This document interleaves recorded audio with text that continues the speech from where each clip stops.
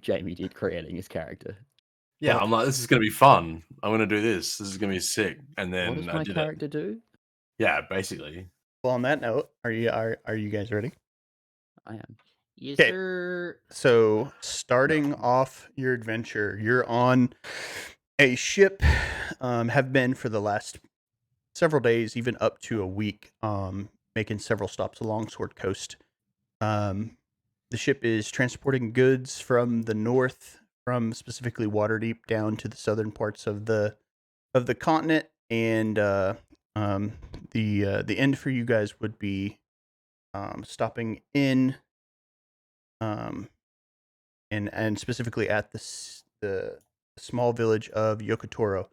Right now, you guys are sitting. You have been notified that you're about 15 minutes from anchor, and from that point, you would be going in on a smaller vessel, because the ship you're on is quite large, to approach the docks portion of the city. Before we get going, I need each of you to roll me a wisdom saving throw. Is it against a spell? No.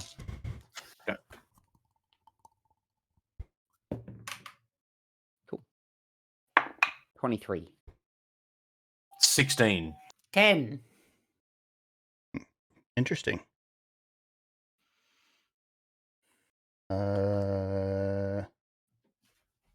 Okay.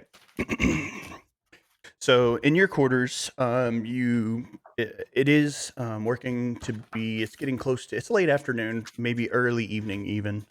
So the sun is in the lower half of the sky, kind of cast in front of you. You're kind of the ship is pointed in the western direction, so you kind of see the peaks of sunlight, over the edge of the deck and into the little living quarters that you guys are in. You guys are reflecting back on kind of all the information that Ragnar had shared with you guys. A couple things specifically was, he mentioned to you that about this this fantastical tale that he's heard of since he was a kid, of the treasure from the pirates' hoard that has been hidden somewhere in the islands. It's always been kind of a point of lore, something that you kind of always dreamed about. Kind of imagine El Dorado, finding this lost city of gold. This treasure isn't insignificant. And you don't know whether or not that's because of the actual information is lost to time, whether or not the hoard is as big as what it is, because the tales of the pirates and the seamen that have been through there, embellish that story over time. So his skepticism is quite big on this story. But he's come into information that there was a map found, and that has piqued his interest, knowing, it being something of lore. But there has been information about a map that had some truth to it in his opinion. He hasn't seen the map. He just knows that there is a map now. With that, he knows over the past few weeks that other adventurers has taken on this this journey with this new information. Maybe some from the guild. No, he hasn't said anybody from the guild yet. So he just knows that other adventurers have gone, and none of them have returned yet. So not sure what's that about. So he kind of is sending people on the behest of some nobles from Waterdeep, but also he's curious of the treasure. He wants to know if maybe he can but between the group of you guys and the guild, strike it rich. Yeah. So I don't know if you have any other questions based around that, and would have been with the conversation in with Ragnar. I guess, real quick, we all know each other, don't we? Like, Yes. we're all, So We're all guild members. we're all guild members. Yep, all guild members. You would know, even if you hadn't met each other before, you're kind of obligated to work with each other at the Yep. first sight of your signet rings. Yeah. given that. I will say that it is very likely that he would have, or very unlikely that he wouldn't have sent more accomplished people. So you would have been probably some of his, amongst his lower ranks of the guild. Not that you guys are low rank, but it takes a while to climb. He trusts you guys. Whether that be because of your previous missions that you've been successful on and really been helpful for him. So he sent you guys specifically on this mission. A lot of times, that when you take on jobs from the guild, it's things that you ask for. And this one, he called you guys in to give you this one specifically. Right.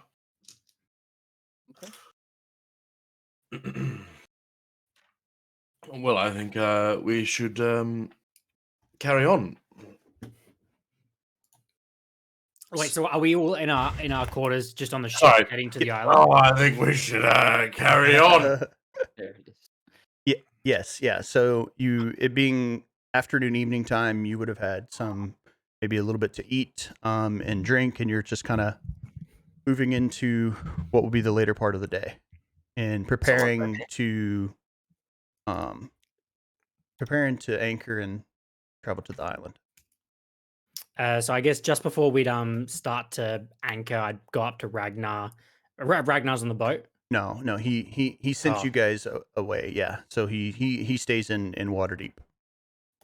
So then I'd go to the captain. Mhm. Captain, a quick question. Am I to believe that we are not the first adventurers being brought to this island? Yes, that is true. There have been not any brought here by me, but I've heard plenty of other adventurers have sought out the treasure, rumored to be in this island chain. I do think it would be previous to us if you had any extra information that would pertain to this island in particular. Do you have any such information? Well, we frequent stop here, usually passing goods and services, mostly goods from the mainland coast, dropping off some supplies such as spices and such. But I don't really know much more of that other than the purveyor of the Shore Dreams kind of run things around Yokotoro. And I'll get a little bit closer up to his face and just kind of. But you have heard of the treasure. Oh, of course. Anyone who has been around the seas has heard of the treasure. We've heard that. Wait, do we have this map? Or sorry, No. did Ragnar? He just No, told you okay, there was a map that there was a found. map. Yeah. I've heard that there's a map. Do you know anything about said map? His first look towards you is very like doubtful, and then he just laughs, a big kind of sailor laugh at you. Oh, there's always something new, isn't there? Some tidbit of information that someone puts out there to try to get, to spark a new interest on the treasure. Fair enough. Well, it was worth a try. Thank you. On to shore. So, the ship kind of turns port side toward the shoreline, and the anchor goes down. And from the deck of the ship, you can see beautiful coastline. The waters of this area are bright turquoise colored, like idealistic. From where you guys are, you're about a mile, maybe less than a mile, somewhere in there, half a mile to a mile out from shore. As the water goes quite shallow, as in its approach up to the island, you see a large section of bamboo cottages strewn along the coast of the shoreline. Most of them are built up on stilts to prevent, the seasonal floodings that might come to this area. Most of it seems to be very live off the land style, from where you are. There are a couple notable buildings that you can see from where you are. One taller stone building, actually, in the kind of like tucked kind of closer to the mountain side of the island, but it's very prominent, more center, maybe center backside of the island, of the town. You also see, even more so, there are tons of docks, like it, and kind of an ordinary amount of docks compared to the size of of the the town. So you guys load into the little rowboats. The captain, as you load into the rowboats, the captain kind of comes over to the side. Um, do you guys mind if we send a few goods on your boat with you on the way to the Yokotoro? I mean, we're gonna send goods with you. So he hands down. He hands down. He and the crew hands down. They do the whole like hand to hand that thing. Hand a couple boxes, crates that are While labeled this is happening, labeled Ignatius is on the spice front and of the boat doing full captain, like one foot on the edge of the little dinghy and like one hand yeah, up, kind of pointing to shore. Just yeah, nice. Um, as we're getting the boxes, I'm Mhm. just gonna. Well, we're actually as we start to move away from the ship, I'm gonna have a look at the in the boxes to look at the goods Okay. and see if there's anything worth taking. So it's probably 5 or 10 minutes of them loading up, and it looks like they've loaded mostly of the same size and shape of box. Like there's plenty of stuff that they're going to be unloading in this island. Um, you do see on the side of the box, and I never remember your name, um, Avani. You do notice that.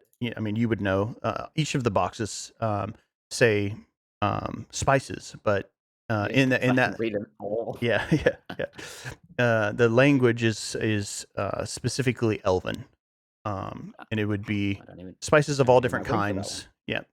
Cool. So, um, so there is one person that jumps on the boat with you guys that isn't obviously part of your group. He's one of the sailors of the ship that kind of rows and guides the boat to the docks. forward, men.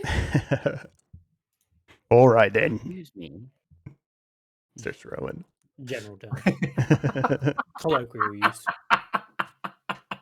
I didn't give you guys an opportunity because I'm don't know what I'm doing. Would you like to describe your characters real quickly for each other? Sure. I think I've already explained it to Jamie before, but Ignatius is a dragonborn.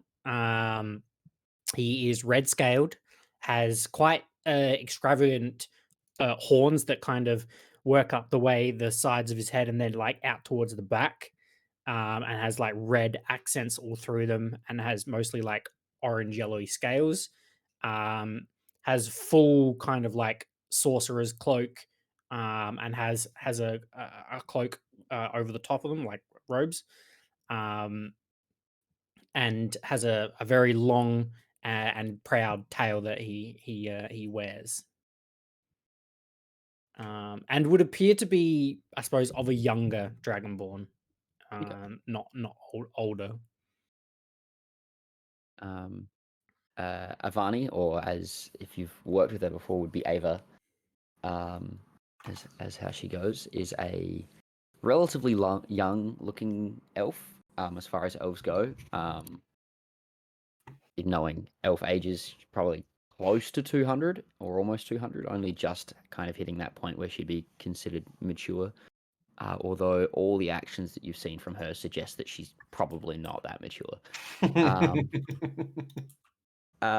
She very pale skin, this black hair that's like shaved at the sides, and then the most notable feature is her tattoos. So she wears like a high cut top and across her chest, and you see it like going underneath the clothing, and then down all the arms. She's just covered in all these intricate tattoos, and they come up over the neck and around up near her face and near her eyes as well.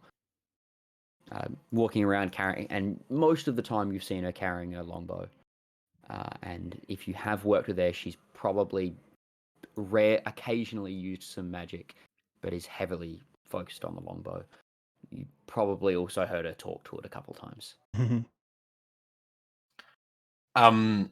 Talot Chowder, also known as Clam, is a seafaring satyr. Not much taller than your sort of your average height of like most races, sort of thing. And around sort of mid-30s. Sort of, he's been around the docks for a while. He's sort of he's never not got like some sort of a drink on him. Incredibly quick to start a fight with someone who would wrong him. However, you may see him also drinking with that same person later in the night. Yeah, like 30 seconds later.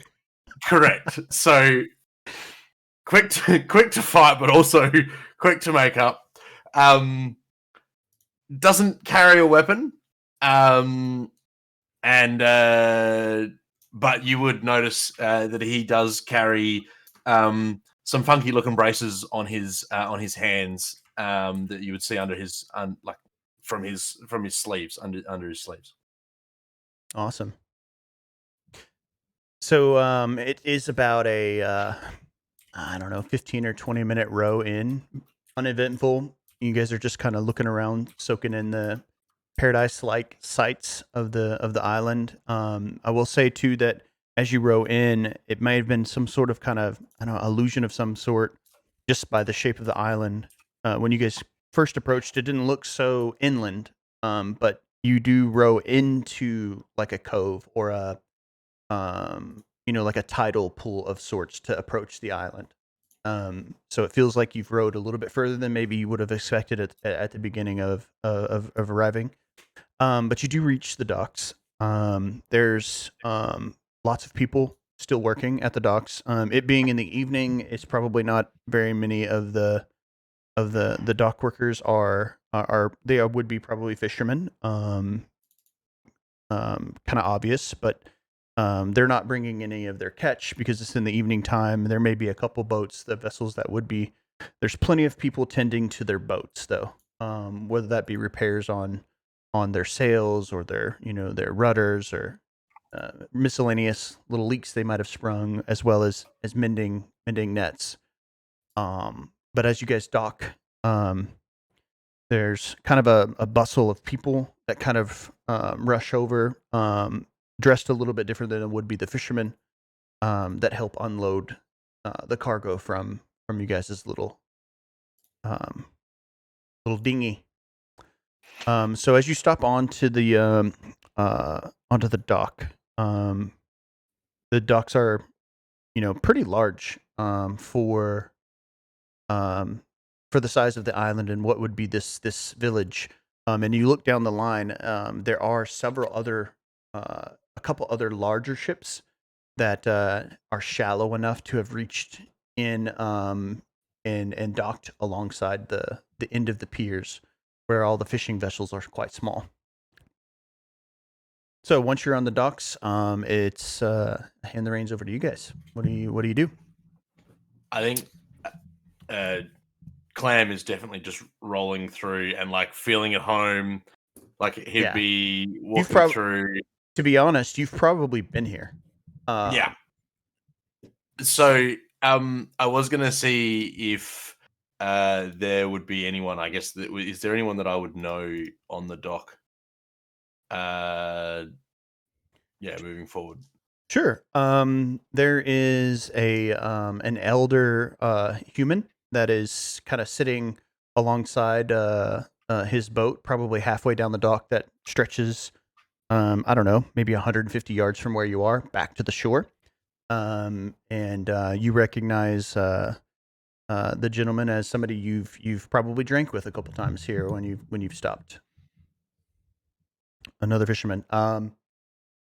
I don't know. Do I see any adventurer type looking people around the dock area? Like they're trying to get their bearings or like what direction they should head in? Roll a perception check. I was also gonna see if there was anything like interesting. Yeah. A 9. Mostly fishermen and would be dock workers, probably.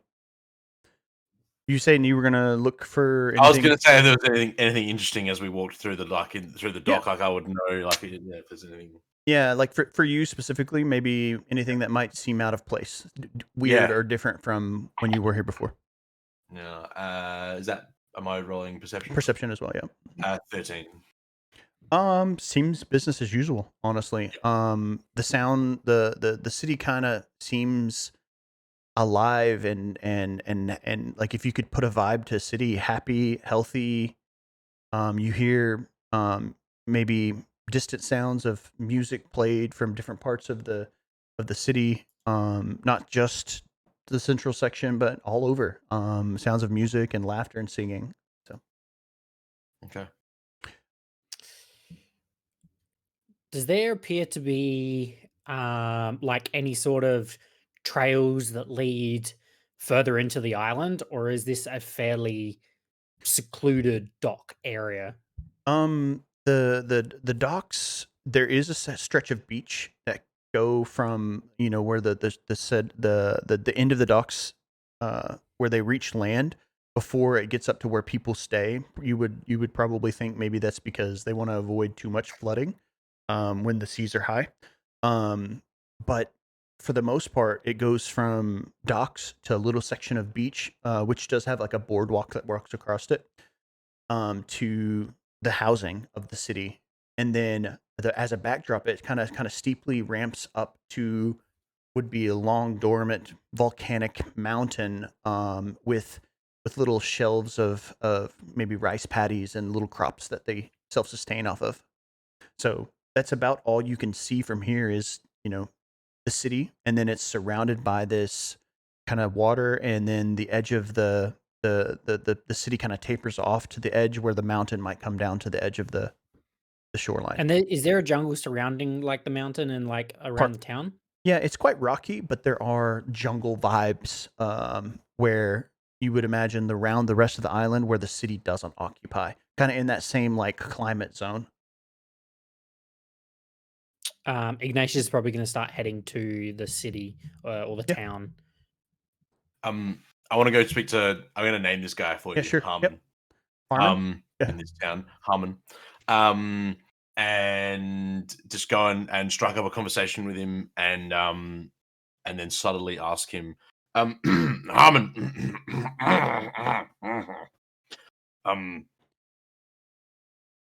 we're here to look. Excuse me for the treasure. I hear there may have been some other adventurers come through here. What do you know? I know you know everyone that comes through this dock. He looks up at you, like very happy to be living life. Kind of look at you.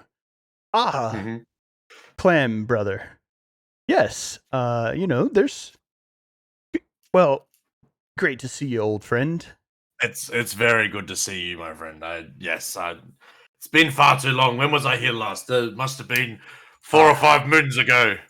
Yeah, I mean that's nearly a lifetime in our simple beings. But do you you say you're here for what reason?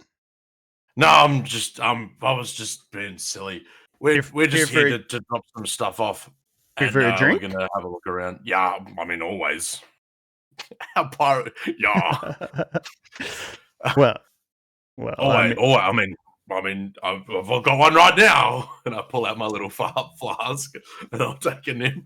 Well, you owe me a few, don't you? From I mean, I don't know if I owe anyone, do I? And I give him a little wink. As I remember it, you owe me, but we can sort that out as the night rolls on. I'm more than happy to if I owe someone, I should definitely go to pay that debt. And I'm just gonna quickly like peek on his hip. Does he have like a little coin purse on his hip? He does. Yeah, he does. Cool. All right, good. Ava will probably tail up behind that conversation once they kind of turn. Just walk up and just tap on Clem's shoulder. Do you actually know that man? Yes, I do. Yes, he's a good friend of mine. We've been through many a night together. This voice is going to kill me. Do you think he knows anything? There isn't anyone who comes through here that he doesn't get an eye of. So yeah, you would know he is a fisherman. I mean, from when you met him before, but he long retired, right? Like he's an older gentleman. He doesn't go out and actually fish anymore. So he's that crotchety old man that hangs out on the docks. He does help work, his boat's nets and kind of repair things when he's back. But he's the guy who's always around. I'm sort of using him as my my feature of ear to the ground. Okay. I have a connection in each city that Yeah. I visit. And these people may be associated with the criminal underworld, the rough and tumble, or they may be members of high society. Sure. So I was sort of using him as my ear to the ground. Did you want to ask him anything specifically? Maybe when there's not so many ears around. Okay. On the docks. Sure. If we're walking to the pub, then yeah, I might pull him aside. See if you as you guys walk off. To get a drink and yeah. I think as we start to walk off and he's like stumbling toward the pub, I'm gonna try and nick his coin purse off his hip. Okay. Well, he hasn't left yet. He's still there mending his his nets. When we start to move off, I rolled a 22. Oh shoot, yeah. I mean, it's yours, dude. Let me see. You can roll a nat 20 on perception. You don't know. Oh, yeah, that's true. Let me roll it. That 20 is the only way because he's not going to have any plus. Nope. So this is a wise old dude. He does keep spending money on his hip, but it's not going to be his life savings. So I mean, he has. I wasn't expecting it, but all I'm expecting like is 3 gold and 15 silver. Yeah, right. Well, Sorry. Yeah. So I was are just you going to say? So while those guys are heading to, or I guess chatting to that guy, Ignatius was heading into the city and looking for the first city guard he could find. Okay, so not hard to find. They're at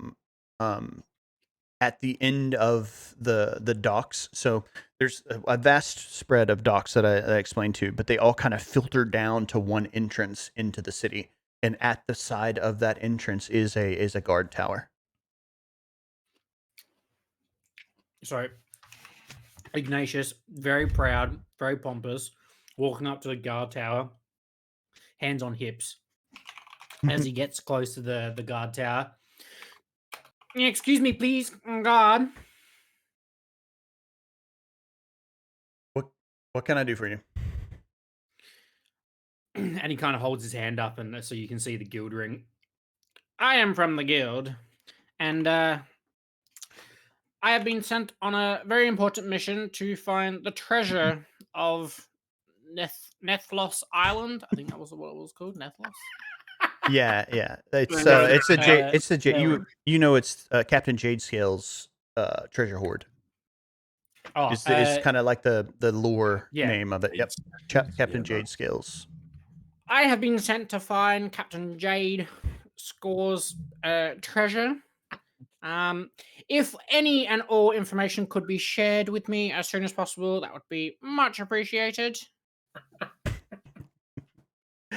Well, you would probably need to speak with Lady I can't think of her last name. There it is. Alursoth in the Shore of Dreams regarding, but You and everybody else. So I am not everybody else, but thank you for your information. What was your name so I can be told who sent? Hoon, Hun. Hoon. Hun. Yeah. No problem. Thank you, Hoon. Hun. I will be on my way now. Thanks, And hon. I'll head to where I think the shore of the star of the shore is. So the assumption would be it would be the large stone building in the center ish of town. I will say Slip wounds damage 20. this guard is very inattentive. He was just kind of lackadaisical about his engagement with you, like almost like nothing ever really happens around here, kind of style.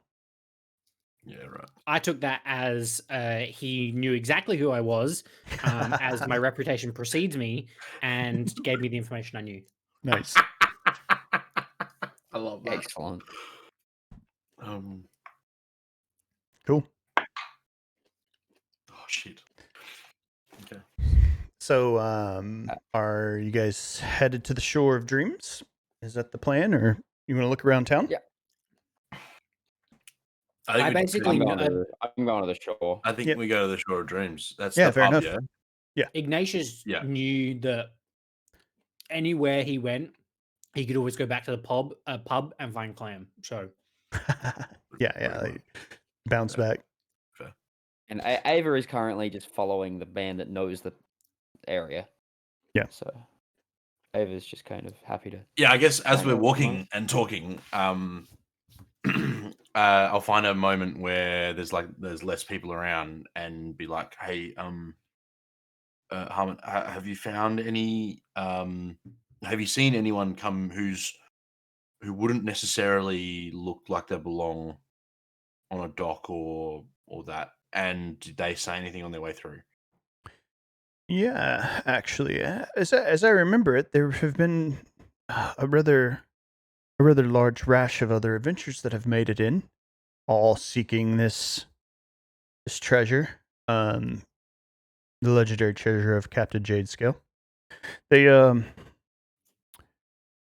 they come in seeking information and off to go find a treasure. Roughly how many? Over the last couple months, there have been maybe 4 separate Have any parties. of them come back?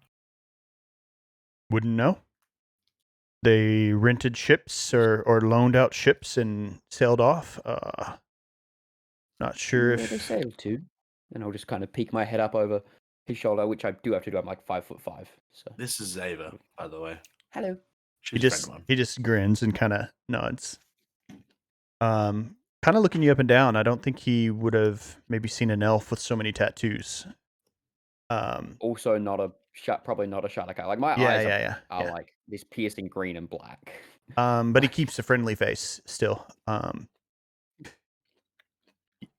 Hello. So as far as where they might be going, you would have to talk to Pesca. She is she kind of handles that side of directing the adventures. You guys are here, so they haven't likely found the treasure, I would say. That stands to reason. Does the name Pesca ring any bells? Yep. You know Pesca as the purveyor of the Shore of Dreams. Okay. Roll me a history check. This is to see if Pesca has been around the last couple times or ever. Any if you've interacted with her previously. Natural 20 for a 19. Wait, what? Okay.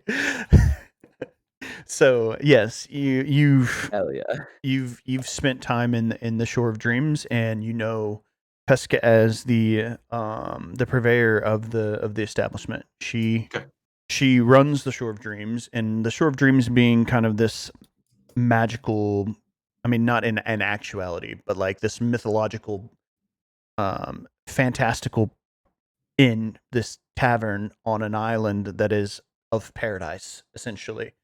People come here to party and to spend time in the presence of Pesca. Oh, I would Um, know that yeah. Oh for yeah. sure. Yeah. Yeah. Even if you never had interacted with her personally, you would still know that. Yeah. Is she like a mistress sort of situation? Yep. In a lot of ways, yes. Is- Mhm. Is She is she what's runs on the all of front? Yokotoro. Okay. Her influence because of the inn, um, you know, Is leverages she a her blue for a sea elf? Is lot that of what? stuff. Is she a blue sea elf? Is She what is they're a sitting on the front? yeah, she is a Triton. Sick. Yeah. Triton. Yeah. Dope. I like that. Pesca. All right. Pesca is her name. Yeah. Sounds hot. Spelled Pesca. Pesca.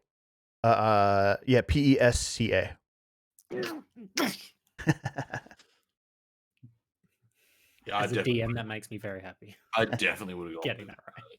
Yeah, so I would even say, Clam, you're probably quite excited to see her again.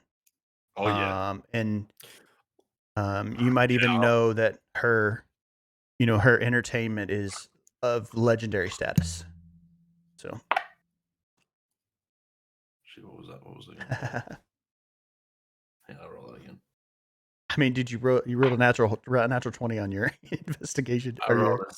history Yeah, check? okay. Yeah. We've had dealings. Mhm. The Shore of Dreams is where I was directed by the guard, wasn't it? Yep, which is the inn. Wow. Yep. So we'll all meet up there. Yeah. Pesca would remember me too, by the way. Okay. Just based on what I rolled. All right. I hope. So the Shore of Decide whether it's Dreams. good or bad. All right. Yeah. So, Yeah, her impact. Yeah, you never know.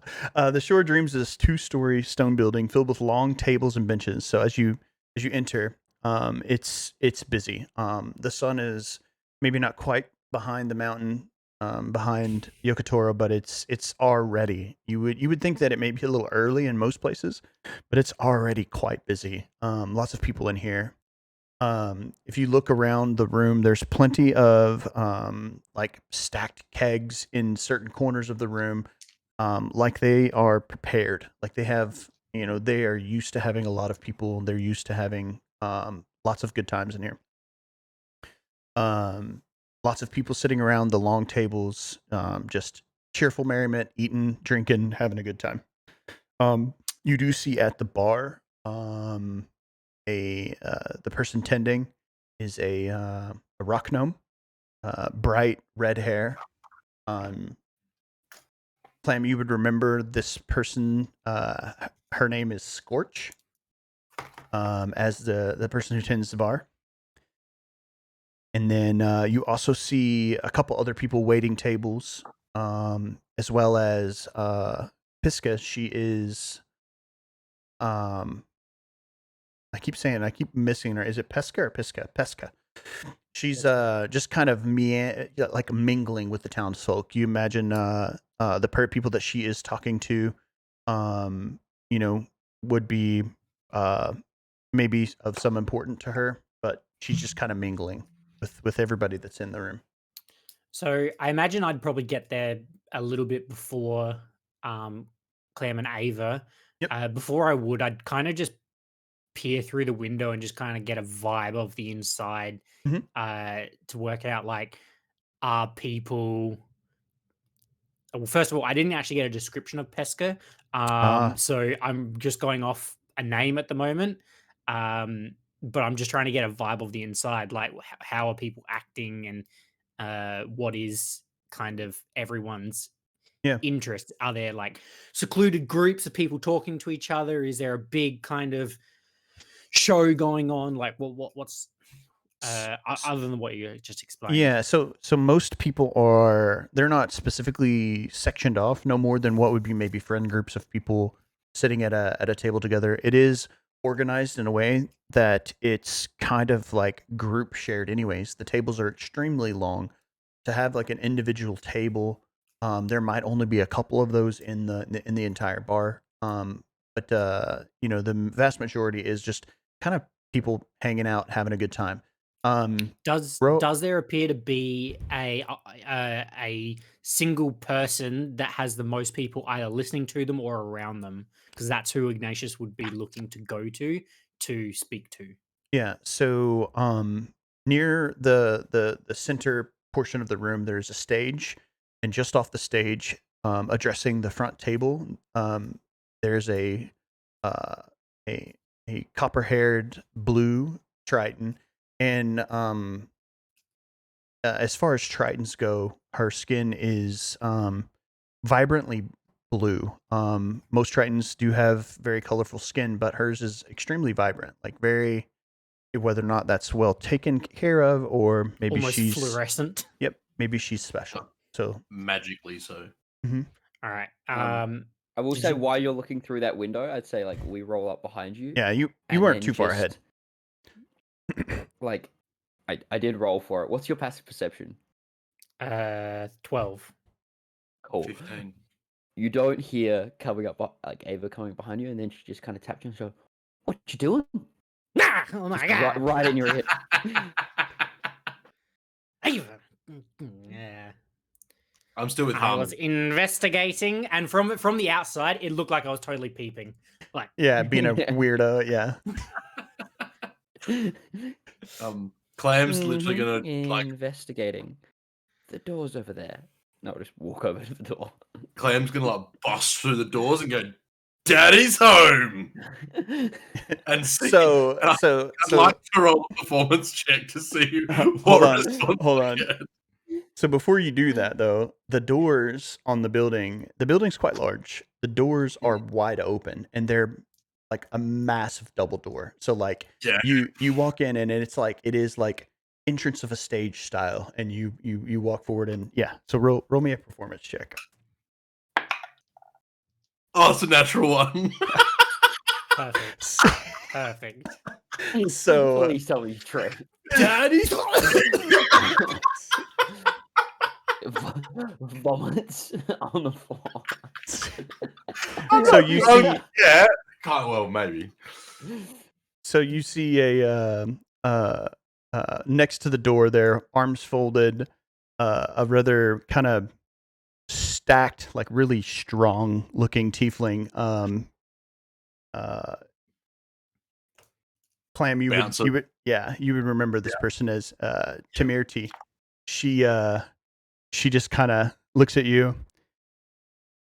There's only one person allowed here to perform. No one looks up from their food. Everybody's just continuing on.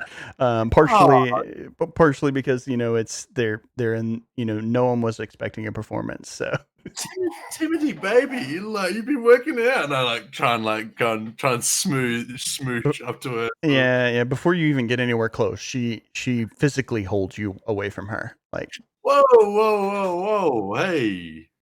It's No. so good to see you, Timothy. And No. I like wink and I walk up to the bar. no thanks.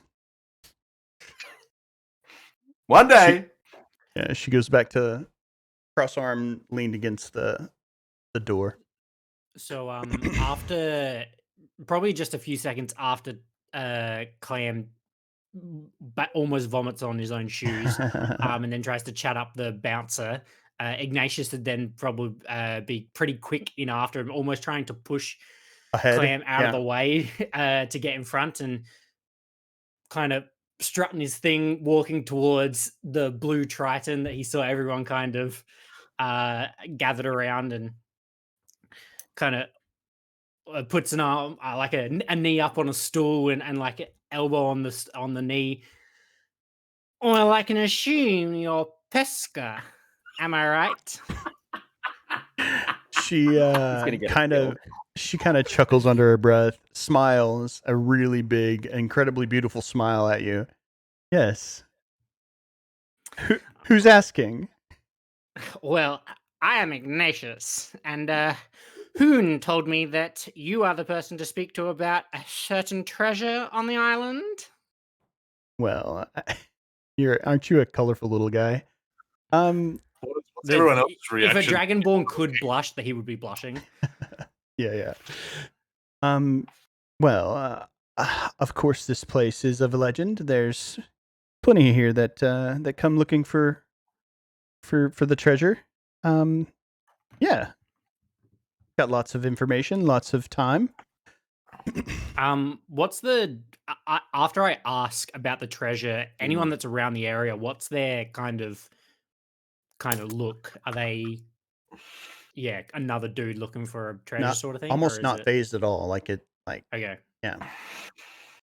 They just don't care. Okay. So he'd then probably be like not really seeing the reaction. He'd kind of just, well, my friends and I have some questions. If you wouldn't mind, we'd like to ask you a few things. And like seeing Pesca, will be like, Pesca, hi. Clam. Those are my friends. Good to see you. She leans over, crouches down actually, and embraces you, gives you a big hug. Have you been well? Sorry, is this to me? Oh yeah. Oh, cool. Yes, very well. And I just, it just couldn't keep me away. She finishes the hug and pats you on the head. Yeah. We've got a busy evening tonight. But if you would like to discuss further, we can meet after the festivities of the evening. If you guys are, I mean, that would have be time. fantastic. We would very much value any information that you can give us, and any time extra spent with you is a good one. You're too kind. She looks at Ava, kind of looks you up and down. Hello. Um, Aren't you a sight for sore eyes? Sorry, was- slipped up. I was thinking the hello. same actually. Hello. What's your name? Lovely to meet you. I'm Avani. Just call me Avani. Ava. Ava. That is a quite beautiful name. I'm Pesca. And she holds out both of her hands to greet you. Like, like the whole, like just shaking a hand, but like very, I reciprocate. Yeah, so she If grabbed. anyone has decently high insight, Ignatius is not happy right now that he's just going to be brushed Not- off. And yeah. I have spoken by the other two. 18. Is that high enough? Easily high enough. Yeah. Ignatius is pretty annoyed right now. She takes your hand and quickly like turns it and pulls it to her and kisses the back of your hand. Welcome. You see Ava blush. She, with her blushing, like she picks up on that quickly. You would probably assume that it's not the first time she's made somebody blush. So she just kind of laughs it off and like she enjoyed that moment. And go speak with Scorch. We've got plenty of amazing fish for dinner. Probably stuff that you've never had, and lots to drink, and a lot of good times to be had. Sounds like a wonderful evening. I'll see you around. So, and then she turns, kind of goes back to her conversation that she was having with the rest of the group.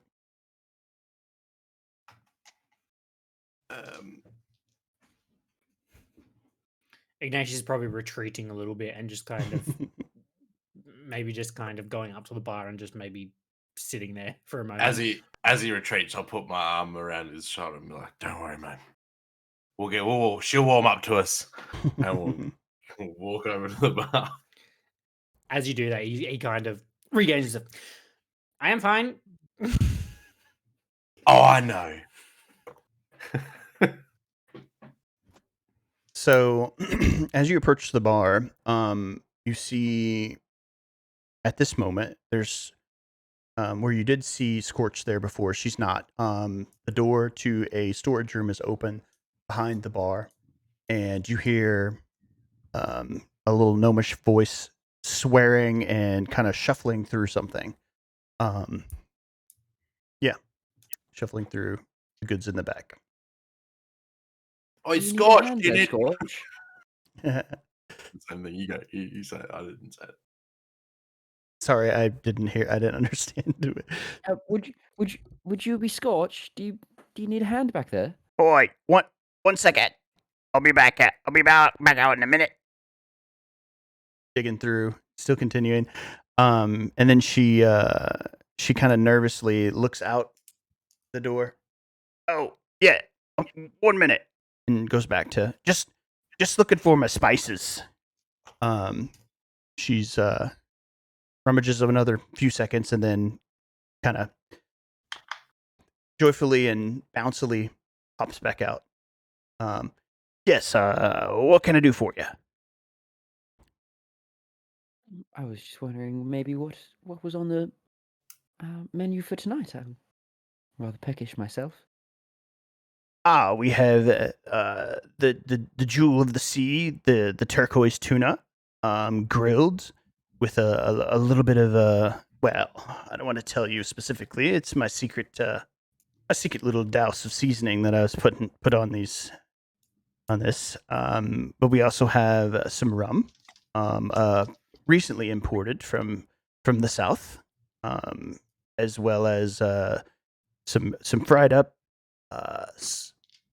calamari. I was going to say just squid, but it's straight up calamari. Oh well, the jewel of the sea sounds lovely, and actually, I won't go with the rum. I'll just have some water. Easy. 2 of the rums, 2 of the calamaris, and 2 of the jewels of the sea. Easy. How are you, Scorch? Doing all right, Clem. Good to see you, mate. Likewise. Say, I got a question for you. You were in Waterdeep, were you? Well, as a matter of fact, that's where we've come from. And she looks at the two of you, Ignatius and Ava, kind of suspiciously. Back to Clam. You weren't sent by the Zentarum, were you? Well, were we? No. No. Okay. Yeah. Yeah. You're kidding me. You say yes? You're Yeah, Yes. yeah, I did say yes. You traitor, as she reaches for her dagger. She's not pulling it. She's got her hand on it. And she still doesn't quite necessarily know what to make of that. Scotch, come on. I mean, no. I mean, I'm just kidding with you. Come on. Yeah, What about let's be honest. That's not going to do much to me anyway. Come on, you've never seen me fight? Yeah, I mean, but you've seen me, so you know better than to pull it out on me. Come on. I could take you. Them. You reckon? I don't know. Maybe not them, but you. You reckon? Look at the size of you. Get me in rum. Look at the size of me. I look back and forth and go, I think he could. I mean, you get me a rum. I'll get you a rum. Walking through the door. I think he could take you quite easily. Isn't Scorch a female? Yeah, she is. Yeah. I think she could take you quite easily. I mean, we can go right now. I'm loosey goosey. Well, I don't fancy killing you, but I will. Okay, give me your best try. I will take you in an arm wrestle. Okay, let's do it. Put a rum put a rum on it. What are we doing? Athletics or acrobatics? Athletics. Oh, come on, or acrobatics? Athletics. How do you acrobatics? I don't know. Hang on. Is there anything I can do here to make myself do better in this? I don't think so. Because my strength is garbage. While they're doing that, can I after kind of being shunned away by Pesca, Mm-hmm. and then being consoled by Clam, I'm taking a seat at the bar, just kind of taking in everyone. Is anyone looking around at us or just sus in general? I will circle back to that But Okay. yes. Maybe. Okay, quickly. Maybe. We're arm wrestling. I rolled an 8. Same stalemate. Like you're stuck at the top of a. Let's go. Ooh, 18. 13. So Scorch kind of loses a little bit of leverage. Last roll here. Oh, 6. 15. No. She brings it back. Yeah. One more. Oh, that's definitely. Oh, that's off the table. Hang on. Natural 20. Let's go. All right, let's see it. No, 15. So you come through. Heck yeah. You come through, just kind of rock her arm back, boom, onto the table in a loud thud, loud enough that the rest of the room probably hears it. She reacts kind of like a petty child, being lost. Well, I've whatever. been working all day and my hands are slippery. That's a rum, Scorch. You didn't tell me what I wanted to know, but that's whatever. I'll go get your rum. She goes. You're the best. Love you. Food will be right back out too. So she goes off back to the kitchen, which is separate from where she was looking for her spices. So roll me a perception check, Ignatius. Not a high DC. Not when you roll bad. 8. No, 7. No, you don't notice anyone clocking you other than the typical. I mean, you guys are not locals in a bar that sees a lot of not locals. So, like, there are curious people checking you guys out, but nothing that would be suspicious. I have a passive insight of 18. Do I pick up anything? Insight, not perception. I have a passive perception of 15, but I have a passive insight. Yeah, Ignatius is definitely like eyeing people off, like trying to read them. He just doesn't know who he's looking at. Mm-hmm. You hear Scorch from the kitchen. Sit down, you numbskulls. Go find a seat. I mean, yeah, she's kind of grumpy tonight. Yeah, Harmon, she's been. What's going on? She's always like that. You don't remember? Yeah, I mean, she just. She doesn't come by. You know how gnomes are. She doesn't come by the nick. Rock gnome. Yeah, she doesn't come by the nickname Scorch for no reason. It's very fair. Here's your rum. Ah, I'll hand him 2 more then. Just 2 more.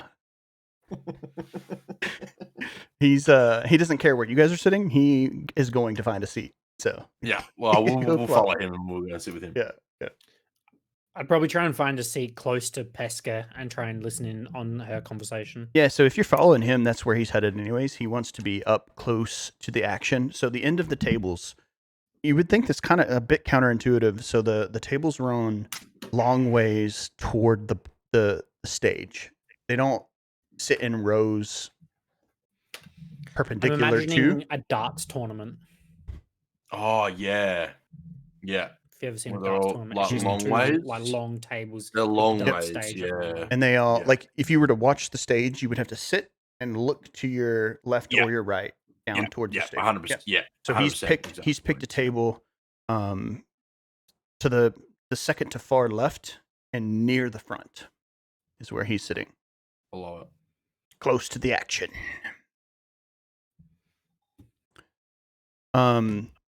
So a few minutes go by and you guys are just kind of hanging out, drinking away, and a waitress brings you some food. She's got what was it? Did you guys all order food? Yeah, you did. I ordered No, two Clan of Clan everything. was the only one. I ordered 2 of everything. Yeah, and Ava ordered I a ordered food. tuna. Yeah. So yeah, she brings out arms full of platters of tuna and fried. Scorch said calamari, but it looks like a fried allotment of things. like there's probably calamari in there, but it's just fried a lot of stuff. There's probably tons of like all kinds of different weird offcuts of fish, as well as some vegetables, and like it's a platter of a ton of fried things. She sets that on the table in front of you guys, as well as spreads out the plate.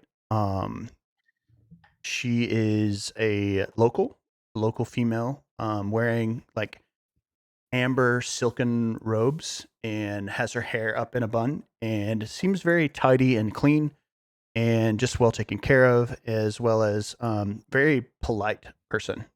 Just the vibe that she gives off. Would I know? Race? Human. Mhm. This is the one person that works here that you probably don't recognize, Clem.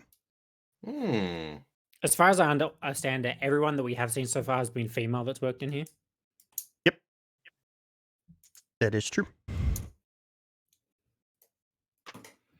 Point.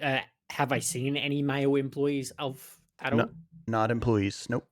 Okay. There are plenty of males in here. But not Probably employees. predominantly males in the bar here. It being a pirate Are we just at a pirate brothel, town. or- Pretty much. It's That's- reminding me of what's the Jester's mum's. This Oh, is what a I've little been bit, yeah. picturing, so- Yeah. Um, Literally. Clam, roll me a history check on Ooh. specifically on the Shore of Dreams. Oh, history. I'm so history. As the is she a young human? Mhm. So as she adult still though. adult, yeah. Mhm. As she kind of puts down the plates or the food, Ignatius is feeling has regained his confidence enough to give another crack. And will kind of shuffle over. Oh my god! I rocked my entire desk as I shuffled over IRL.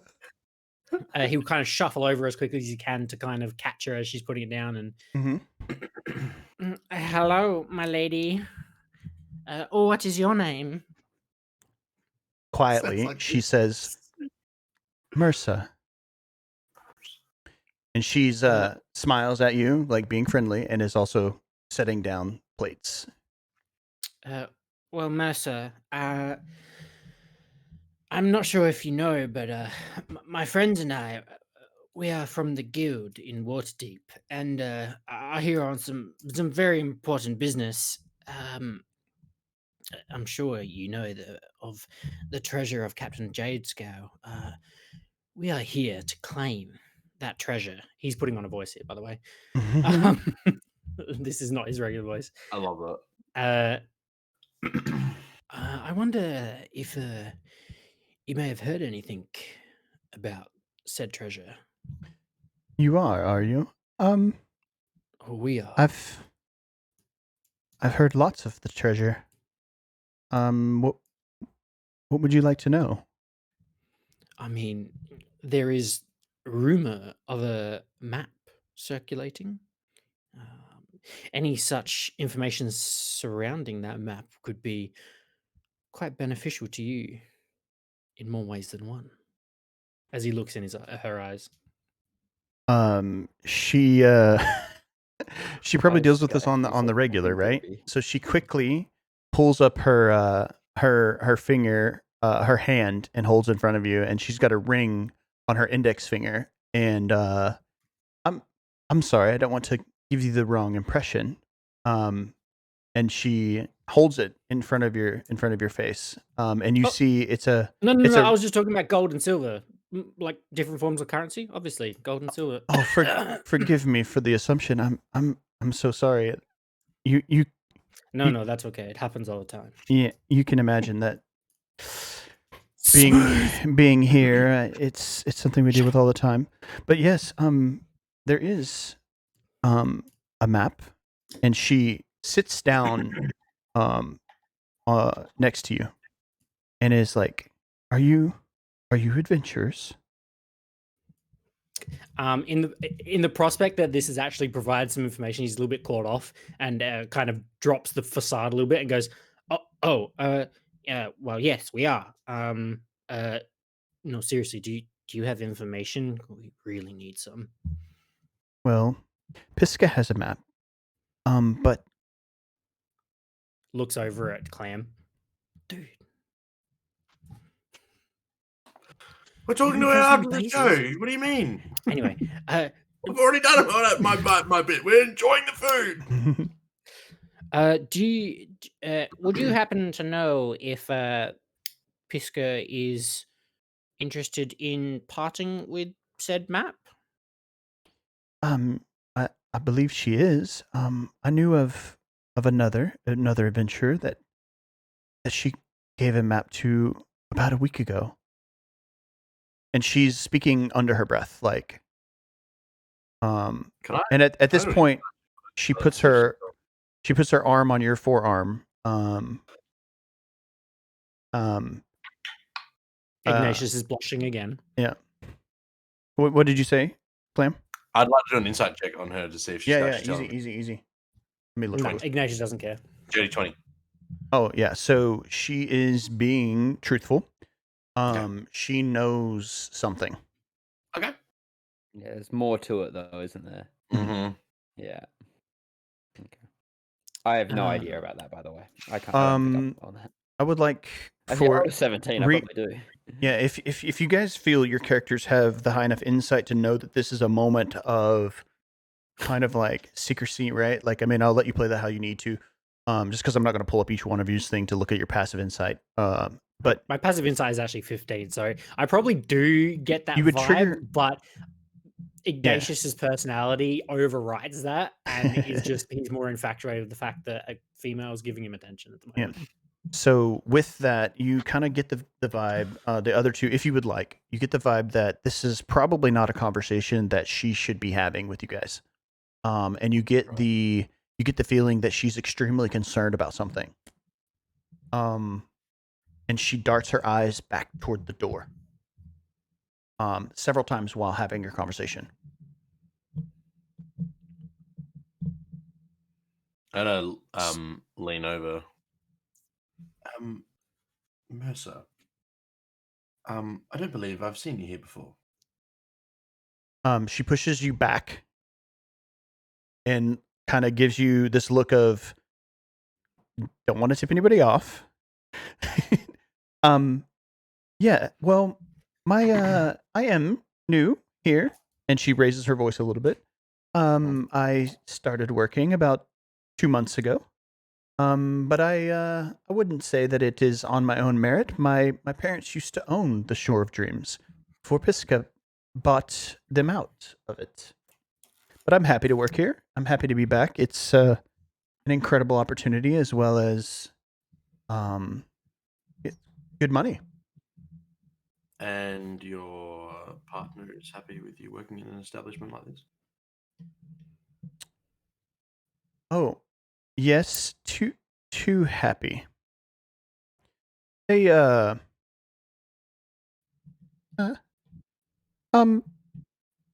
yes, Scorch. And she gets up and heads back off to the kitchen. That was Scorch weird, signal right? or anything? Or No, did we no, notice you Scorch didn't hear had- anything. Yeah. Yeah. It was like silence. Oh, my phone is ringing. I have to go. I mean, there's no moment in this tavern that there's silence at the moment. I mean, it's in a roar It's of very loud. of conversation and stuff. You I if you think- want to watch her on the way back to the kitchen, Mhm. she's kind Ignace of definitely watching. postured in kind of defensively and she's holding a couple things that she picked up from other tables. Just kind of nervously cleaning as she heads back to the kitchen, and she keeps checking towards the door. She keeps looking in that direction. After that conversation, I think Ignatius would pull out like a quill or a writing utensil of some sort and some parchment and just write down, can you meet us like secretly sort of thing? Yeah, like can you meet us in an hour or something like that? Okay. And I just put like a general direction of like just like around a corner or something like that. Yeah. You would on the way in, you would have noticed several maybe statues specific to elemental beings of some sort, like I don't know, like a tempest beast and a couple different things of merfolk and different statues that are very individualized. They're not repeated throughout the city, so there would be a couple places that you could point out that like would be very obvious if someone that lives there, they would know what that is, and you would have easily picked that up just kind of scanning as you walked in. So I'd probably just put down like, can you meet us at the Green Merman in an hour's time, sort of thing. Also, I rolled a 2 on that history check you asked me, which is a 1 for me. Okay, yeah. So you don't remember Mersa at all. Which makes sense. Yep, Because she I'm drunk a lot of the time. yeah, and she did explain that she was quite new. Yeah, having recently started an employee here. So yep. And then what I do with the note is I would just have it ready so that if and when she comes out again, I could give it to her under the plate and kind of pass it off to her. Okay. Outside of that, is there anything else that you guys would want to do while spending the rest of your evening waiting for the evening to pass? I'd probably say to Clam, Mercer said that Pesca had a map. You should talk to her. She knows you. She clearly doesn't like me for some reason. I don't think she gave you that vibe at all. She just didn't give you the undivided attention that you feel like you need sometimes. That clearly means something's wrong with her. Come on, Iggy, you're all right. And I'll Iggy. yeah. I like that. That's I do good. too, actually. Oh. Ignatius does not. Yeah, I can imagine. My name is Ignatius Julio. Iggy, I love you, bro. Really? Come on, man. Yes, we're gonna talk to Pesca after the show, so just let it hang, man. Come on, like, just relax for just a minute. And he just kind of sits back in his kind of seat and just starts to like picking at food. Now you're getting it, sort of.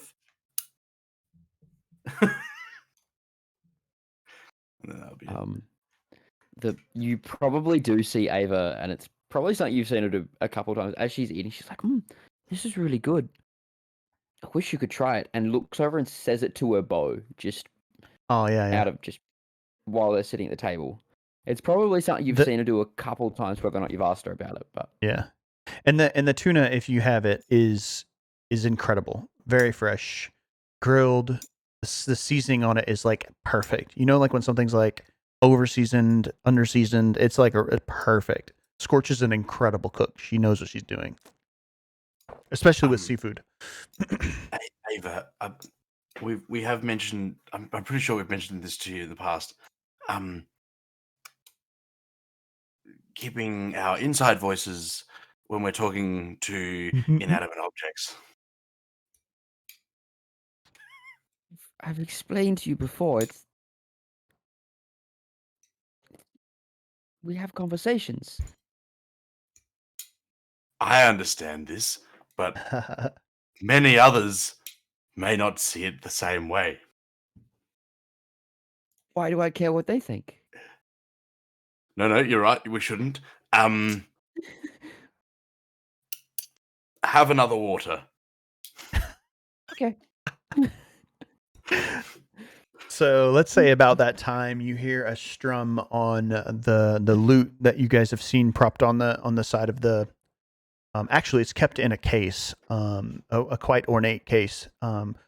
Pisca approaches the case, opens it in a very dramatic and like showy way. You know, she has long flowing silk robes, and she opens it, and when she does it, you could imagine that like it's like unfolding wings from her, and then she reaches in and grabs the lute, spins around, and her dress flurls in front of her, and she plays and sings songs, tales, classic pirate tales, and and songs of merriment. Ca- uh, occasionally Rollicking taking randy dandy. Oh, sorry. occasionally she takes requests. Certain people are shouting out things, almost kind of her special songs, things that maybe she's saying. Maybe you imagine to them specifically for a time or two. You guys are all quite captivated by her voice. You guys have heard lots of people sing and sing well. Maybe almost kind of eerily. It sounds, especially you, Clam. You've heard the lure of siren sounds, and you've heard on the ship, people kind of even, skeptically say, oh, she's a siren. She sucks you in, like she draws your attention. She commands a room unlike anybody else. She performs for a significant amount of time. There at various moments in the show, people approach to try to maybe tip her, but she refuses. She doesn't take the money from them. She doesn't tip.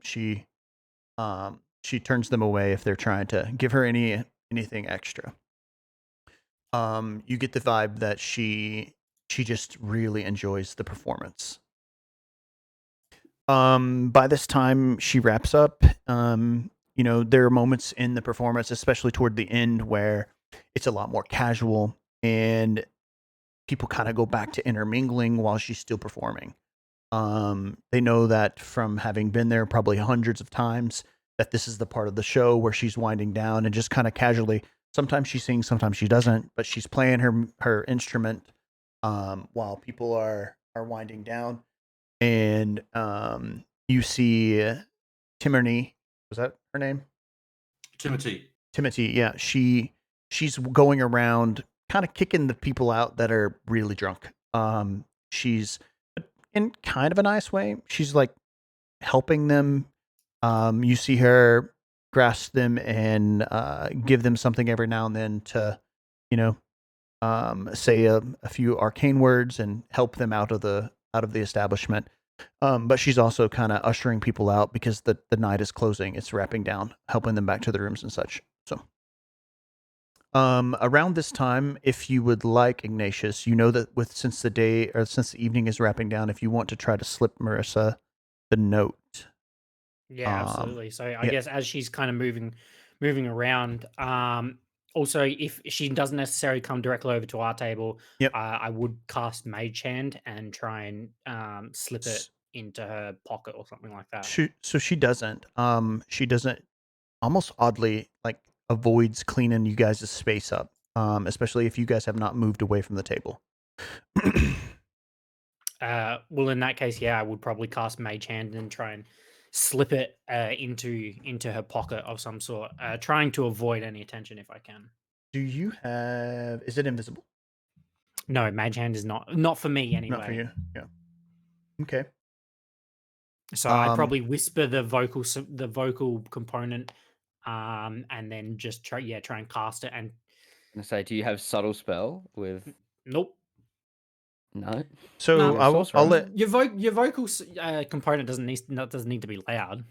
Yeah, usually needs to be loud said enough with, to like, be understood. But it's still.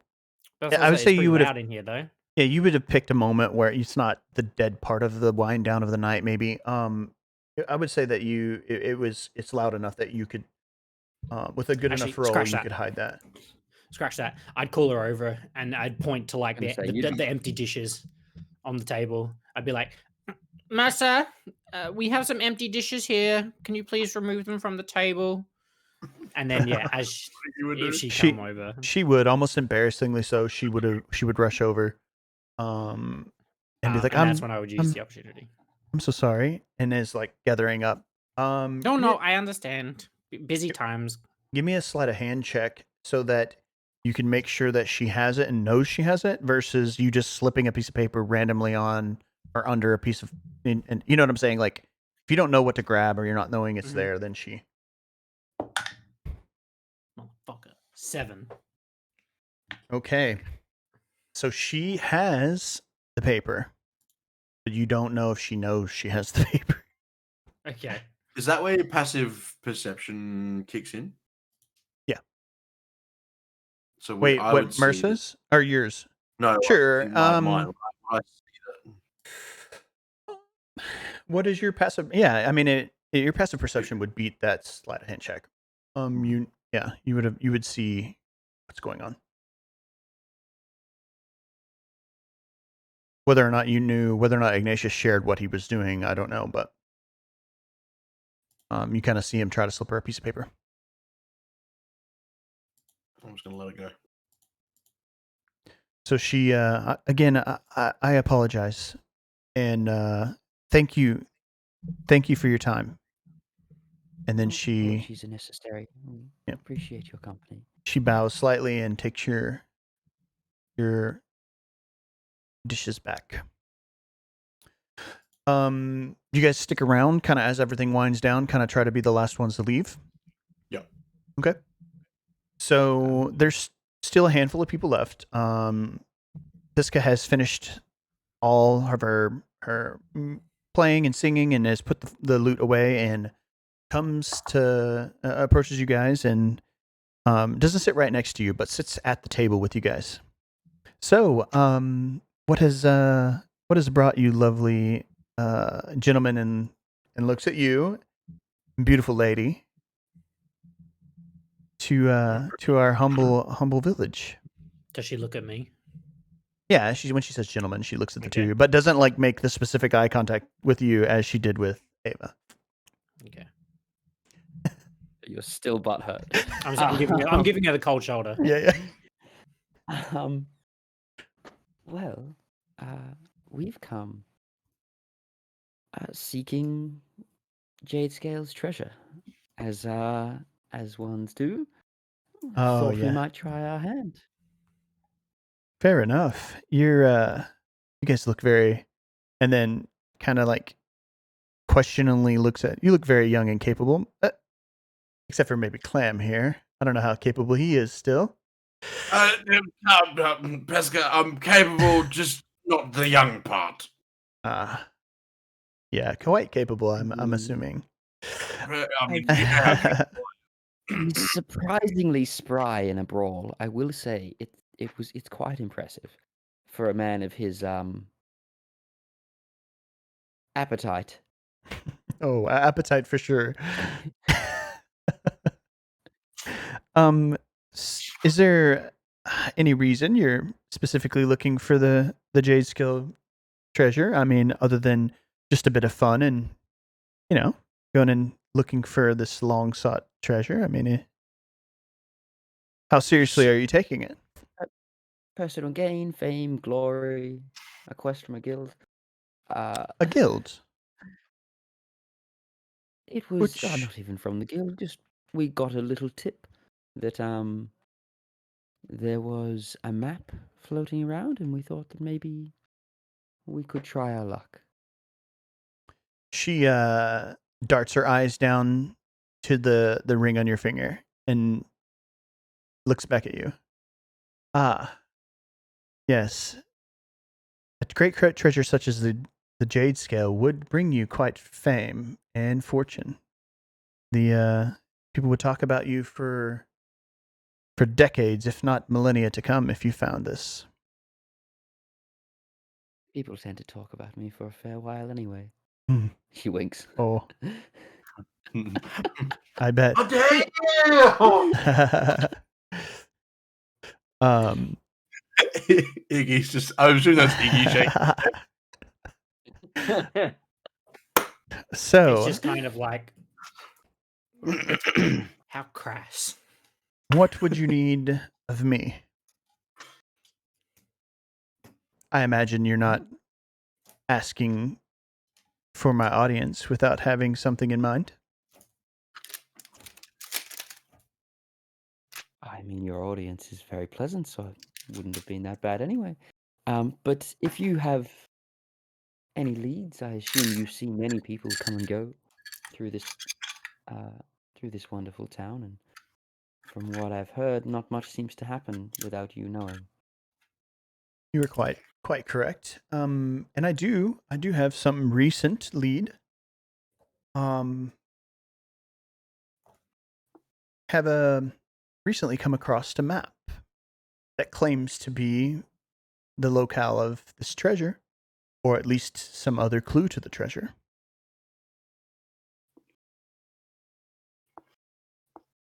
Well, that is wonderful. What's it worth? Well, obviously to be included as in all the stories and part of the fame, but nothing comes without any price. The deals I've made in the past have been 25%. I mean, that doesn't sound too bad. That only works if we find it. It's very true. Exactly. But 25% seems a bit steep.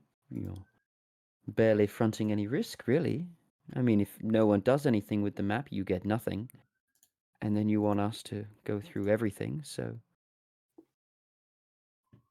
seems a little bit steep when there's 4 of us and you get a cut bigger than any of us, despite only providing a map.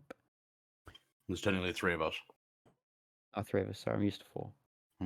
She'll grin. Clever, but the alternative would be you wander the Isles with no direction. Either way, you don't get coin. To be How's honest, 15. 15. 20. And you lease a ship.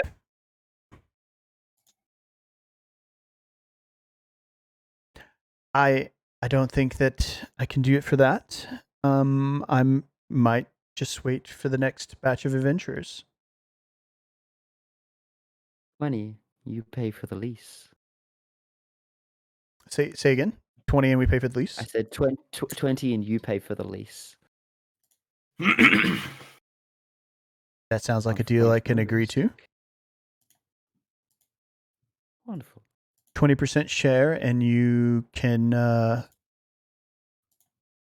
take one of my mini boats to go seek the treasure. I will say it is and can be quite dangerous, especially this time of the year, given the tides. I have one copy of the map at the moment, and I keep that quite guarded. You can understand that I wouldn't just have copies of the map out and about. So it would take a minute if I can get it to my cartographer and have them copy it for you. As well as you would want to wait until the tides are low. And less violent. Here tonight they're going to start to, enter that cycle. So you would need to wait till tomorrow evening at the earliest to head out, likely. Probably after a long rest and start the next morning. Wonderful. That gives us some time to enjoy this lovely town of yours. Yes. And as a matter of fact, since we've made this deal, you're welcome to stay here free of charge as well. Thank you. Very kind. Yes. Well, the night does grow late and has been quite enjoyable. I think we might retire. However, there was a lovely barmaid that was serving us earlier, and I didn't get the chance to give her a tip. Would she still be out the back somewhere? It's possible. I know that they spend a fair amount of time cleaning up and tidying the place once we close. So, between Scorch and I'm assuming you're speaking of Mersa. But yeah, she should be around. Wonderful. Well, I think I'm going to go. I have some business to take care of before I call it an evening. Again, if you need anything from me, send Scorch to get me, and I can come as quickly as possible. Wonderful. You'll see Ava stand up and pick up her bow, and you'll watch the bow kind of become encased in shadows, and then kind of disappear in on itself and vanish out to nothing. Cool. I'll be right back. I'm just going to see if we can maybe try something with Mercer. I'll like to go around Cool. into the back and see if I can see Sure. what's happening in there. Yeah, so every few minutes up to this point, you've kind of out of the corner of your eye might have noticed Mercer coming out and grabbing more stuff from the main bar area, taking it back into the kitchen. Yeah, so she's not out in the main area right now, but she's disappeared into the kitchen most likely. Okay. Do you want to wait or pursue back into the kitchen area? Scorch will be in the kitchen. Yep. Scorch will be in the kitchen. She's yes? Okay, I'm gonna wait. I'm gonna wait outside. You probably can actually hear her like humming roughly, kind of gruffly, in singing her own little tune back there. A few minutes pass, and Mercer comes back out with a rag and a big bowl of water, and she starts to wipe down the tables. So I just I'll go up and approach her.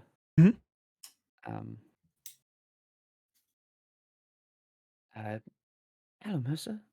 Thank you very much for your wonderful service. Here, this is for you, and I'll flick over a few, I won't do a full gold. Gold's actually, let's try and treat gold like it's meant to be. Like 2 silver.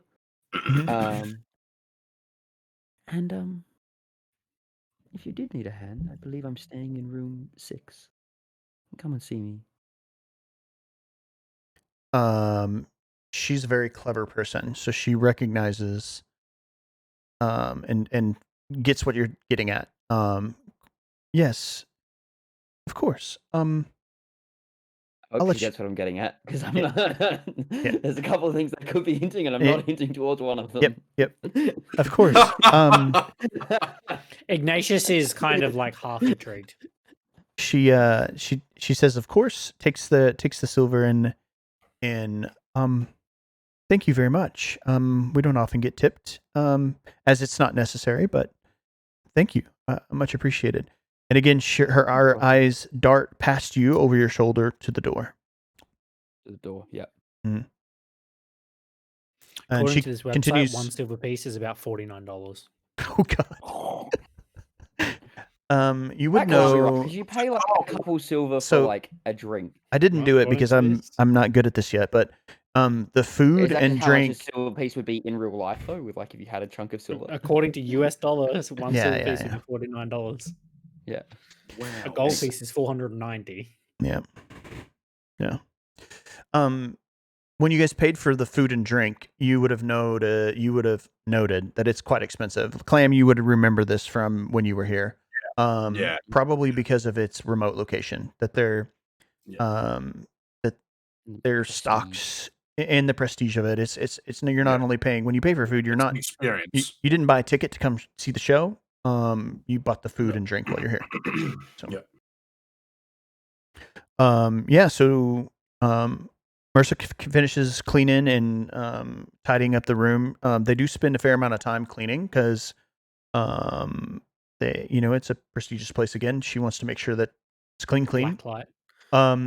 If you guys retire to your rooms or do you stick around? I mean, it's pretty much empty bar. It's probably approaching like 1 a.m. by the time everything wraps up. I mean, it's. I'm assuming Harmon's been kicked out with the rest of the. Oh yeah, he was drunk as fuck. Yeah, like by the time you paid for his other 2 drinks, there was maybe half a dozen other people that came up and gave him drinks and was just like treated him like the fun uncle type. Like I rolled a 14 to put his coin purse back onto his belt before he left too. You put it back? Or you? I put it back. Yeah, Yeah, I rolled okay. a 14. A sleight of hand. I rolled a 14 sleight of hand to put it back. All right, fair enough. Probably the only thing Ignatius would do is, as the conversation between Ava and Mercer is happening, I'd probably just have a look at what Dimitri's doing, and Yep. if she is currently watching that conversation happen. Roll me. Would this be insight or perception? I mean, insight is more probably when you're talking to somebody. Roll me a perception check first. Okay, 16. So, if you're watching her, she does not take her eyes off of Mercer. She is, she does not take her eyes off of her. Okay. Roll me an insight check now that you've noticed that. I have a passive insight of 15 if that helps. Okay. But my insight, not as good, unfortunately. Only a 9. Yeah, I mean, with your passive, you get the impression with the facial expressions that he has that there may be some jealousy there or contempt of some kind. She's not looking at her with fondness. Okay. So are you guys retired to your room? Rooms in? Yeah. I'd go to the green merman statue and hang her out there for about an hour. Okay. If everyone is starting to I'm gonna go filter to my out, and room. it looks like she's kind of finishing up her night. Yep. Yeah. I'd So probably go hang out with. Ava, would you have told? Yes. Yeah. Okay. I would be hanging out with Ava. I would tell you. Yeah. And not Iggy. Well, not specifically. If he was there to hear the conversation, he'd hear. But it would be like I would come back and I'd turn and I'd just be like, Clam. So I hinted that maybe she should come by and speak to us if she needed a hand. Sounds great. I am aware that you put the paper in as well because my passive perception is not below 7. The whole bar saw it. No, I'm just kidding. But it's Take not the paper! even honestly though, even if they had, it's probably not that uncommon for people to be passing the staff paper. Whether or not that's addresses or notes of I love yous or whatever that might be, like it's probably not that uncommon. So Ignatius, you find your way back to the merfolk statue and you find yourself waiting for a full 55 minutes and I'm probably right on the verge of leaving. Get frustrated. At the right as you may be deciding to leave, you see a figure kind of approaching from down the road. It is quite dark as it's a village town. There aren't street lights or anything like that. The only lighting might be from anyone's homes that may still, for whatever reason, be awake. They have their hood up and they are approaching. Probably slightly cautious of who's approaching. Just kind of being on guard, ready to see who's approaching. Okay. As the person approaches, they where this Mer statue is kind of in a fork in the road. Not quite a fork, but it is there's a road, a split there that goes off. They continue down the main pathway, but but eye you up as they pass, and you recognize this person as Dimitri. As they walk past you, kind of giving you the stink eye with your passive insight, and continues on. But it wasn't a look of follow me. No, definitely not. Great contempt. Yep. Give her the stink eye back. She smells it. A dragon-looking stink eye. Which is probably the worst kind of stink eye. So, I mean, you might... Actually, can I roll an intimidation check? Sure, yeah. And I'm going to burn my once once a short rest to give myself advantage. It's forceful presence. Yeah, okay. So Ooh, this is it. really trying to give her the stink eye. I like it. A little bit of flare, like a flare up. Um, Like eyes flare with 21. fire. So I would go. It goes as far as to maybe a little bit of smoke drifts out of the corners of my mouth and drifts up, and there's like almost a faint glow coming out of the sides of my mouth. Like a that's dope. So, is that Like a is that contested? toothless glow. Or what is No, that it's just against? No, it's not against. Oh, I don't think it is. I No, mean, it's not usually contested. But like when you usually it's intimidate just somebody, based what's on it against their? Insight to see through it. Okay, I'll do that. I mean, usually it's just like a DC. Like if Yeah. you're trying to be intimidating, you'd have like a DC of 15 if you were trying to be Okay, intimidating. okay, Or if okay. it's someone who's like their background is super like gruff, it might be a 20 if they're like Yeah. you So have to really try and intimidate them. she, after holding prolonged eye contact with you, you blow your puff of smoke out of your nose, and she, when you do that, she quickly breaks eye contact, pulls her hood to shield you from her eyes, and kind of like quickly turns and continues down the road. Yeah, that's what I thought. This is what I thought. Badass Iggy. And it's not too long after you guys make it in your room.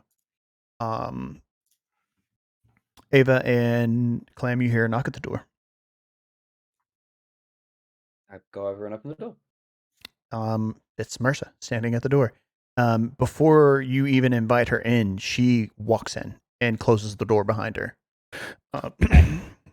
Oh damn. Made the right call, apparently. Yeah. I hate to be this person and to jump right in it, but why are you guys here? We are seeking the treasure, and you obviously have some stake in it, and care very much about the front door. Well, Or any door for that matter. it's funny that this came to that. Well, I'm afraid they're on to me. Do you have a few moments? I wouldn't have asked you here if we didn't. She sits on the bed and kind of trauma dumps on you guys. One of the last groups that came into town, an adventurer group, they worked with Pisca, and they spent a lot of time in town before they actually went to look for the treasure. Probably 2 weeks, maybe almost 3. But one of the guys, Rulrick, I fell in love with him, and he hasn't returned. And she spins the ring on her finger, and Ava, you recognize on the ring is Elvish writing on the ring. It would be probably like a cliche, like affirmation of love of some kind, written on the ring. Always and forever. Yeah, something. Rorik. Yeah. Live, and laugh, love. Yeah. I'm quite desperate. I don't know what happened to him, but I feel like they're just not lost at sea or lost while finding this treasure. I feel like something very sinister is happening. Well, do you know anything more? Because if not, when we leave, we will keep an eye out very specifically for him. I know that would be an important thing for you. Well, Maybe. I think they poison the adventurers before they leave on their quest. the only reason I say that is before Rorik left, he was supposed to meet me and didn't. And I went to, where I knew they were going to leave from, and their boat never got boarded.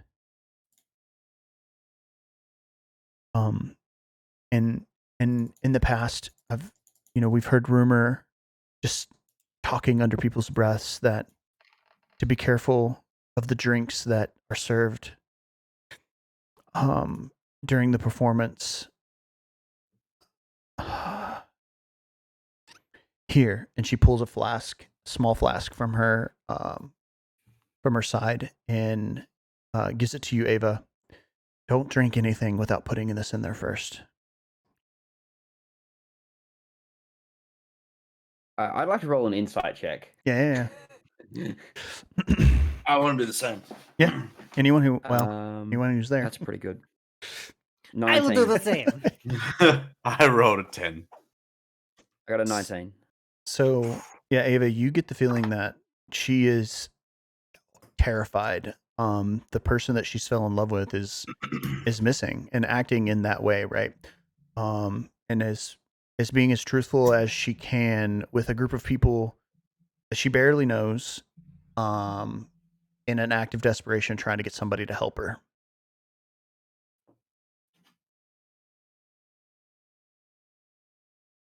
Well, this certainly puts an interesting spin on the whole thing. I thank you very much for the information. We'll be very careful, and if there is something sinister happening, we'll find it. Of course. And bring me back my Rorik, please. We will. We will. I better get going. My parents will be worried. Yes, well, you enjoy the rest of your night. Again, thank you. And she puts her hood up. She has put another cloak on that is, I don't know, just a cloak. And has her hood up. And leaves the room. Sneakily tries to be as quiet as possible. Did you say the Mercer's parents used to own the Shore of Dreams? Okay. Yep. And Pisca bought it from them.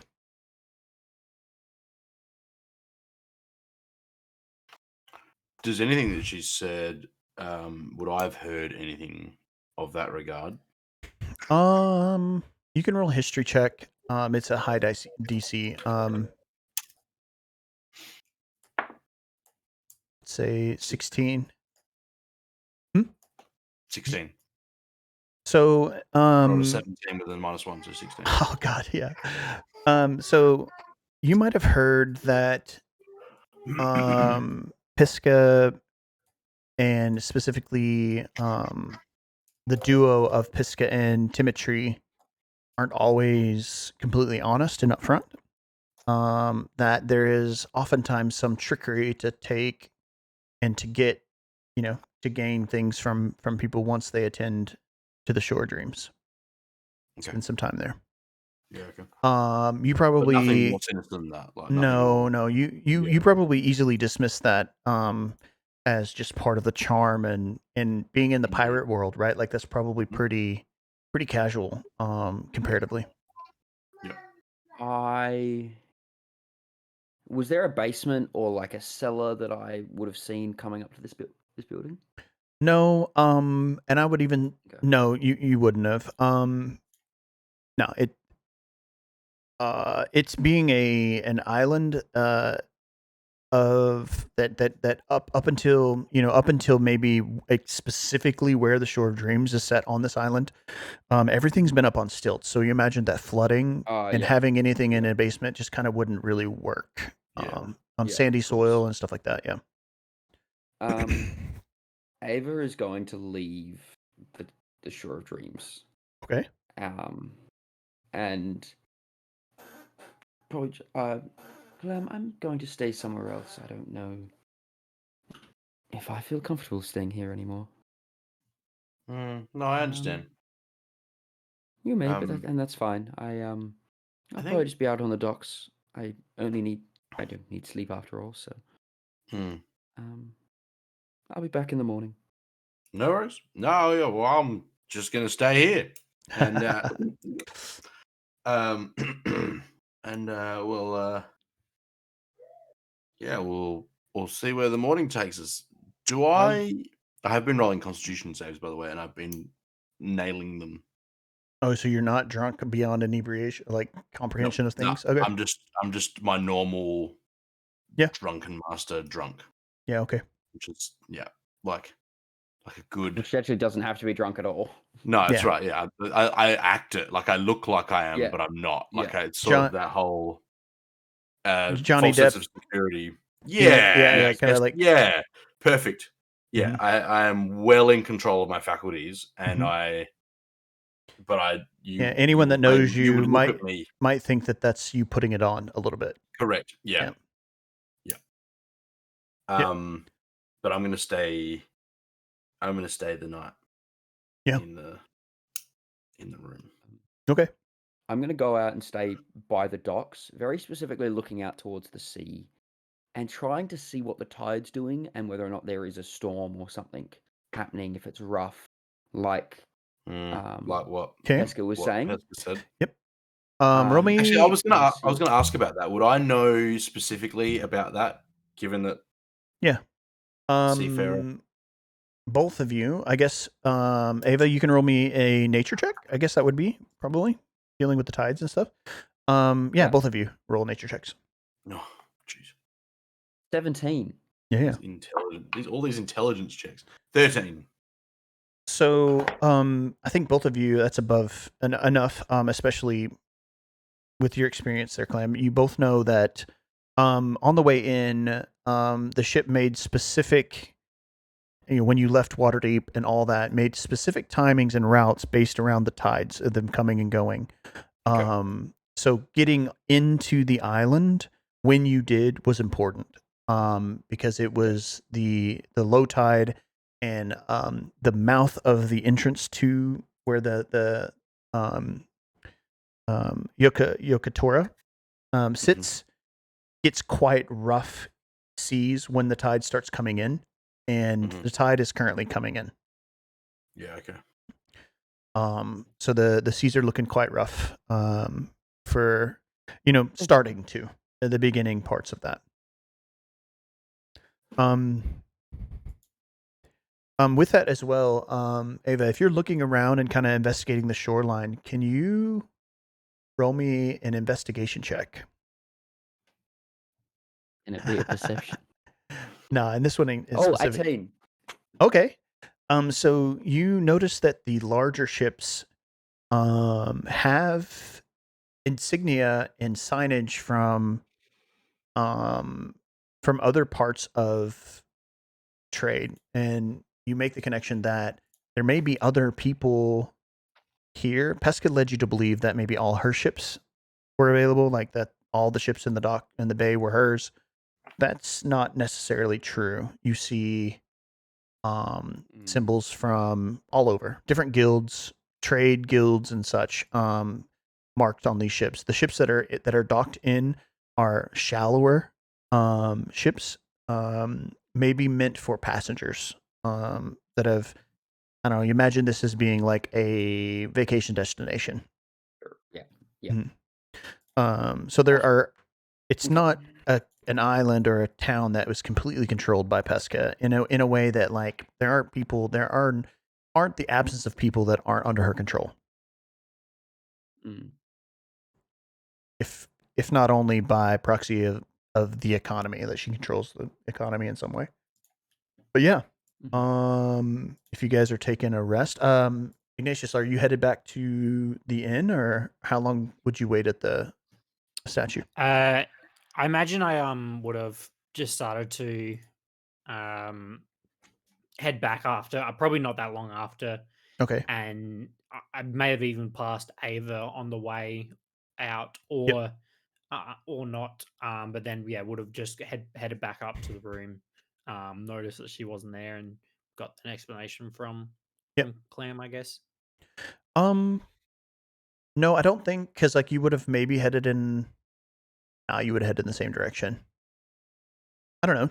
Were you trying to sneak out, Ava? No, I wasn't Or trying to sneak out. I yeah. probably would have walked straight past and be like, Yep. Yep. You would "Hi." have passed. Yep. You can probably go inside by now. Yeah, I wouldn't have paid much thought to it. I mean, these are guild members. I would have just gone with whatever they Mhm. said that they were going to do. Cool. So long rest then, if you guys would like to take one. Yep.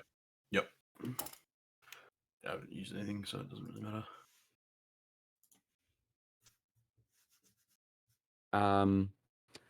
I will use something before we have that long rest because I only have to rest for 4 hours. I would like Yep. to cast invisibility. Yeah. Okay. And if there's any No. storehouses nearby, I would like to go and kind of peep around and have a look inside any storehouses or anything like that, just for anything that seems out of the ordinary. So specifically would be like anything where they were storing trade, or are you talking shops like the blacksmith, the More trade. I'm Okay. curious as to where, if people have been going missing, where they and not going to their ships, where they are and where they've been Yeah, kept. yeah. And my mind immediately goes to stores. Yep. Storehouses. So there are pretty close to the beach area, just for ease of getting things there, right? Like they don't want to carry things forever to get them. So there are 2 buildings that are there. They're near the guardhouse, the guard tower, the ones that you passed on the way in. You would imagine the proximity of that means that those guards are probably watching it in some way or another. But yeah, so yeah, there's 2 buildings there. Probably I don't know, 10 by 20 each of them, and they're lined up. There would be a little alleyway between them. So I'll try to make this quick. I don't want to. Yep. Alec will move on pretty. Is there any windows where I would be able to look through the window without anyone seeing me?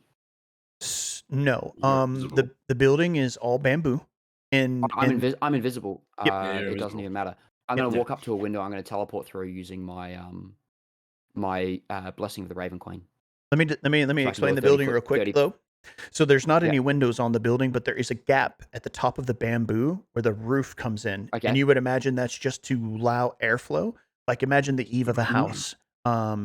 So Yep. there's a gap. I don't know, about a foot tall. You can see in top. You might barely see the tops of crates inside there. I would like to teleport onto one of those crates. Absolutely. Roll Inside. me an athletics check once you get there. Or acrobatics. Yeah, or acrobatics as well. Yeah, either one. 15.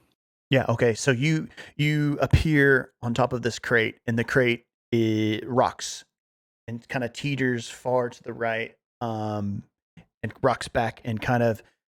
If you were inside the storehouse, you might hear the sound of the wood creak and clunk back down as you adjust your weight and your balance, and catch yourself, and the crate stays on top of the whatever it's stacked on. Close, wasn't it? Now I say that out. I say that. Yeah. You have dark vision, right? I just kind of have. Yeah. Yeah, you're elf. Yeah. I'll have just a quick look around. That's a natural 20. Yeah. So having a look around for anything anything that looks like it could be out of the ordinary, that shouldn't be there, anything like that. Yep. So with that, you feel extremely thorough that you've checked everything. There are just loads of storehouses, or what you would imagine would be in a storehouse. The writing and descriptions of what is on the crate is in every language imaginable, almost. Like everything, you make a list, right? Like you would imagine maybe and there's. I can read it all. Yeah. Yep. So there's, I mean, you know specifically what things are labeled as. Without opening them, it would be impossible to know for sure. But everything in there, you do see in the corner towards the corner that would be closest to the guard tower. There are a set of stocks pushed and leaned up against the wall, as well as 3 or 4 sets of manacles that are set on top of the stocks. Are bonds, stocks and bonds? Am I explaining that right? Yeah. Yeah. Stocks and manacles, yeah. Yeah. Yeah, I know what you mean. Yep. Okay, interesting. I'd like to climb back up on one of the crates and then teleport out. Yep. Easy. Yeah. Yep.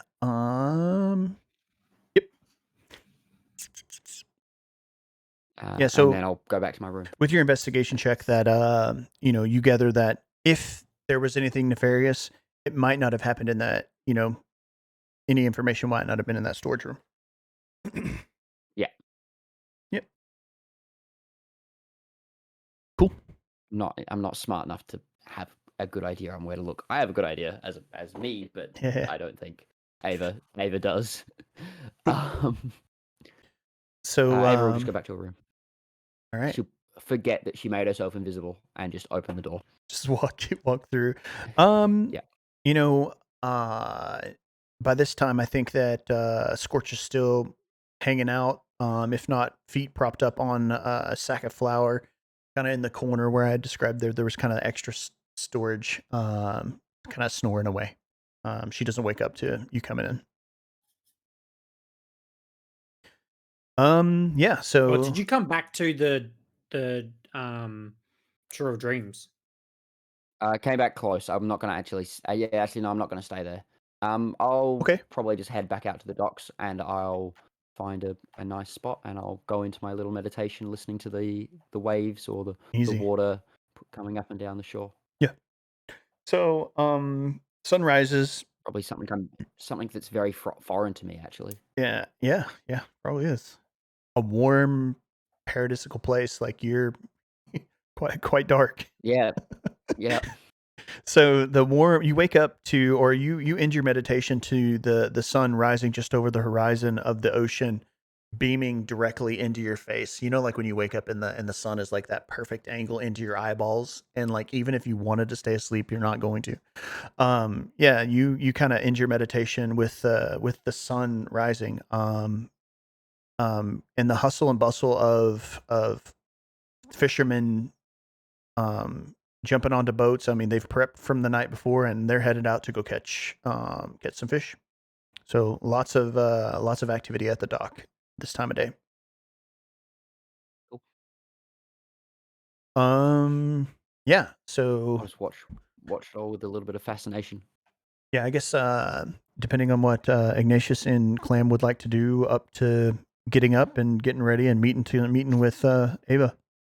So just to clarify, did Thingy give the map? Did Pesco give the map or no? Not yet. She said No. she needed her We're getting it cartographer to scribed. copy. Yeah, the next day. So Okay, she would have it gotcha. to you this evening. Yeah, Right. Okay. which is when we could probably leave. Mm. No, I'd probably just hang out with Clam until ready to head to the docks to go meet Ava. Yeah, if that's the plan. I'd be doing the same. Well, yeah. I'd probably come back and meet you. So because all the hustle and bustle would be quite early. Yeah. And then I mean, once that was up, I'd watch that for a bit. Yeah, before the sun came up, yeah, once that was honestly, all like it'd be done. quite dark Yeah. before when fishermen are headed out. So Yeah. So like it would have been with all that my meditation probably would have Yeah. ended, and then as the sun's come up, I've been like, okay, and then I would have come back and come in to see you guys. Yep. Cool. So I guess we just wait for the day, or do we want to do some investigating into what happened? I mean, I know that Pesca wouldn't be trying to Pesca hurt us, would she? I don't think so. Pesca and Timothy are known for trying to keep people around, but the 2 to 3 weeks and then people going missing doesn't sound like them. Okay. I don't think. Well, perhaps we just. I mean, we've been given this, whatever this is. Hold up, like the thing that was given to us. We'll just be careful with what we drink and eat around here, and then if something does happen, at least we'll be aware enough to respond and react. Agreed. Agreed. However, I'm going to spend my day wandering around. This place is rather beautiful. Yeah. Anything in Have particular fun. you guys would like to do? I mean, I've been Nope. here before, so I might just show Ava around. Yeah. Go to Oh, all yeah. the cool sites and Yeah. Yeah, I can't. I guess.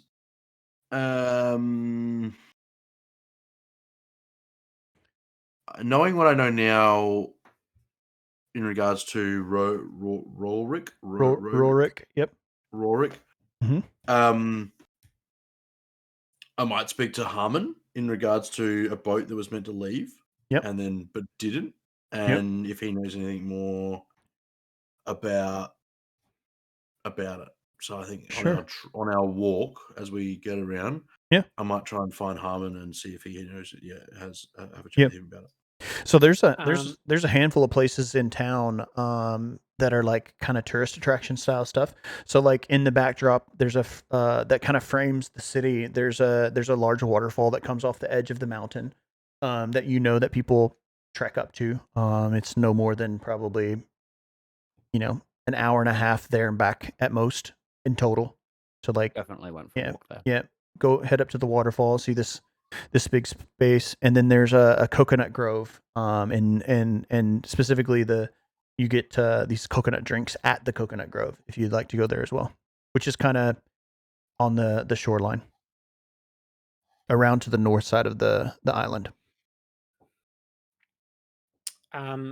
I think Ignatius would have no interest in exploring the island. Yep. His only real interest would be trying to flaunt his status as a guild member. Yeah.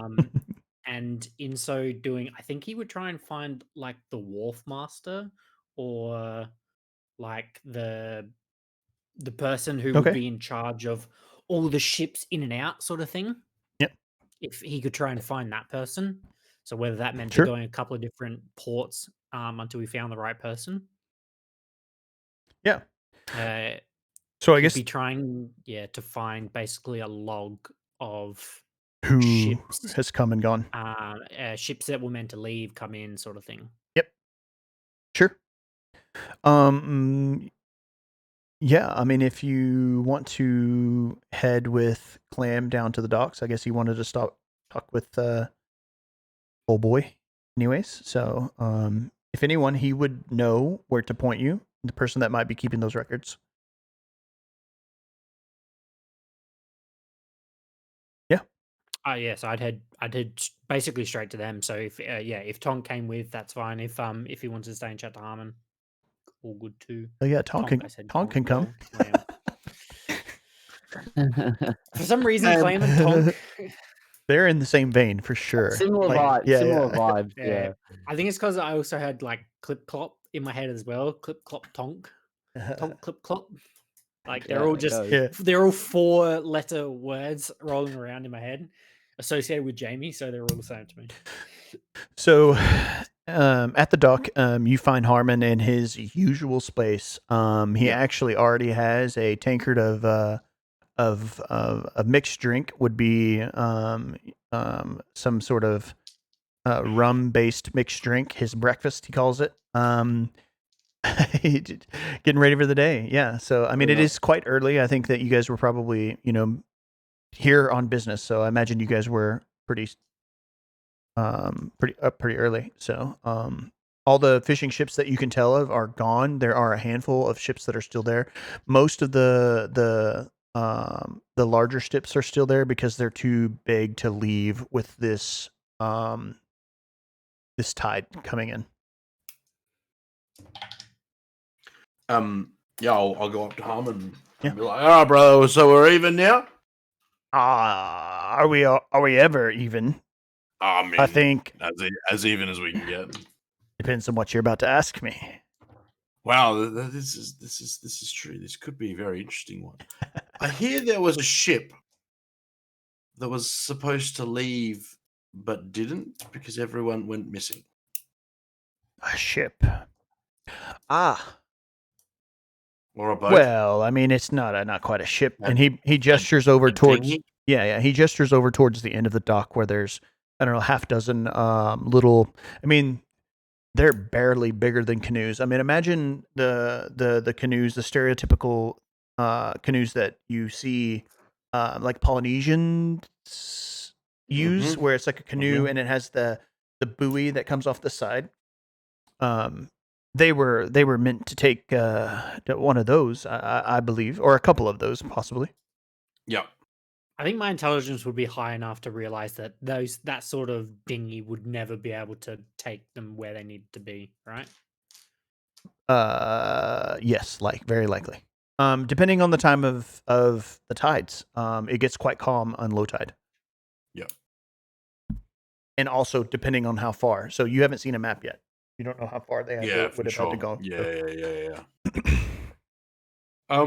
But open ocean, they can trek the open ocean, but it needs to be calm. Like the weather has to be perfect. Sure. Anything you might know in regards to what might have happened to them? I mean, they were a nice lot. There was an elf. I think he was a ranger. An orc. Big, strong guy. I mean, what orc isn't, right? Yeah. And then the twins. I'm not sure what they did, but yeah, there was 4 of them. They're the most recent ones, I guess, that haven't come back from their adventures of Grandiose. But did they actually leave? As far as I know. Right. What about there's whispers I heard of people getting poisoned from the pub. Nah. Lies. Anything a bit of food poisoning, maybe? Insight check. All right. I might do the same, I think. Yeah. Anybody wants to. 15. Friends with this guy. Oh, garbage. 12. Okay. 15. Yeah, you're not here, Ignatius? Or are you? Ignatius is off doing the thing. Well, I assumed that Tonk would have directed me. Or are we speaking to Harmon to get the directions? Clam. Yeah. Oh, sorry, Clam. Yeah, Harmon would know who was keeping the logs for the dock. So I don't know if you wanted to. Then yes, ask around I somewhere would else. be there. Or okay, yep. Well, okay, wow. Insight, that would be a 23. Yeah. Oh, So okay. Ava and Ignatius, you're not sure why, but he's lying. Does he know he's lying? Do I get that he knows he's lying? Oh shoot. With your role, I love that he's intentionally withholding failed. something. Okay. I love that I failed on this. And he said that Harmon. there's no reason that there would be poisonings. If anything, Exactly. it would just be food poisoning. Yeah, or drinking too much, possibly. Harmon. Hmm. It would be very beneficial to you if you let us, let us in on what's going on around here. Not sure I know what you're talking about. Just a little bit of paradise here, huh? I mean, what you see is I'm what you get. Charm person. Okay, all right. Ignatius would also step in as this might be going on and be like, "You're lying." Okay, that's going to happen before I cast my spell. Ignatius That's would do that. Yeah. Okay. He'd be like, Harmon, I get the feeling you're not telling us the whole truth. I'm pretty sure you're aware where we come from, and withholding information would not be the best decision, as it could reflect badly on you and the island itself. So when you specifically bring in Lupin, the threat of the harm to the island, roll intimidation with advantage. Oh.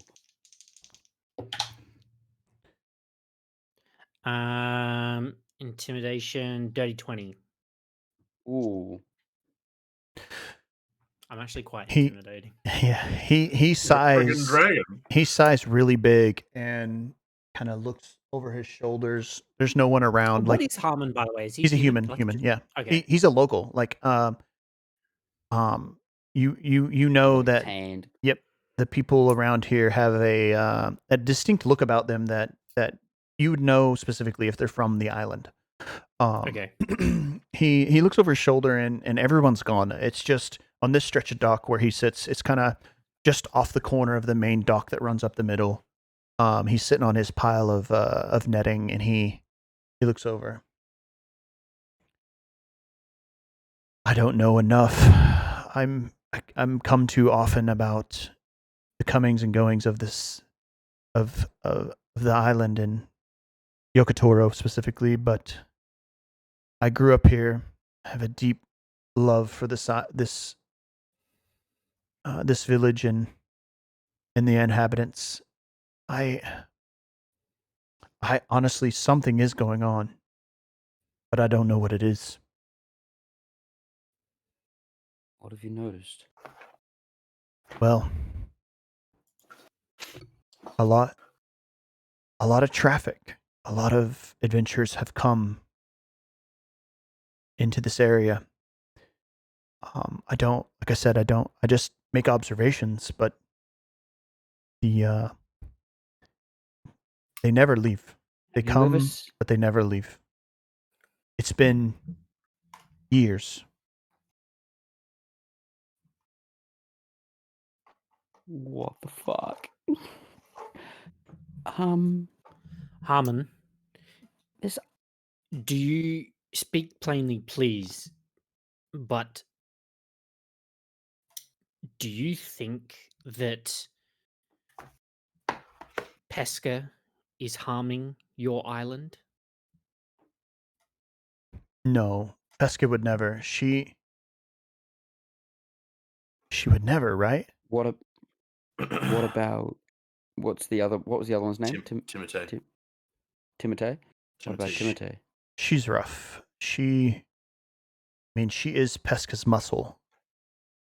So if Pesca were involved in anything, he's like kind of nervously looking around. If she were involved, she would never do anything directly. Timotei would enact that. But again, Yes. I don't know how she could be involved other than she's facilitating the adventures, right? I mean, what did she tell you guys?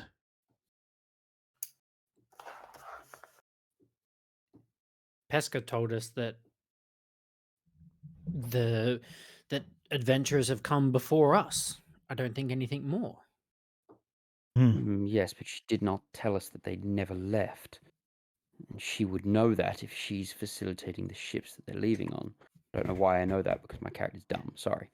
Well, young lady, you are together. right. I will say, in the years that I've kind of noticed and observed these things happening, it is very easy to dismiss because a lot of you adventurers are hard-headed and think you know best. So they would leave at the wrong times or they wouldn't supply themselves properly. So it was easy enough to dismiss them being lost to the sea. In this case in particular, the one a couple months ago or a month ago, the one with the elf, they didn't make it to the boats. I was here. I see what happens on these docks. That group did Harmon, not make it to the boats. the city's on stilts, right? Most of the housing is, yes. As the further you get up the side of the mountain, as the city's built onto the side of the mountain, kind of, the further away from the shoreline, they become less so. Harmon, does anything happen during low tide? Are there any areas of the island that are accessible that not usually? Oh, many. Loads of places. do any of those places lead to unexplored areas, or do you ever see anyone taking those paths during low tide? I mean, I spend most of my days here at the dock, specifically watching the pass. I wouldn't know, but I do hear rumors of people heading north to look for, you know, any sights to be seen, any ocean caves that are up there. You know, there are plenty of things to be seen around the island. But again, it's quite dangerous at low tide if the tides turn and you're down in a cave. Interesting. You've been You a know, wonderful help. pearl You hunters. guys can continue the and, like- conversation. I've got an idea, and Ava's just going to turn around and walk off. A little too impulsive. Harmon will look at Clam and be like, I will deny anything I've been told to save my island. Whilst this conversation has been going on, Clam has been like bubbling away because this is like the ultimate, but like this is a massive betrayal on his part. And I'll lean in really close, like smiling, but then lean in really close and whisper in Harmon's ear, "You lied to me, straight to my face. You are right. We aren't even." And I'm going to follow Ava. And I'll just turn and follow as well. Harmon doesn't say anything. He just kind of sits there. I'm going to go back to the this is not a good idea, but I don't think I realized that. I'm going to go back to the Shore of Dreams. Okay. Is Pesca there? Not that you can see. You can ask for her if you'd like. Yeah, I'd like to ask for Pesca.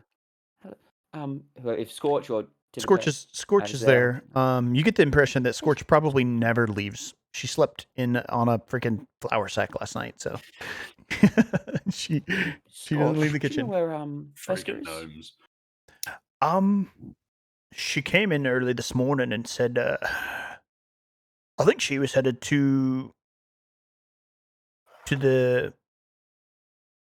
Timons, the cartographers. Wonderful. Thank you. Where is that? They meet over, and he'll direct you to a building. I don't know. Anyway. Easy. Yeah. I'd like to go there. Is Timotei there as well? Is Timotei at the shore? Nope. Okay. Just Scorch at the moment. Get the idea that she's Pesca's bodyguard, sort of thing. Well, Harmon did specifically say that she's Muscle. Pesca's muscle. Yeah. So. Yeah. I don't know. So before we go in, you guys are going to watch Ava do something that you've not really seen before. She's going to just cast a cantrip like 3 or 4 times. Very specifically, it's going to be prestidigitation. Okay. To make a smell that is quite pleasant, and basically she's using like perfume. Yeah. And she's going to do that before entering in. Okay. Yeah. So the door is open. Literally, you see a little sign out front that has I don't know, Timotei. I don't remember what I said his name was, but anyways, the cartographer's name. Timones. And it says maker of maps, and essentially the wharf keeper. So this is the person that keeps the information for the comings and goings of the ships. Yep. Makes it easy to fudge records. Mm-hmm. This is one of the. We're not going to find anything. This is one of the buildings that's higher up on the slope of the mountain, so it is ground level. From that, this building and all the buildings around it are a little bit nicer. A little bit more effort put into them. All the construction for the houses that are closer to the shoreline are mostly bamboo. This has a little bit more wood with some intricate carvings and stuff on the exterior of the building. Yeah. So I'd just like to walk in. Okay. Yeah. So I think I might do the Um, same actually, as I would recognize the spell being cast and do it to myself with prestidigitation, and make myself smell pleasant as well, and head So in after Ava. is it your perception of what would be pleasant, or is it what you think people Oh, would no, find 100% pleasant? my perception, which is probably like burnt ash or something, Right. Yeah. something Yeah. dragon Okay. like. Yeah. All right. Brimstone. Yeah. Sulfur. Ugh. well, But I'm not clueless enough to like Yeah. flex Yeah. on someone's style sort of thing. I'd just Right. hang back. Yeah. Yeah. So as soon as you enter, you see another gnomish person. This one is male. He's very old. And stacks and stacks and stacks of papers around him. If you would like to make a perception check on the just the general area of the room, anyone who would like to. 15. 18. 18. You guys wonder how in the hell any of his records are kept in any kind of order. It's kind of the the room of somebody who's probably very gifted in one way or another and keeping their way of storing things. If anyone were to come in there and look, you or anyone, it would be quite hard to find something very specific. But he is hard at work on a map. He's got a mostly filled out map in his on his cartographer's table in front of him, and to the side he's got what would be another map that looks identical to the one he's copying down to the upper left of him. And sitting in the corner of the room is Pesca. Walk in and I'm going to pretend like I didn't know that Pesca was going to be in there. Okay. Hello, sir. Oh, hello, Pesca. Good morning. Surprised you are. Morning to you as well. Not as much as a surprise it is to see you guys. Did you have a wonderful evening? It was quite enjoyable. Wonderful, beautiful place this island is. Yes. The tuna? Was it how was that? It's delightful. It was wonderful. Yeah. Scorch knows her way around seasoning a good tuna, doesn't she? She certainly does. Got to be one of the best. He's almost finished, actually. I figured I would get a head start. I'm not sure when you guys would like to leave, but we're nearly done with the map already. As soon as we're able, I think would be the plan. And I'm gonna walk over closer. Mm-hmm. Not like intimately, just like walking up as part of the conversation. How long have you owned the How long have you been here on the island, Pesca? Oh, I've been here since I was a child.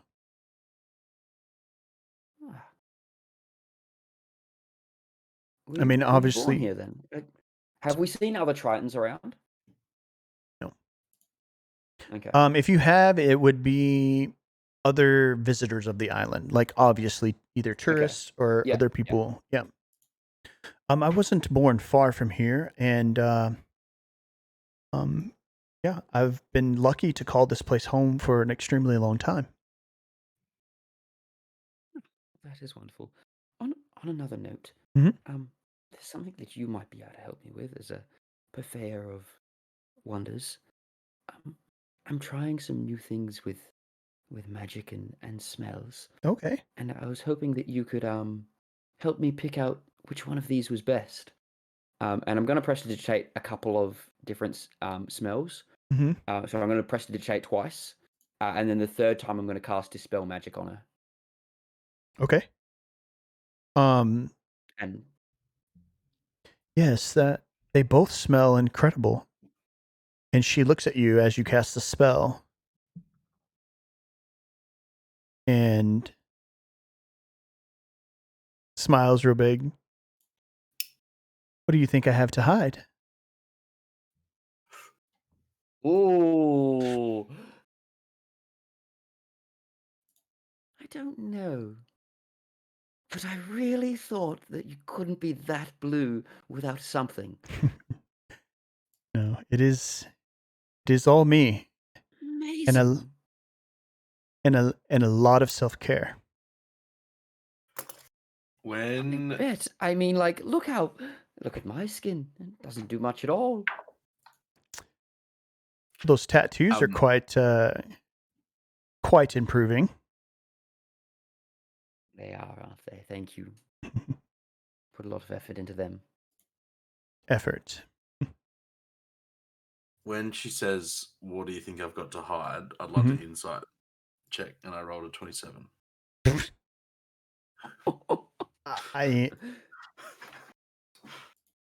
I mean, she Is there the flicker? Is there a She's flicker hiding of? something. Is there a flicker of something? Like, do I see like a?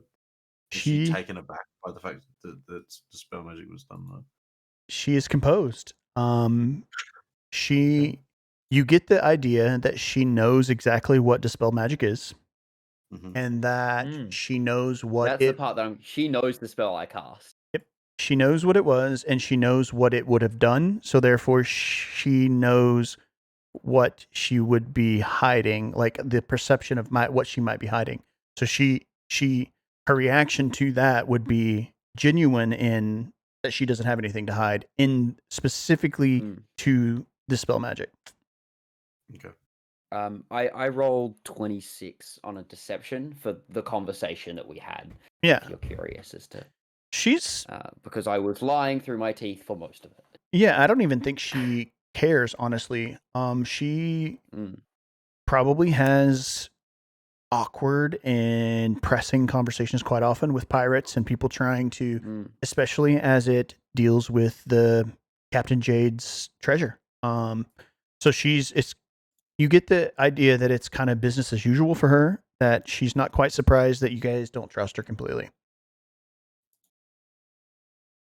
I know that when seeking a treasure that is of this magnitude and the potential outcome that it might bring you, you might have your doubts in your anticipation of, I don't know, betrayal. But I assure you, the shore of dreams is all I need. My family, the people I love, it's all I need. The story that you're going to bring to me is all I need. Insight check on the all I need. Yeah. Good That's true, but that's just no, but it can't the be. choice. No. The choice of words is specific. Yeah, I know. 23. Yeah, I mean, that's quite high. If she's being disingenuous, it would be, you might get a slight hit of disingenuousness to that, but you might suspect that of her anyways, right? Right. She's an extremely charming, attractive person who gets her way. Yeah. If not 100% of the time, like really close to that. Yeah. For sure. Yeah. Just by nature of who she is. Yeah. Well, I guess we'll wait around for the map. Might as well. And then we'll be off to find the treasure. I do warn you, you shouldn't leave today. You should wait till the morning when the tides change. Or inside check on that. Yeah. Mm-hmm. Because she said last night. She said the same thing. Yeah. No. I mean, to be clear, she was referring to the next, not tomorrow morning, but the morning after last night. So, like, I mean, you can insight check. 22. 23.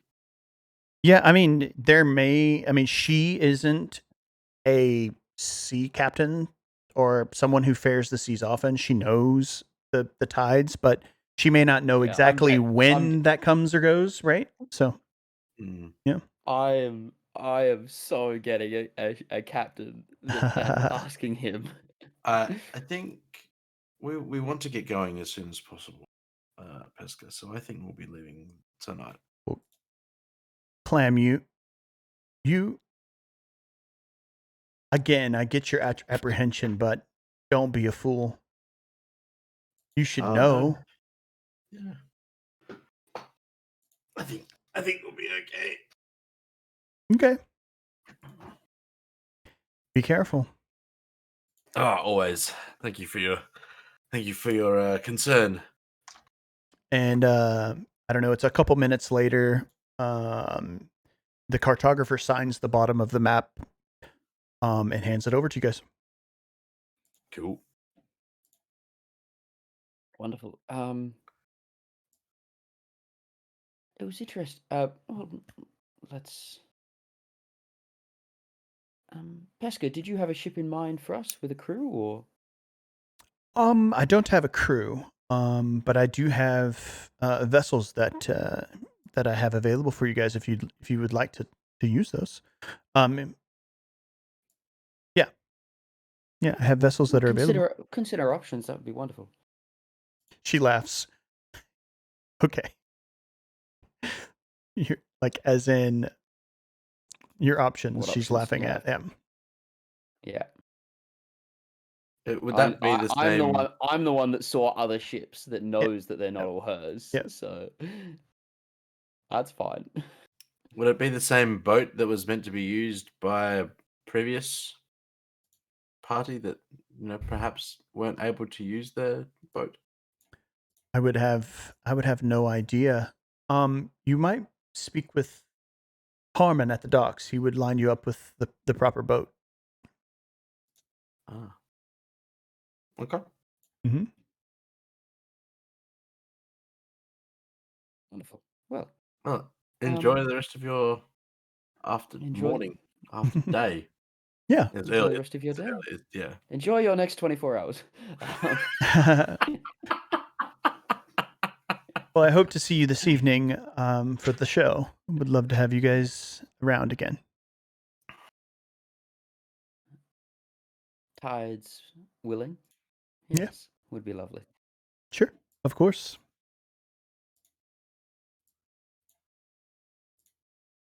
As once we've left and Mhm. she's not there anymore, I'm gonna turn to. She would actually be following you out. Like, she doesn't have any other business there once she's done and got the map back from him. Yep. Then, in which case, I'm not gonna say anything. We're just gonna walk if we're all Yeah. walking. We'll probably walk over to the docks. Back to Harmon, I guess. Yeah. Whoa. This is gonna be interesting then. Yeah, back to Harmon. We haven't spoken to him today. I'll go back to the docks and Mhm. I'd like to see what ships she's going to point out to us. She said she didn't know. Harmon would be pointing out. Harmon was going to point. Harmon's going to be the one to, which is I'd like to go very and find interesting. Harmon. Very interesting. Let's go and go to the docks and find Harmon then. Yeah. So once you guys get to the point where you would be turning to head to the docks, Pesca turns back in toward town. She's headed back to the center parts of town, possibly towards Shore Dreams. As she's walking through, she's several paces behind you guys. Like, I don't know if you guys would have waited for her to get ahead of her, but she as she's walking through, Mhm. What's the general feeling of the town? Is it? Yeah, good question. Yeah, toward her. Roll a perception check. Or is she being? Now, mind you, this is from in front of her, so I don't know. You're mostly listening out for the interactions, unless you want to be turning around and watching. But it's not. Yeah, I'm not like gawking or anything. Yep. Dirty 20. Yeah, so you hear her interact with everyone who might even be outside. If they don't call out to her, she calls out to them by name and tells them good morning, wishes them well. What you would expect is pleasantries from someone who is well respected. Okay, well respected. Mhm. Okay. Oh, it's risky. No. Okay, never mind. I'm not doing it. Let's go find Harmon. Yeah, let's go find Harmon. Where do you go? To the docks to find Harmon, I guess. Okay. If he's around there. He isn't there. He's not there anymore. Well, shit. He's always at the docks, right? He's You always got that meant to be impression, at the yeah. docks. Yeah. He doesn't I'm gonna sleep. cast invisibility on He doesn't myself. sleep there. I'll give you that, right? Like you spent the night there. Harmon wasn't there through the night. So How long ago would we have left Pesca? not actually that to get there long. It's probably a 10-minute walk from when you parted ways. So you would make it's 10 minutes down, it That's would be a long 10 way. minutes back. Yeah, it's quite a ways. It's a good half a mile won't work, never mind. down. Yeah. Never mind then. You gotta imagine it's a really Um, shallow lagoon. Like so to Yeah. cover enough of a raisin tide, you need a really long dock and Yeah. space for ships. Mhm. Okay. Yep. Do we have to go find Harmon? I feel like he should be here. Yeah, this is it's strange. Do you know where he lives? Would I know where Harmon lives? Don't think so. I wouldn't have thought so. No, he's Yeah. only a contact for me. He's not like a personal friend. He's just a contact. You would have to ask around probably. Yeah. All right. You get the impression everyone knows Harmon in town too. Like they're as popular as Pesca would be. Like he's infamous as like. Well, is there anyone around on the dock? Yeah, there's loads of people. So dock workers, fishermen that may be returning. It's early morning, but some people get lucky with their catch. So one of the dock workers that looks like a local, I'd like to ask about where Harmon might be.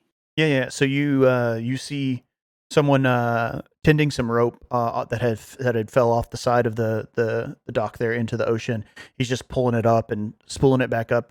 A quite large guy, big dude, broad shoulders, long dark hair, with a silk like tunic tied around his waist. He's just kind of humming away, pulling up rope. Hello, sir. Wonderful afternoon, isn't it? Yeah, it is. It's quite beautiful. As he's keeps working. Have you seen Harmon? I did this morning. I think he might have. I don't know. He's usually right there, and he points kind of where he sits, just in that direction. Yeah, that's what I thought. Do you know where his house might be? I'd love to. We need to go see him. Yeah, he's he's near the Coconut Grove. He's on the north side of town. If you go towards the Coconut Grove, he'll be I don't know, third to last on the right. It's easy enough to find. Thank you very much for your help. Yeah, for sure. Enjoy the rest of your day. Careful though. If he's had too much breakfast, he might be a bit ill, and he kind of winks at you. Like you might know what that means. Understood.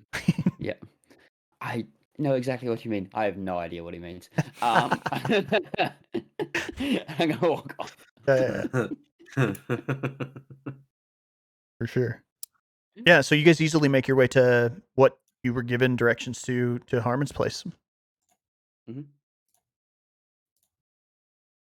Harmon?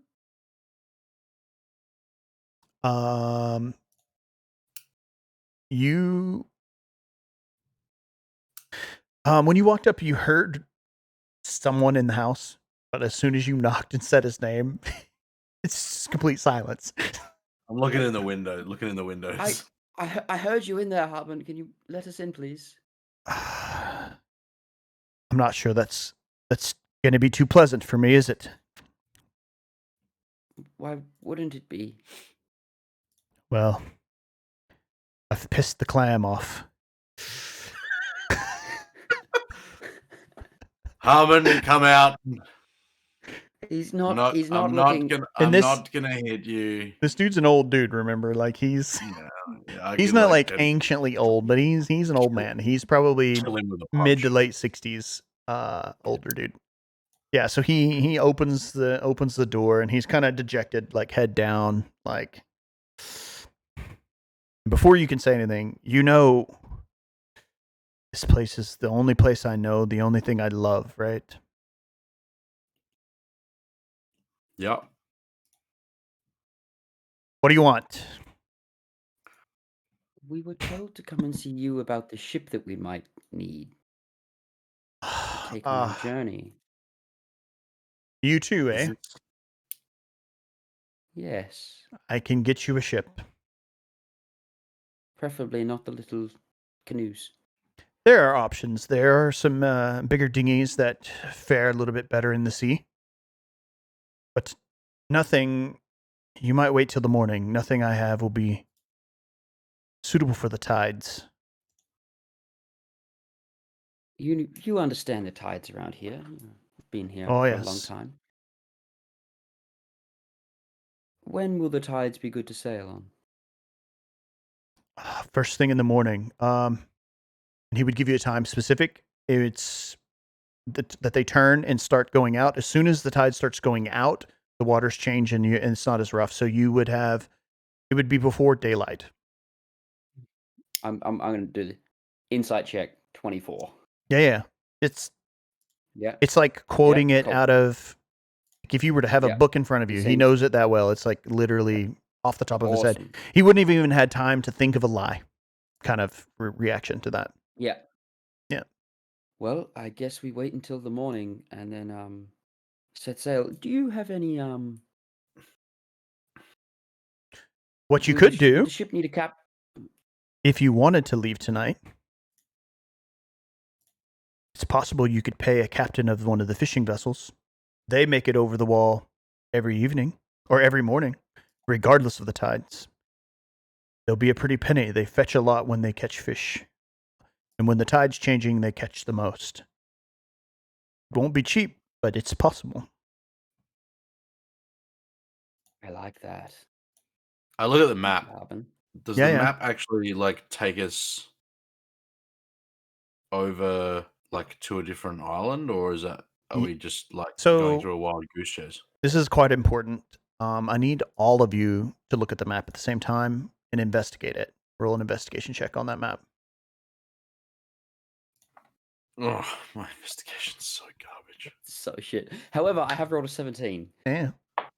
I have an 18. I am rolling so well, and it makes me so scared for combat because it means I'm going to roll shit in combat. So the 12. DC was 15. So the two of you note on there, you read the signature on the bottom of the map, which you find odd. Map makers usually make a sign or hide that somewhere within the map themselves. On maps that you've seen, more of an insignia, not a signature. He signed it for some reason.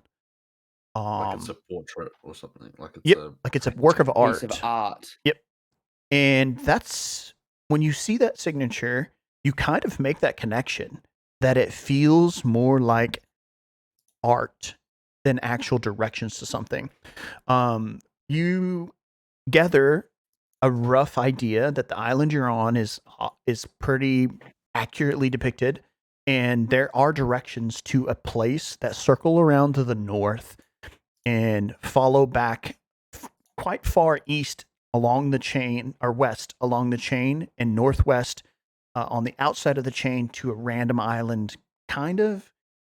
I think I'll give you this, Clam, that you're familiar enough with the area that this island that is Mhm. marked isn't probably supposed to be there, which may not be that surprising, seeing as how it's a buried treasure that, like, maybe there's some uncharted island that you might need to get to find some sort of treasure that might be out there. Mhm. Mhm. Mhm. But it does stand out to the two of you, Ava and Ignatius, that it feels more of a work of art than an actual map. Is that an mean? I would know that too, given like being a seafaring person. Like, would Yeah, know even if maps. you rolled that low, honestly, you've seen enough maps that as soon as you saw it, it isn't like most maps that you see. Something's wrong. Something's going on. I don't understand what it is, but something is definitely going on this island. Do we And just follow this goose chase and just see where it leads? This I feel like this we're isn't gonna. far. It'll only take a day. I feel like we're gonna get stranded out on this island and then left to starve. There are ways around that. Harmon, he Um, looks at you, Clam. You know what I would do? what? What would you? Wouldn't go. This is a goose chase. Hmm. You've seen maps before. And yes, I'm sure there's something out there. It may not be worth going chasing. Hmm. Harmon, you've But been what on this island for a very, very long time. Mhm.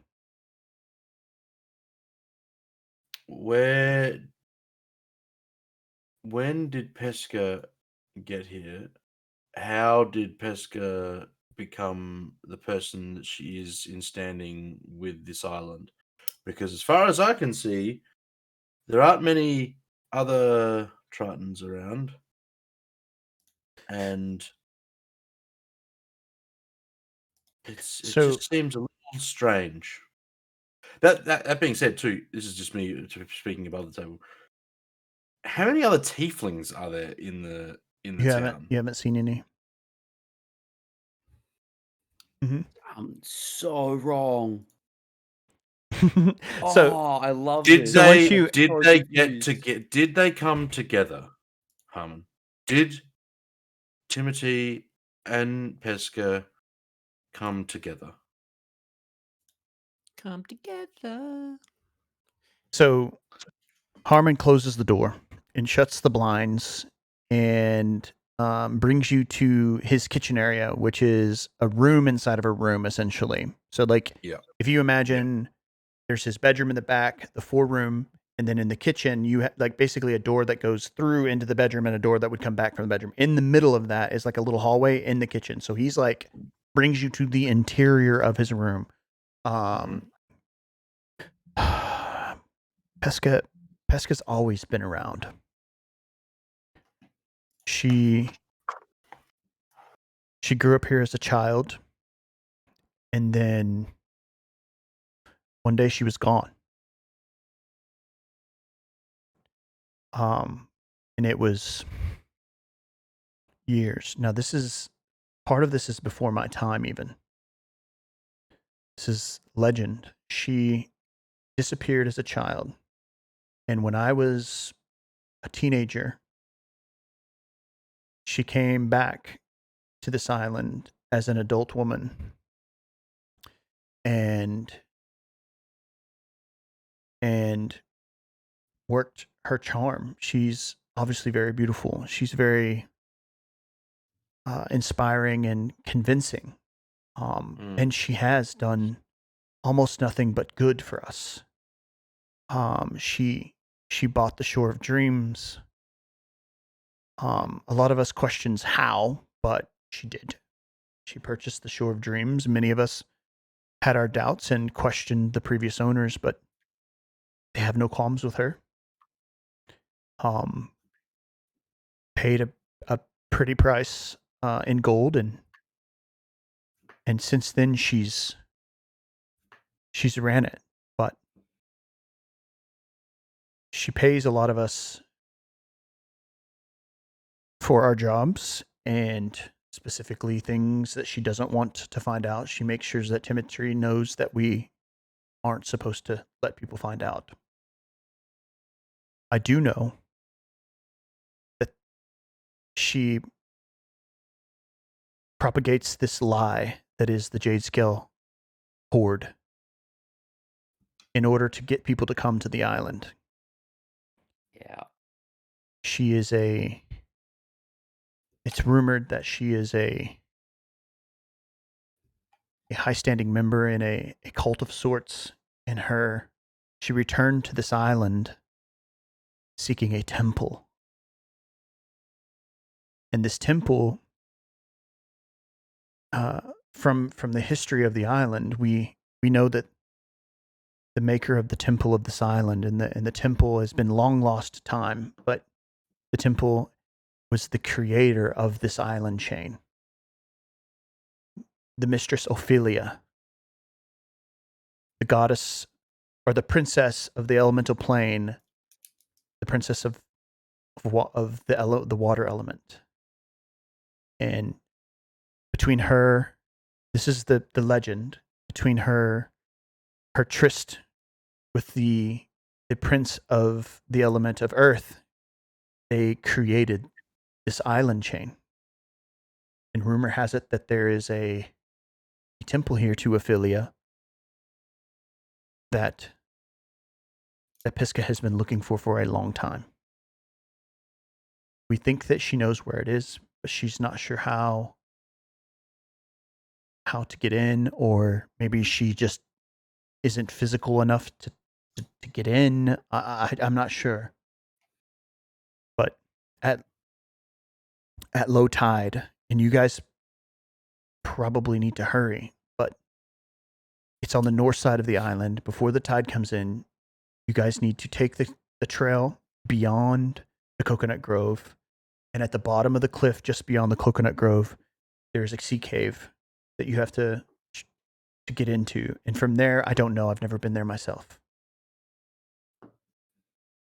And you can only access it at low tide. Low Yep. tide. Which is right now. I mean, it's going to change in the next hours. Let's go. All Let's right. go. Harmon? Let's do this.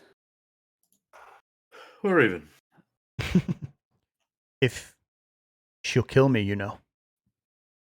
We won't let her. We won't let her. And if she does, we'll get revenge. That sounded better in my head. Good luck. Be careful. Don't know what she gains from reaching what she wants out of this temple, but it can't be good for us. I think you're right there. Shall we? Hurry along. And he leaves in front of you, like before you, closes the door behind him before you guys leave, and leaves. Like he wants to, like his intention is to make sure that he's not seen with you guys. He's not seen with us. I guess we'll wait. We don't have time to wait. No, we're just gonna go. Wait like a couple of minutes and then go. Yeah. Okay. So north side of the island, near the coconut grove. Yeah. In a cave, in a sea cave.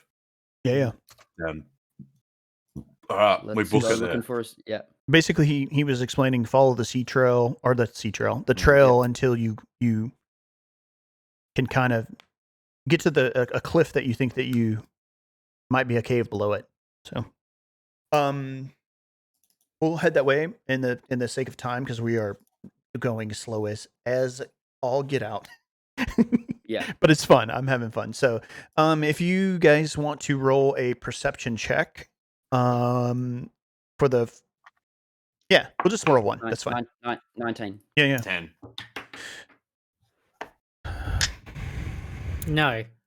No. What is it specifically? 5. So you spend the island isn't huge. It's, I don't know. It's probably, I did say 19, right? Yeah. It's a combination though. It's a more amount of how long it takes you to find this thing than if you find it. So the island is probably 30 miles from where you came in to the other side. Would be like, you imagine the peak. You can reference this random map because you feel like maybe the island that the village is on is probably the only thing that's fairly accurate. So you see on that island how far it would be to get to the end. So it takes most of the afternoon to get to where you think this cliff is, and you see just barely, Ava, you point out would be a cave entrance. You might have missed it if it gotten darker or like you said, like it's low tide. So if the tide was up, you definitely would not see it. Yeah. And in the way that everybody's explained it to you, the tides turn quickly here. That's probably why the entrance of the cave is not that commonly spotted.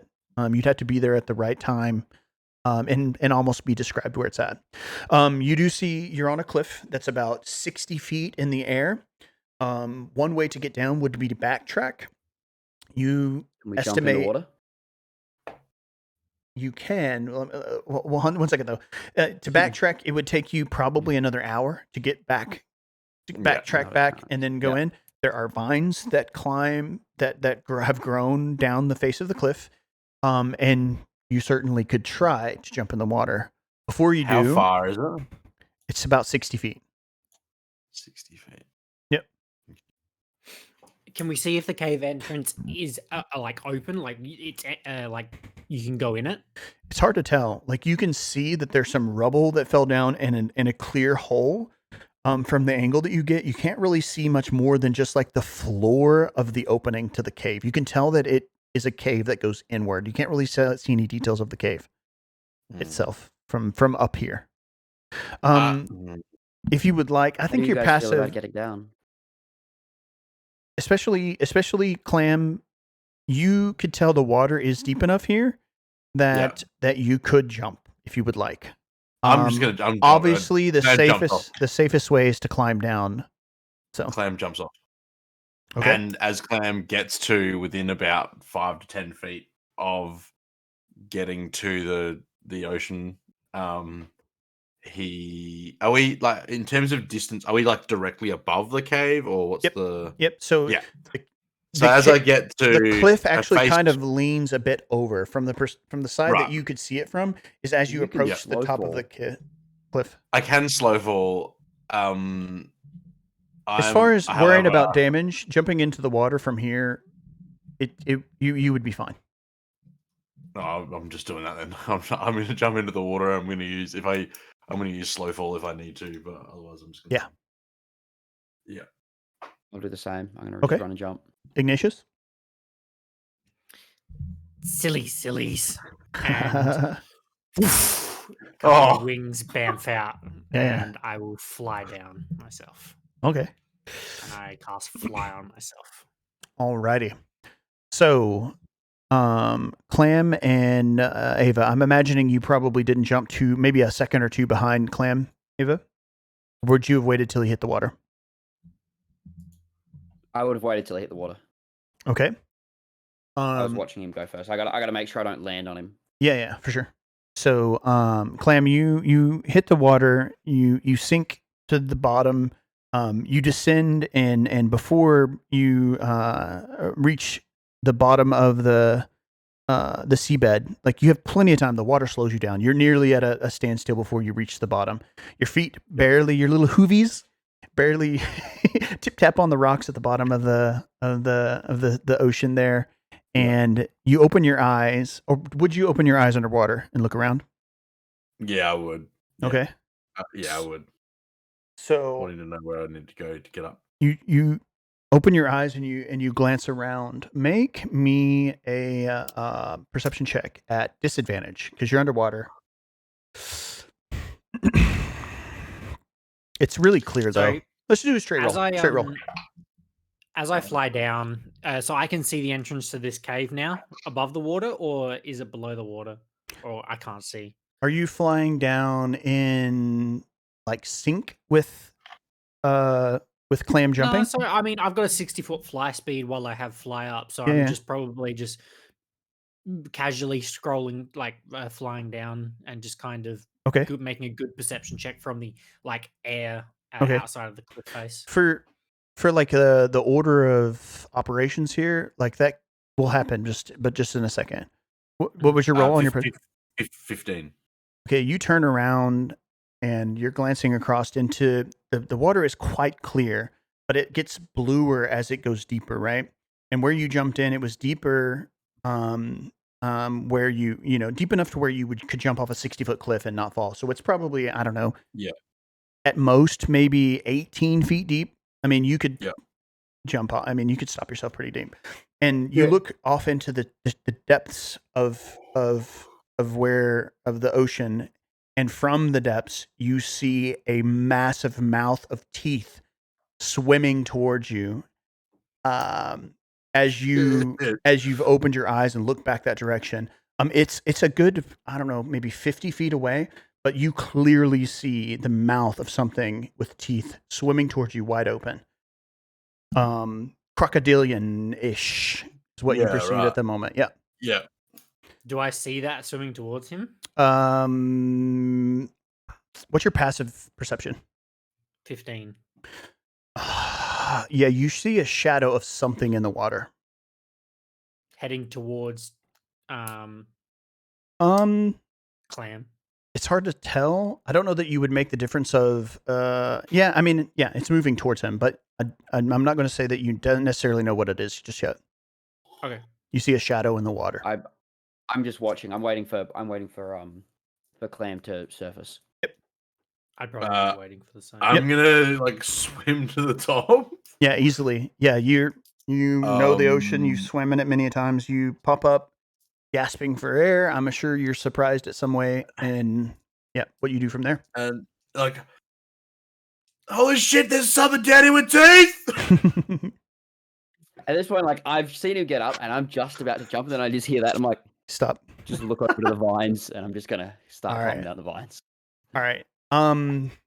Let's say roll me an athletics check for the vines, because Yep, that's fine. So we're gonna roll initiative, but you'll be able to finish your descent down because it's a 60-foot cliff. I don't know in that. Yeah, you'll be able to finish your descent down after initiative. Ooh, natural 19. Okay. Just opened up the character and I'm like, +5 initiative. I'm like, oh wait, that's not me. Do you have any pluses for your initiative? Yeah. +1. Ava, what's yours? 16 I got. Okay. Clam. 20. Okay. Clam, you go first. Okay. I am going to move my 50 feet. Yep. Into the cave. Yeah, so theater of the mind, the shore from the base of the cave to the lapping water's edge is only a couple feet. So from where you jumped in, you're probably like a 20-foot swim from where you jumped in to the ledge. But it's quite steep, so by the time you get there, you could stand up out of the water quite easily. I say that with full movement, you said 50 feet? 50? Mm-hmm. Yeah, 50. You can get just to the entrance of the cave. Yeah, cool. So I'll get to the entrance of the cave. I'm going to turn around and I'm going to take the dodge action. Yeah. And just stand there ready to go. So I will let you know that the Tempest Beast essentially had a surprise round on you, but it was used all making ground. So by the time you made it out of the water, he is at the edge of the water. Yeah. And you see this large, bluish tinted colored crocodilian that when his mouth is open, you can see a radiating blue from the inside of his mouth. And as he opens his mouth, you see almost like static electricity connecting his teeth every so often as he opens his mouth. That's dope. And he thrashes at the edge of the water. Yeah. He's not within 5 feet of me, is he? No. He's probably 15 feet away. Yeah, cool. That's fine. Ignatius, your turn. So seeing the entrance of the cave and seeing Clam swim towards that, having this beast kind of swim after him, knowing that fire doesn't probably work too well in water, instead he's going to do what he usually does and flips his hands over and cast Ray of Frost. Oh, okay.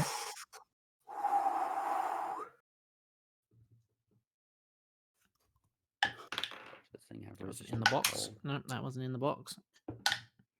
Oh, it's not great. Might still hit. 15. That is its armor class. Two. Noise. It's Yeah, 15. Mhm. Woohoo! 2d8. So its speed is reduced by 10 feet, Okay. and it takes 9 points of cold damage. Okay. And then I will use the rest of my 60-foot fly speed to kind of move down probably at like 10, 15 feet above Yeah. Clam, just kind of providing him backup from up, like just above him. Are you positioning kind of opposite of him behind the Tempest Beast? But But in the air? No.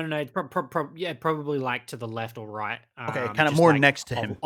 Yeah, like okay. a 90-degree sort of angle. Still positioning between the beast and would be the temple opening. Yeah. Yep. Easy. Okay. But like in the air. Yeah, for sure. Ava, your turn. I'm gonna make my way, if I can, over towards. How far away would I be from from Clam?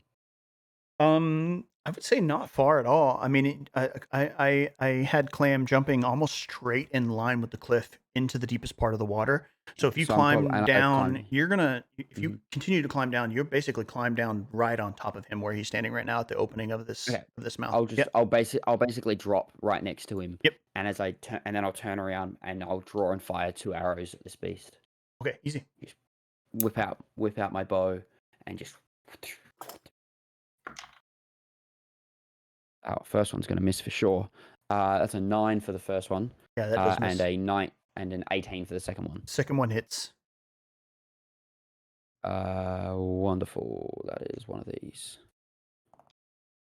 Oh yeah, that's good. 14 points of damage. Okay. Cool. Yeah.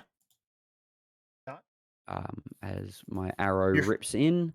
Yeah, the first shot and deflects off its extremely thick hide off of its back, and the next one finds purchase somewhere in its shoulder, on the softer part of its armor.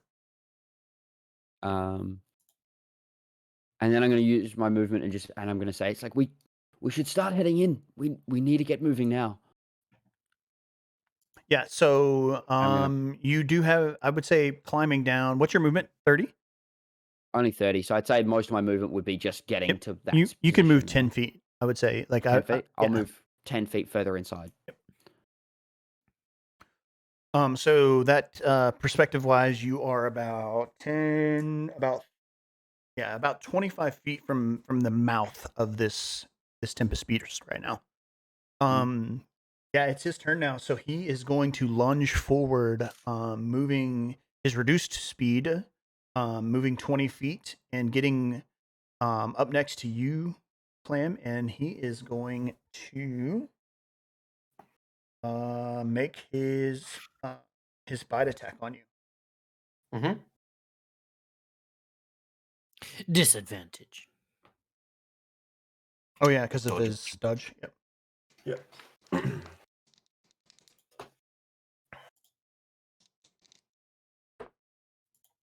Yeah, that'll miss.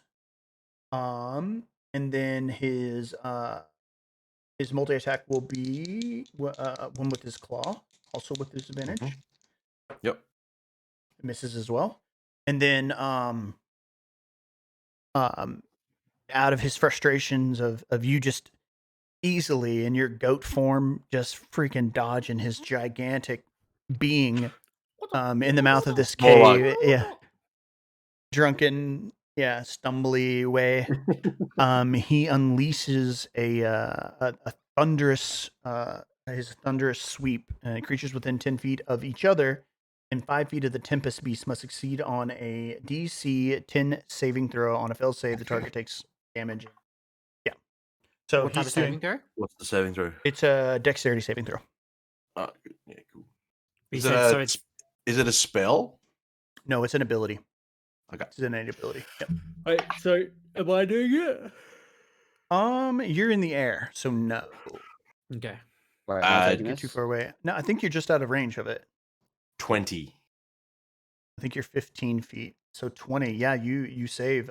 You're able to, mirthfully leap over his tail as he slashes around and misses you on literally everything. Not surprising. All right, so it is your turn now, Clem.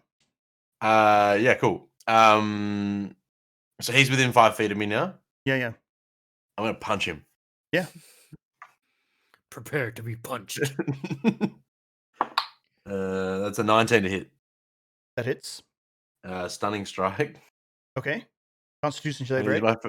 my first key point used. Yes. Nice.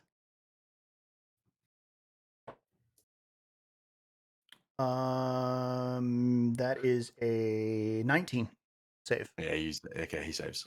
He also takes 7 points of bludgeoning damage.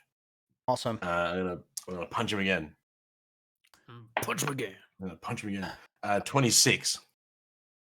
Okay, so let me explain this first. So Yeah. the first time you punch him, when your fist makes impact with his body,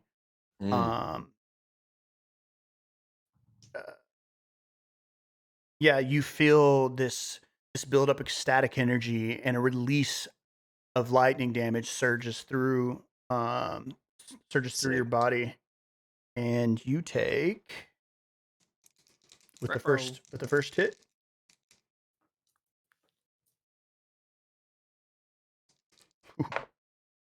Uh, 4 damage with lightning damage, having punched this Tempest Beast. Oh, I didn't like that at all, so I'm gonna headbutt him this time. Okay. Stunning. I'm gonna try and stun him again. All right. 21. Didn't you 21 say hits. 26 to hit? I did say 26 to hit, but I rolled again because he. Oh yeah. Either way, it hits. Stunning strike. Did you roll damage on the first one? I did. It What? was 7. Oh yeah, I 7. wrote it down. Okay. And then 10 bludgeoning on the second one. He needs to make another con save. 15 plus 3, 18. Oh yeah, it saves. Damn. And then I'm going to. So you headbutt him. You also take 8 damage, 8 lightning damage. Okay, yeah, I did. Ow! Ow! Pretty much. Having the rubber ring would be really good right now. It would. He's basically fighting an electric fence. I didn't want to give that away. I really wanted to tell you to take it because, but I also didn't want to I was like, yeah, it is useful to have immunity to lightning damage. You are in the ocean. I didn't know what else to say. That's what I was like. I'm in the ocean. What kind of lightning damage is that? And yeah, okay, I'm in the ocean. To use a key point. Yeah. To use Step of the Wind. Okay. Step of the Woundy. And disengage from this particular. Can you disengage and Step of the Wind?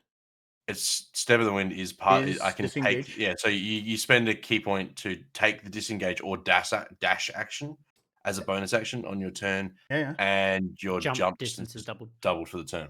Easy. Okay. So and then I'm going to just run in the opposite direction into the temple. Ow. Yep. Okay. So you've moved your full move away from him, right? Yeah. He's going to make an attack of opportunity on you. You disengaged, yeah. I disengaged. Yeah. Easy peasy. All right, so that is Ignatius' turn now. He's out of the water now. Yep, and he's kind of right at the entrance of the cave. Yes. Fire time. And he's going to breathe into his hands once again. Yeah. And throw a fireball. Firebolt. Sorry, fireball. Down. Yeah, I'm not rolling. We ain't doing that. All right. I love we all had the same reaction. Oh, that one misses.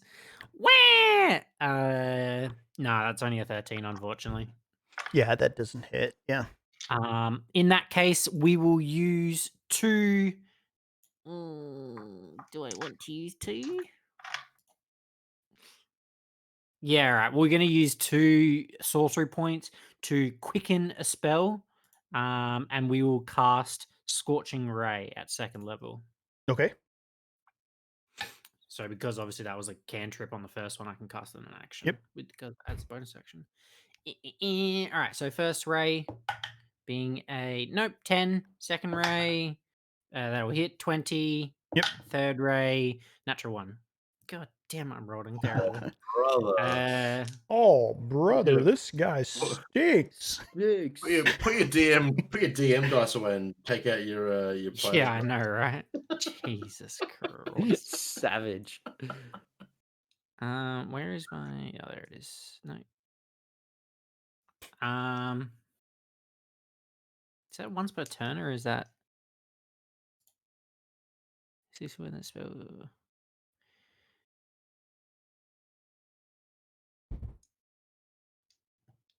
It doesn't say. So elemental affinity for a dragon, like for a sorcerer, starting at 6th level, I can cast that deals the same damage type associated with my draconic ancestry. You add your charisma modifier to 1 damage roll of that spell at the same time.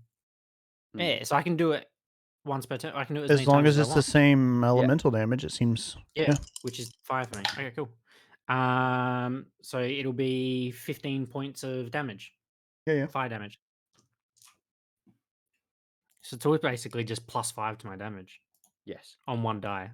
Yep. Yeah. So he Well, it doesn't matter, I guess. he screeches out in pain, but not as if it did any more damage than a normal fire charge would have done to him. But it is looking hurt, but he's still pretty healthy and eager to get a mouthful of something. So. And then I think I'd just fly down to the cave entrance and just kind of start moving inwards. So with to be clear, his head is at the entrance of the temple. So to go down there, and the cave isn't big enough entrance to. To go down there and pass him, you would have to pass him in a way that you would be within his reach. Okay, well then we're staying up above and like we're hovering around the 15-foot kind of area, being like an annoying fly, just pew fireball, pew fireball. Yeah, so that brings Ava. If that's your go. Let off 2 more arrows. Yeah. That is a 14 to hit, which I think misses, and a 22 to hit. 22 does hit. 14 misses. 8 on the damage of that one.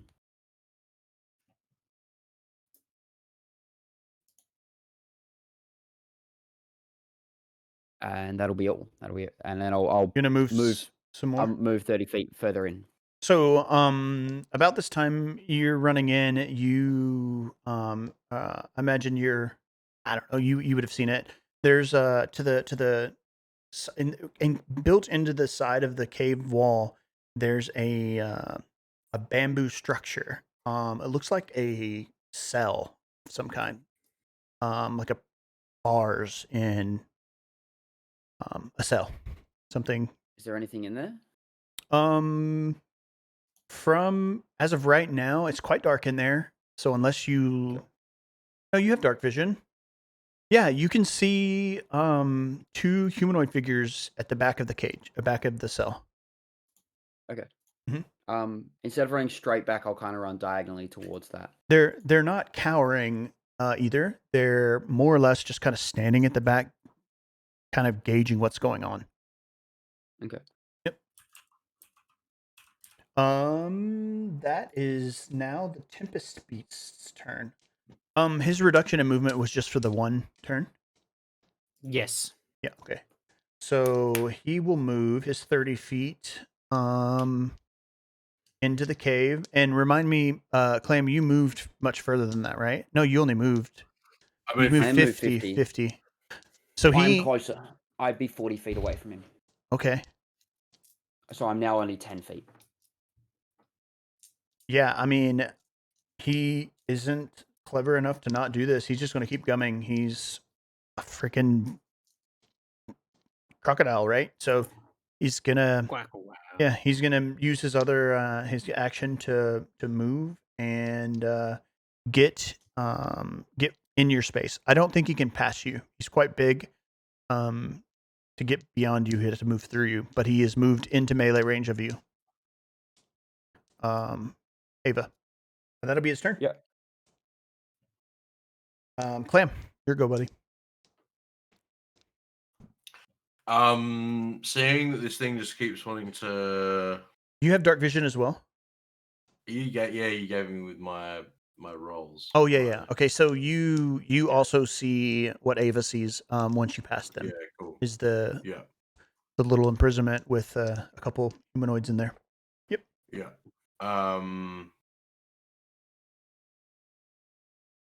Yeah, I'm gonna turn around Yep. and run at this beast and hit him again. Sure.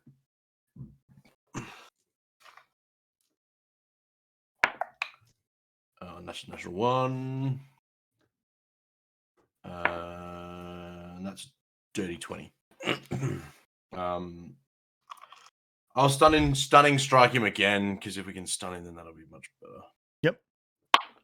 That's another 10 points of bludgeoning damage. I'm assuming I take some more Yes, you do.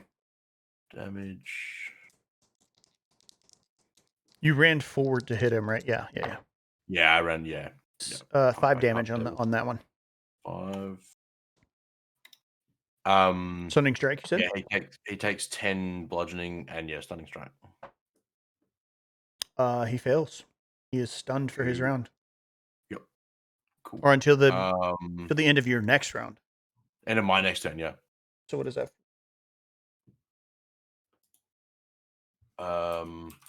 He's looking quite hurt too.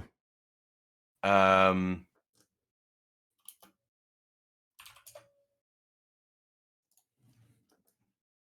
have I got? No. I'm just gonna. Yeah, I'm gonna hold off. That'll be my turn. Yep, that'll be my turn. Cool. Ignatius, your turn.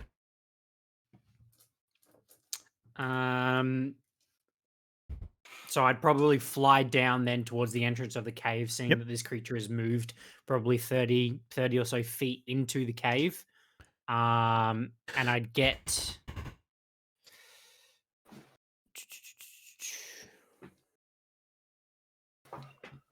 within 15 feet of him. Okay. And I would let out my breath weapon. Okay. So I would take a big. What's the range on in. that? How far? Is it 15? 15-foot cone. Okay. Yep.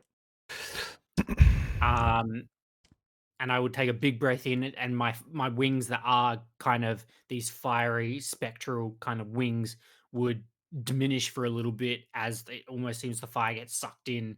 Yeah. I would release the weapon, and then they would kind of return to what they are. Okay. So it's a deck save. All right. No, does he? No, he auto fails. Sorry. Yeah, he auto fails. Yeah, he's stunned. Yeah, he's stunned. Auto fails dexterity saving throw. That's why I did that. Yep. I'm a smarty smart. Good boy.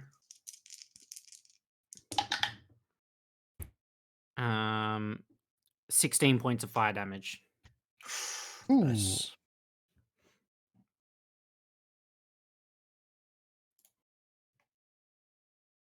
And then I'd probably maybe just back up. So I'm assuming I'd probably use maybe like 30, 40 feet, something like that, to get down and then in. Yep. So I'd probably back up like another maybe 5, 10 feet. So I'd be like 25 away from him. You're still flying, you're just kind of hovering above the ground, or? Yeah, everything's that's concentration. Yeah. So he's But I haven't else, I think. he gets this breath weapon breathed over him. In his stunned state, you see a burst of crackling energy ripple through and kind of in between his plated armor on his back, and that seems to really hurt him. He's kind of barely holding on here. Ava, your turn. Yes. I'm going to take 5 feet. I'm going to step 5 feet back. Yeah. So that I'm not Easy. disadvantage. Mm-hmm. Do I have advantage on ranged attack on the attack? Yeah, anything stunned. I think so. All attack rolls have advantage. And it didn't It's make done. him prone or anything, so like there wouldn't be any reason why. Nah, Mm. incapacitated, can't move, Yep. can't speak. Yep. Fails. That's a nat strength 20. Let's go. Whoa! Oh, I really don't want to use it. I'm not going to do it. Yeah, let's go. Okay. Let's see if I kill it with the first attack. That's pretty good. That's a 17 points of damage. Well, more than enough. How do you want to do this? Woo! Nice. I'll just like you'll see Ava just like see the thing get close, and kind of as it's stunned, she jumps back and draws in one motion and just releases, and then the arrow just pierces it straight through its eye and like buries Yeah. itself up to the fletching. Sick. Yeah, so every time you've seen this this Tempest Beast open its mouth, it's got like a radiant blue light from the inside, and as it pierces through its eye, it cracks and starts cracking through the rest of its body, and in a flash of light bursts, and then pieces of this elemental Yeah. creature are kind of blasted everywhere. Yeah, so good job. Does the blue that you've been talking about, does that look familiar? Hmm. In terms of the blue that we see on Pesca? No. Okay. I like Pesca's got to the cell. Sorry. Yeah, Pesca's more of like a turquoisey teal color. This is like Right. royal blue, like blue energy Yeah, blue. right. Yeah. Sure. Yeah, of course. I'll follow Ava up to the because I Um would have seen as well. yeah, so these two that are in the cage witnessed everything that just happened, right? You taking out this Tempest Beast, and they approach the front of the cell, and you see a young, I guess what looks young to you guys, elven man, with leather armor trimmings, quite nice. Nope, he doesn't have armor, because he's in prison. He's just wearing like the typical things that a tunic Tunic. that underclothes to yeah. But he's quite attractive looking young elf. What was the name? Rorik? Rorik? Yep. Would That you was- be Rorik? I chance? am. Yes. Ah, well, that was easier than I thought. Oh, what are you doing here? it's a Ava, I don't think he wants to be here. it's a Yeah, long it's a very long story. Is Some summary would be good. As I'm going to say this as I'm trying to like help them get out. I've got thieves tool. I've got is Mersa Is it, like, okay? locked or She is okay. for now? For Hopefully now, they don't yeah. find out that she's helped tip them off. What do you mean? Has she helped As you? in she let us know that you were missing and to look out for you, and let us know that things were not quite what they seemed. So yes. Oh, bless my love. Could you help us out of here and make sure that we? I mean, I've got to go see her. I've got to make sure she's okay. We can definitely do that for you. Inside check. Ignatius is putting on a Sorry, I'm voice again. Putting on a voice again. Quickly, get the gate open as fast as you can. We must get them out. I'm gonna roll. Definitely putting on his hero. What do I voice. roll here for? Like, is it thieves tools check or Thieves what tools, is it? yeah. So it is locked. Dexterity. It's not a very complicated lock. Pretty Yeah. rudimentary. Like, but you need tools to attempt the lock. I have thieves tools. So, Yep. what am I actually rolling? It's dexterity or proficiency. Yeah, Okay. it depends if you're proficient with the thieves tools, which you'll say in your tools next to your skills Yeah, check. are you? I don't think it'd be proficient with thieves tools. I What have would be? tools, but I am proficient with thieves tools because I am part of my background. Yeah. Yeah, there you so go. you'll be Ah. yeah, so you can add your proficiency bonus plus your dexterity modifier. Oh yeah, some kind of criminal. What are you? What are you? Was it dex and proficiency? Yep. Yeah, so it Yeah. should be something +3. 24. Oh yeah. Cool. Yep. You make it through there. The latch. You make quick work of it, and the latch comes free. Like I said, it seemed to be enough to keep someone in that wouldn't have tools to get themselves out. So you do notice though that the specifically Rorik is exhausted. Like he's extremely tired. He explains to you that I'll just give you a rundown real quick because since you asked, they came to the island and searched for the treasure, but he was tricked, lured in by the siren song of Pesca, and they found themselves unconscious, waking up inside of this prison.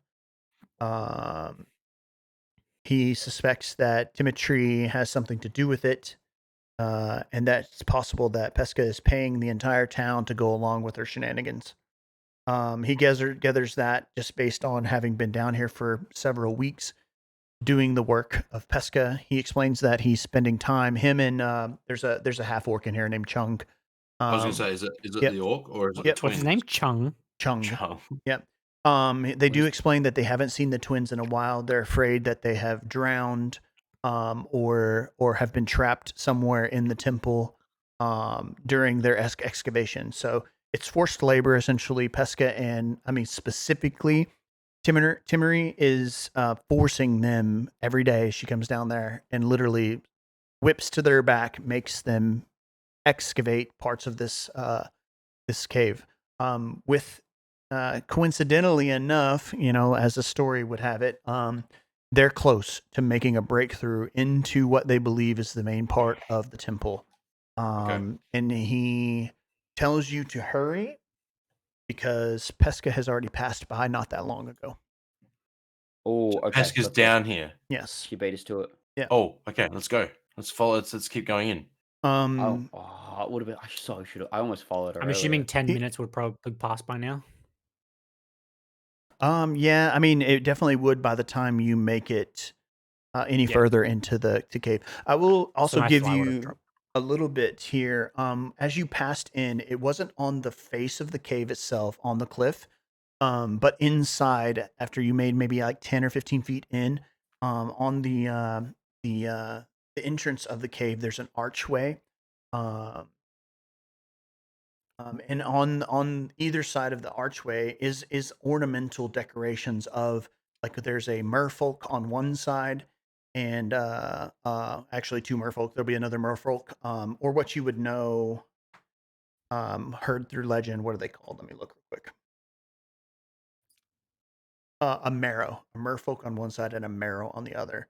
And they're kind of like a monstrous creature of types. If you guys don't know out of game, they're both holding tridents, pseudo crossing in front of them, and inside of that trident is a crest, and on that crest is an image of an X and then an arch on the lower side of it.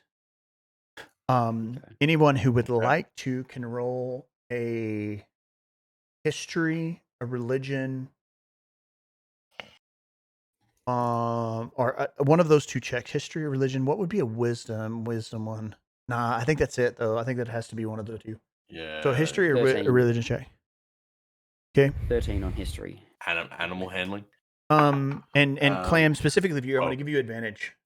Oh, okay. Dirty 20 on religion. Yeah. Yeah, 12. Why do I have such high religion? That's so your intelligence is high. History. No, I know, but I have proficiency in it. Nice. So Ignatius, you have heard of the cult of. Hold on, I don't remember the name. I don't want to say it wrong. I think it's the cult of waves. Crushing. Cthulhu? No, it is definitely different. Ukatoa. Krakatoa. Your mum's an Oa. We've got the same mother.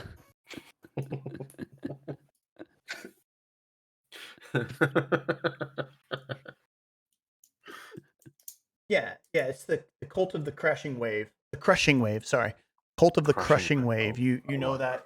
It's a very old cult. You would have thought that it was something that was dying out. Maybe nearly none, if no one, following this anymore. Lost to time, lost to history and mystery. You're not sure why specifically. I mean, you don't know why Pesca might be interested in this, but other than potentially reviving the remnants of what this cult might be. As you progress further into the cave, I will, if you guys want to open up Roll20, I will show you what you're looking at. I've been looking at Pesca's face all night, so I'm glad She's a sexy bitch too, man. You're So not wrong. Yeah, you're not wrong. You guys are here. I don't know if can you see yet? Yup. Mhm. So, you've come in the entrance. You can see in front of you, essentially a pool of water and the way forward. Rorik would have explained to you kind of some of the details that they were working through some rubble, working their way into the entrance of the temple. And then obviously that Pesca is in front of you. So left or right is where we're going. Right to the right. Okay. Yeah. Okay. So I'd get up to the edge of the water and just have a look in. Does it look like it's shallow enough to wade through? Yep. From what you can tell, it doesn't look any deeper in spots. The deepest it would be about thigh deep. Mostly ankle to knee deep is what the water seems to be. Way out. And I will give you guys this much so far. Whoa. I would Look look. your way around. I would look back at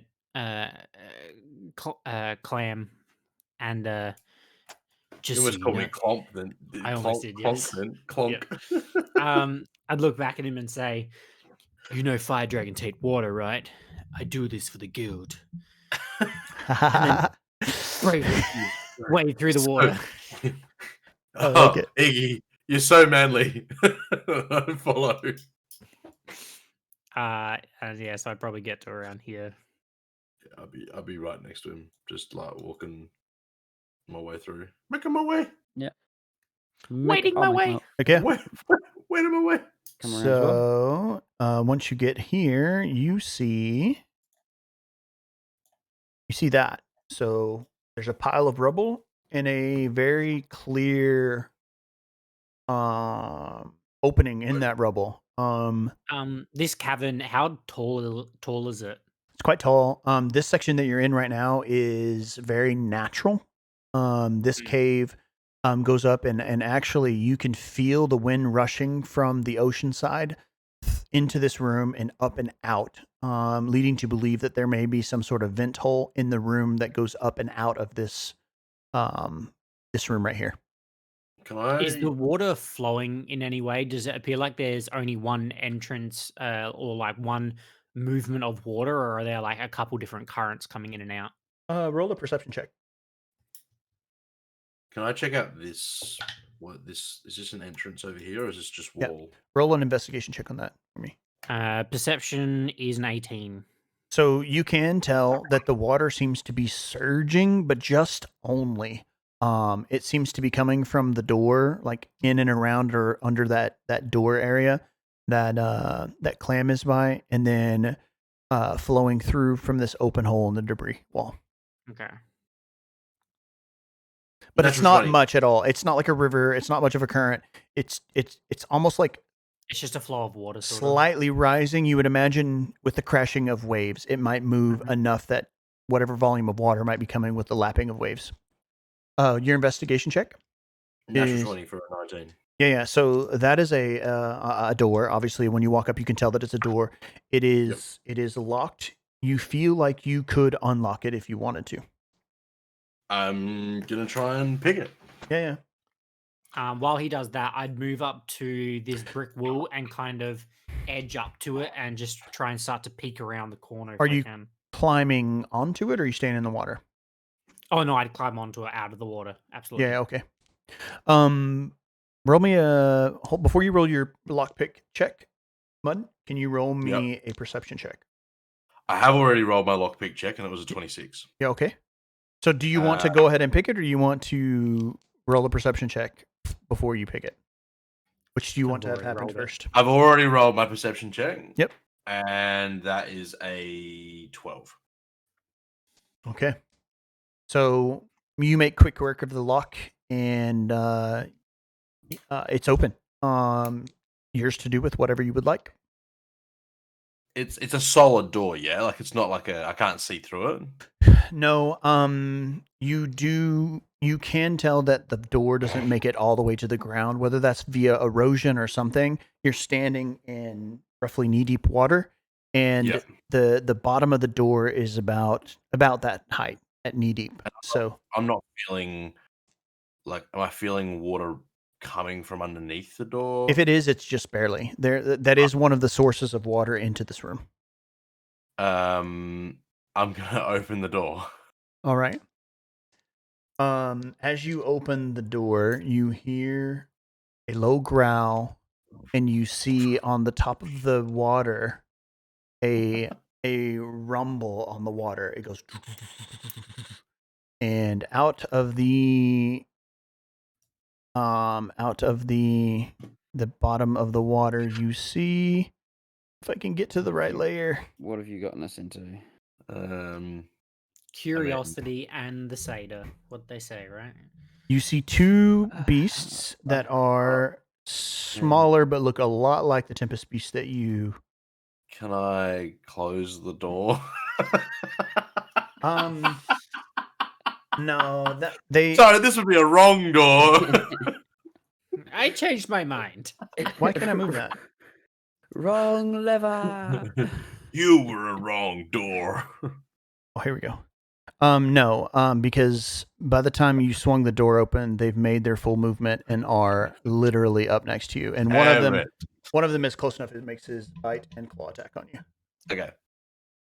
Are we rolling initiative again? Yeah, we will after this. Yeah. So, they are very notably smaller than. Yeah. Okay, cool. So for reference purposes, let me do this. Control C, Control V, enlarge.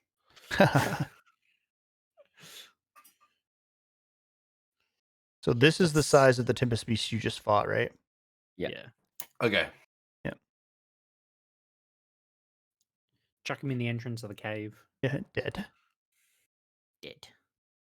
Screwing about. Yeah, so he makes his. Actually, he only has one attack. So Okay. let's roll it. Stupid beast. Yeah, it doesn't hit because your AC is stupid. No, yeah, okay, cool. I'm glad you say he doesn't hit. I'm going to use my tipsy sway that when a creature misses you with a melee attack roll, you can spend 1 key point as a reaction to cause that creature to attack a creature of your choice other than me that I can see within 5 feet. So I'd like him to attack his friend. He hits his brother. Yeah. So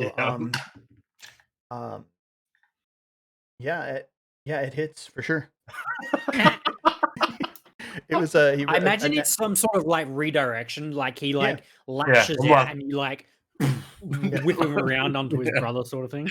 Yeah, because not even that. I picture in the moment he's like drunkenly walked in between, and then just like kind of stumbles out of the way as the thing tries to bite him. Laid down. Yeah, it takes 2 steps and then just like truss falls into the water. So it snaps forward at you, and you just without it's so easy for you. You kind of sidestep and just literally just push his snout over to the side, and it clamps down on its brother's neck, doing 7 piercing damage to his brother, which is a lot. Does then his brother take a lightning damage from the first brother because he hit the other one? You get that they're juveniles. They may not have developed that ability just yet. Oh, okay, righto. Okay, cool. Now roll initiative if you guys don't mind. 11. 17. 15. Also, did I see anything as I stepped up onto the rocks and like peered around the corner? Not really. You do see. I will give you this. You see. If I can get there, is there a quick cut to get the GM overlay? Rock. There is. I don't know what it is. It's like maybe Control G or something like that. That looks like a creature. That is a skeleton. You see the body of a skeleton wearing a blue cloak with the same emblem that you noticed on the archway coming in, but it isn't moving. Without going over and actively checking it, you're not real sure what's up with it.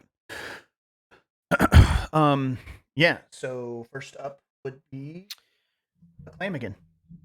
Control K. Okay. Clam is just going to punch the one that is closest to me, Easy. Yep. in the face. Mhm. And that is going to be a 12 to hit. Oh, that meets it, beats it. Okay. I'll roll again.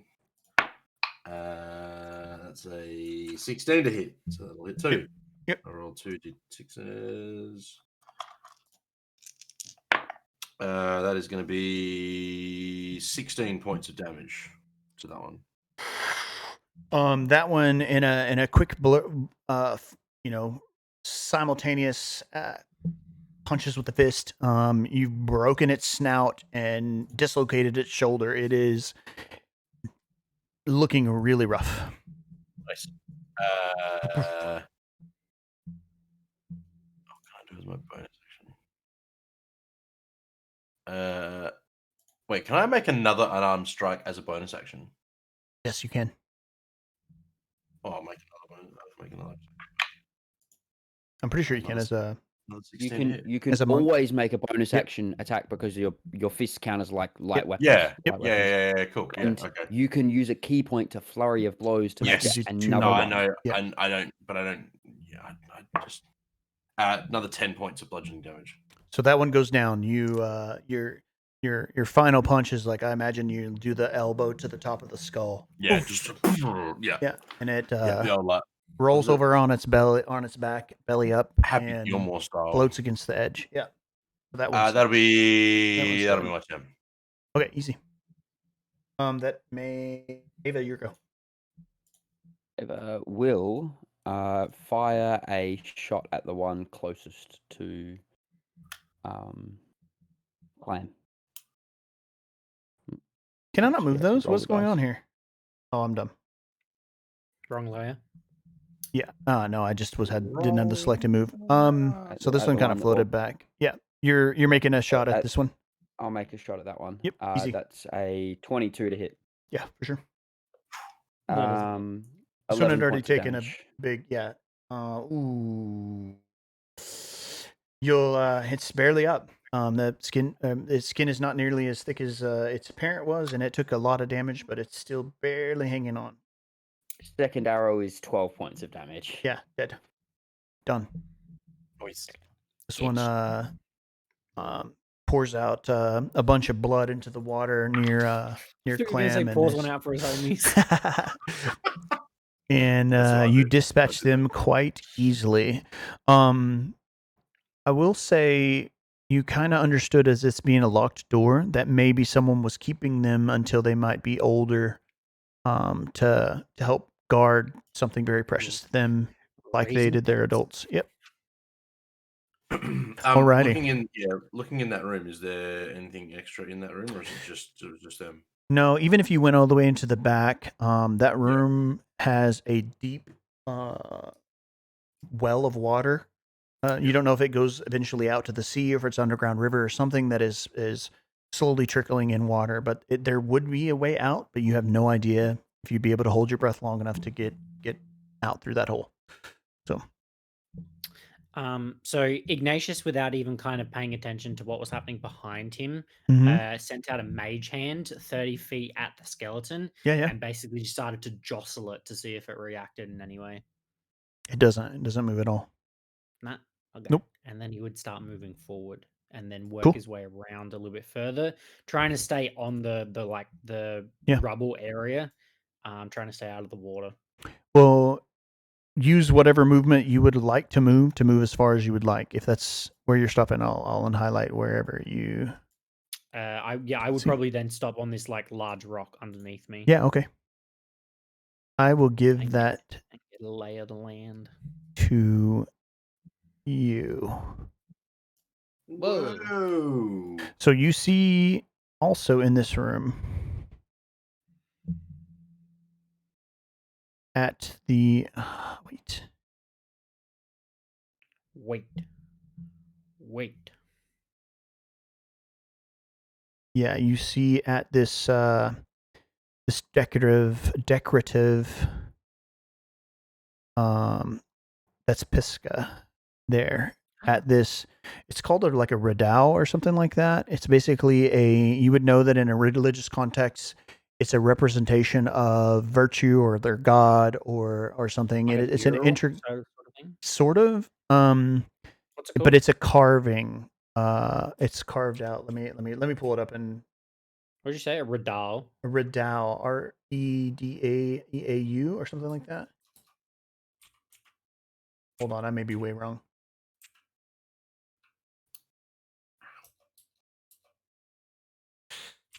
It's oftentimes like behind the altar, which you see. I can explain everything else in this room. So, in this room is a clearly man-made room. It's a dome carved out into the into the cave, and then along all of the walls above the water level is a fresco of paintings representing every like loads of different sea creatures interacting with each other, interacting with a person, specifically things of myth like water tempests and you know, beasts of storm and stuff like that, painted along as a mural all along the ceiling. This in the middle is an altar. There's not a whole lot on it. You do see another symbol of the crushing wave on this altar. But you see Pesca specifically interacting with this stone carving in the back. Do I see Dimitri? Do you want to look for them specifically? Yeah. Look So around? as I round the corner and stand on like that little rock, I would be kind of surveying and trying to get the best like idea of what's around me and what's happening. Yeah, roll a perception check for me. Um, can I try and do so stealthily? Sure. So I'll roll my stealth check first to see how stealthy I was, kind of moving around. Moving around. Yeah. I'll give that to you. I'll let you do that. That's just a nat 10. Okay. Just a straight 10. And then Yeah, you're not sure how quiet or how unseen you might be in this room. sure. And then the perception is a 21. So you do see Dimitri on like attending just kind of maybe watching the back in this back section of the room. You also Do I get the idea that if she's seen me? yeah. She's looking right at you. Okay. Um, I'm like, Ava and Oh, shit. Clam, do you want to have made your way up in this time and been closer? Yeah, Yeah. knowing that Ignatius was heading that way, Yep. that's where I'll be going. Yeah, And like no subtlety at all. yeah, zero. Like, oh, we just took out a few more of Well, those. you're- Hello, Petra. And you're walking through water. There's no stealth to that, right? Like you Yeah. would be making noise. Yeah, The only no, reason I yeah. gave you that stealth roll was because you had climbed up on the rocks, Mhm. which Yeah, we'd be could have been trudging complicated through. anyways. So, yeah. So in this room, you see right now you see Pesca and Dimitri. What would you like to do? I think you have some explaining to do, Pesca. To you, I think not. I owe you nothing. And she is not necessarily even paying a whole lot of attention to you. She's still just interacting and doing what she was doing before with this. I'm gonna fire sword. an Eldritch Blast right past her. She's not casting a spell, is she? No, nope. She's doing something with the wall with this carving. If I see thingy cast, or I'll go to shoot an arrow, I would cast You shoot blindness Eldritch on Blast. Pesca. I'm Eldritch Blasting. You see me lift up my bow, and I draw it back. Like I make shift to draw it back without ever putting an arrow, and as I release, this blast of force fires forward. Yeah. Probably, I would say at the same moment, I'm gonna use Misty Step. Yep. Into the face of Timoteo. So we'll give you. So because you were scene. Let's just roll initiative. Honestly, I'll let the Eldritch Blast go because I don't think she was quite ready for I guess. I'm not trying to start a fight. I'm Are threatening. you firing it at her? Like I'm missing. Or I'm missing. missing her. on I'm purpose? Oh, I very- thought you said you were hitting. No, he said I'm past Ah, her. I'm sorry, I I'm missed that. hitting the Say- wall yeah. past her. He did I'm say not trying to past hit it. her. Yeah.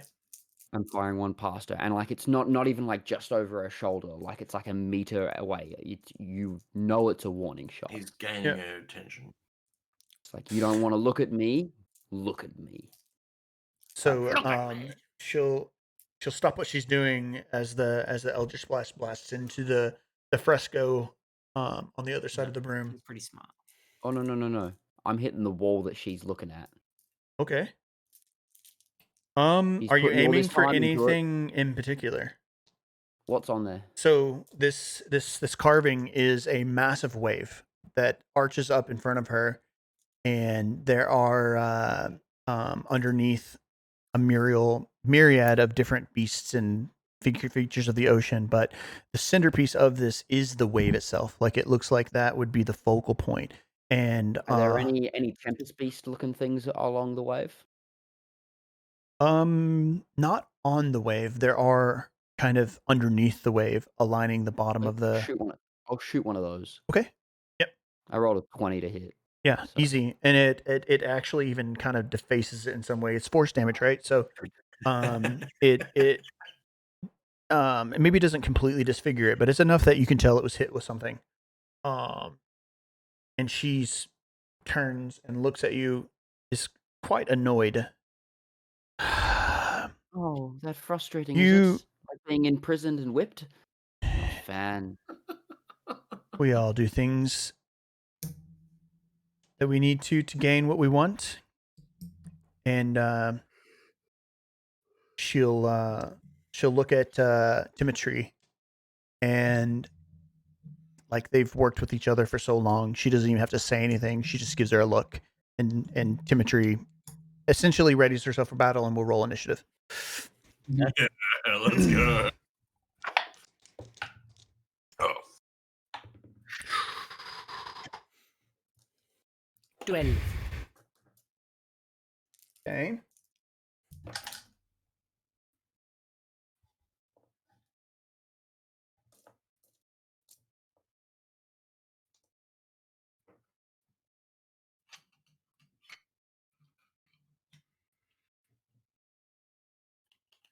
What you guys' initiative?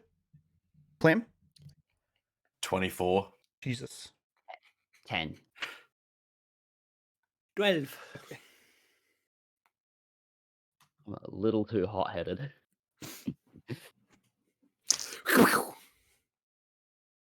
Oh my god, I'm sorry. All right. So leading off this encounter is Clam with his crazy high initiative.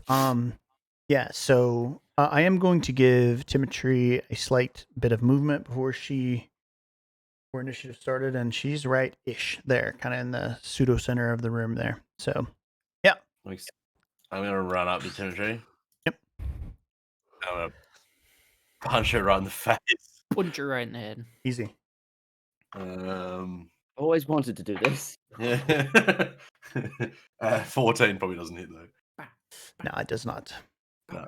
I'm going to hit try it again. Natural 20. Ooh, just misses. It'll Just kidding. wing chun style. Stunning strike.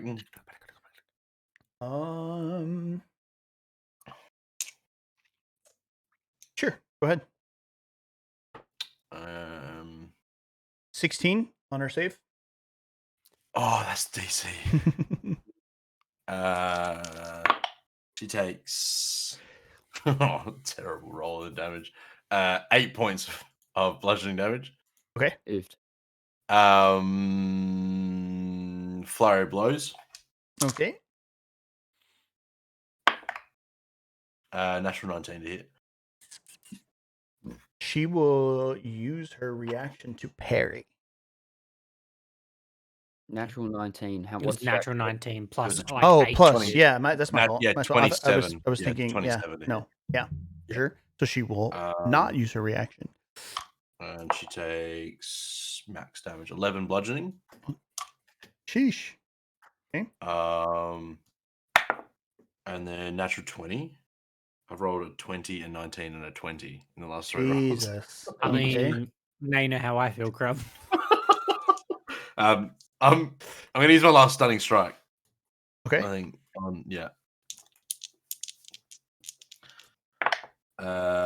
Takes 13 points of bludgeoning. Natural 20 on her save. Oh, okay. And that's me. Done. All right. It is Piska's turn. I think. Oh, no, bonus action on flurry of blows. Yeah, no, all good. Yeah. So she turns. She's some kind of fucking sorcerer as well. Yeah, she will be, yeah.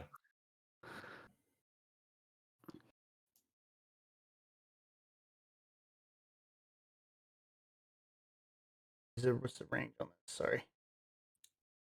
Ooh. No, never mind. So she turns and she will I don't know her spells, man. She's going to cast hypnotic pattern in you guys' direction. So it's 120 just foot general? range, 30 feet. So it would be probably miss. Who I don't think she likes. She's gonna have to make a choice between the two. I think she's going to cast it at specifically at you, Ava. You fired a thing at her, so she's gonna cast. So you see a twisting color pattern weaves through the air, 30-foot cube. Yep, and it is on a failed save becomes charmed. I'm not sure if you can be charmed. I have advantage against saves that would charm me. So it's a wisdom save.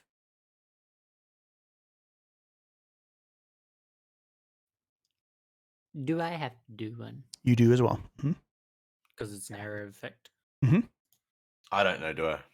No. 18. You save. I fail in 8. Failed I am so pretty. save. So you are charmed. While charmed by the spell, the creature is incapacitated and has speed of 0. It doesn't. If you save, you save. It looks like so. Yeah. Nice. And then with her bonus action, she is going to start her a hum that you just can't get out of your ears. Uh-oh. And specifically at you, Clam. And you need to make a charisma saving throw. Is this against a spell? Yep. Oh, nope. It's an ability. Yep. So as she turns back around and starts to place something into the stonework behind her. Did you say charisma? Charisma. Yep. Oh, okay. Dude, I'd be so good if I had charisma. No, it was. It rolled off a 19 onto the 9, 11. So you have disadvantage on ability checks, attack rolls, saving throws until the start of Piska's next turn. Ouch. Oh. Okay. Yep. So that is. I'm technically charmed, aren't I?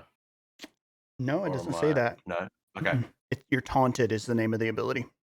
Okay. Yep. It is Ignatius's turn. So does it say you can make a save? Spell ends for a corrected creature if it takes damage, or if someone else uses an action to shake the creature out of its stupor. So you're incapacitated. There's there's nothing you can do. Yeah. So it's the same as being stunned, basically, right? Yep. Essentially. Except I get no save. Correct. Okay. Oh, I mean, the saving part of that is if I strong. do damage to you, it doesn't, like, it knocks you out of it as well. Or I can spend my So action to wake you up, which I'm sorry, not happening. Ava, your turn then. It depends if your Uh, character would know that anyway. Yeah. Bonus action, I'm going to Hexblade's Curse. Yeah, And I'm gonna flavor it as like Symmetry, my right? first arrow that flies. Huh? Yeah. And then I'm gonna fire off 2 arrows. Okay. Yeah. So first one is a 24 to hit. Yeah. Actually, it's more than that because I get plus proficiency again, I think, with Hexblade's Curse. Plus 3 to bonus. No, just to damage. Okay, that's fine. So I will do 11 points of piercing and 3 points of necrotic, I think it is. Okay. Oh no, it's just plus 3. It's not a different damage. Sorry. 14 points of damage total. Second attack. Con check. Yeah, concentration check. On hypnotic pattern. You just have to roll Yep. 10. Yep. Natural 18. Yeah, easy. And then a 20. Again, a 24 to hit. Yep. How quickly do I want to try to end this fight?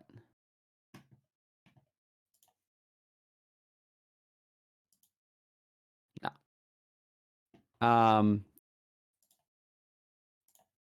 14 points again. Roll a 5 again. Another con check. 12 plus. That's Yep. enough. It's fine. Just has to beat a 10. Hmm. Then I'm going to Blessing of the Raven Queen teleport to here.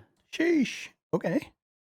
And I have resistance to all damage until the start of my next turn. Okay. As you see Ava like teleport over, when she's over there, she almost seems ghostly and like spectral.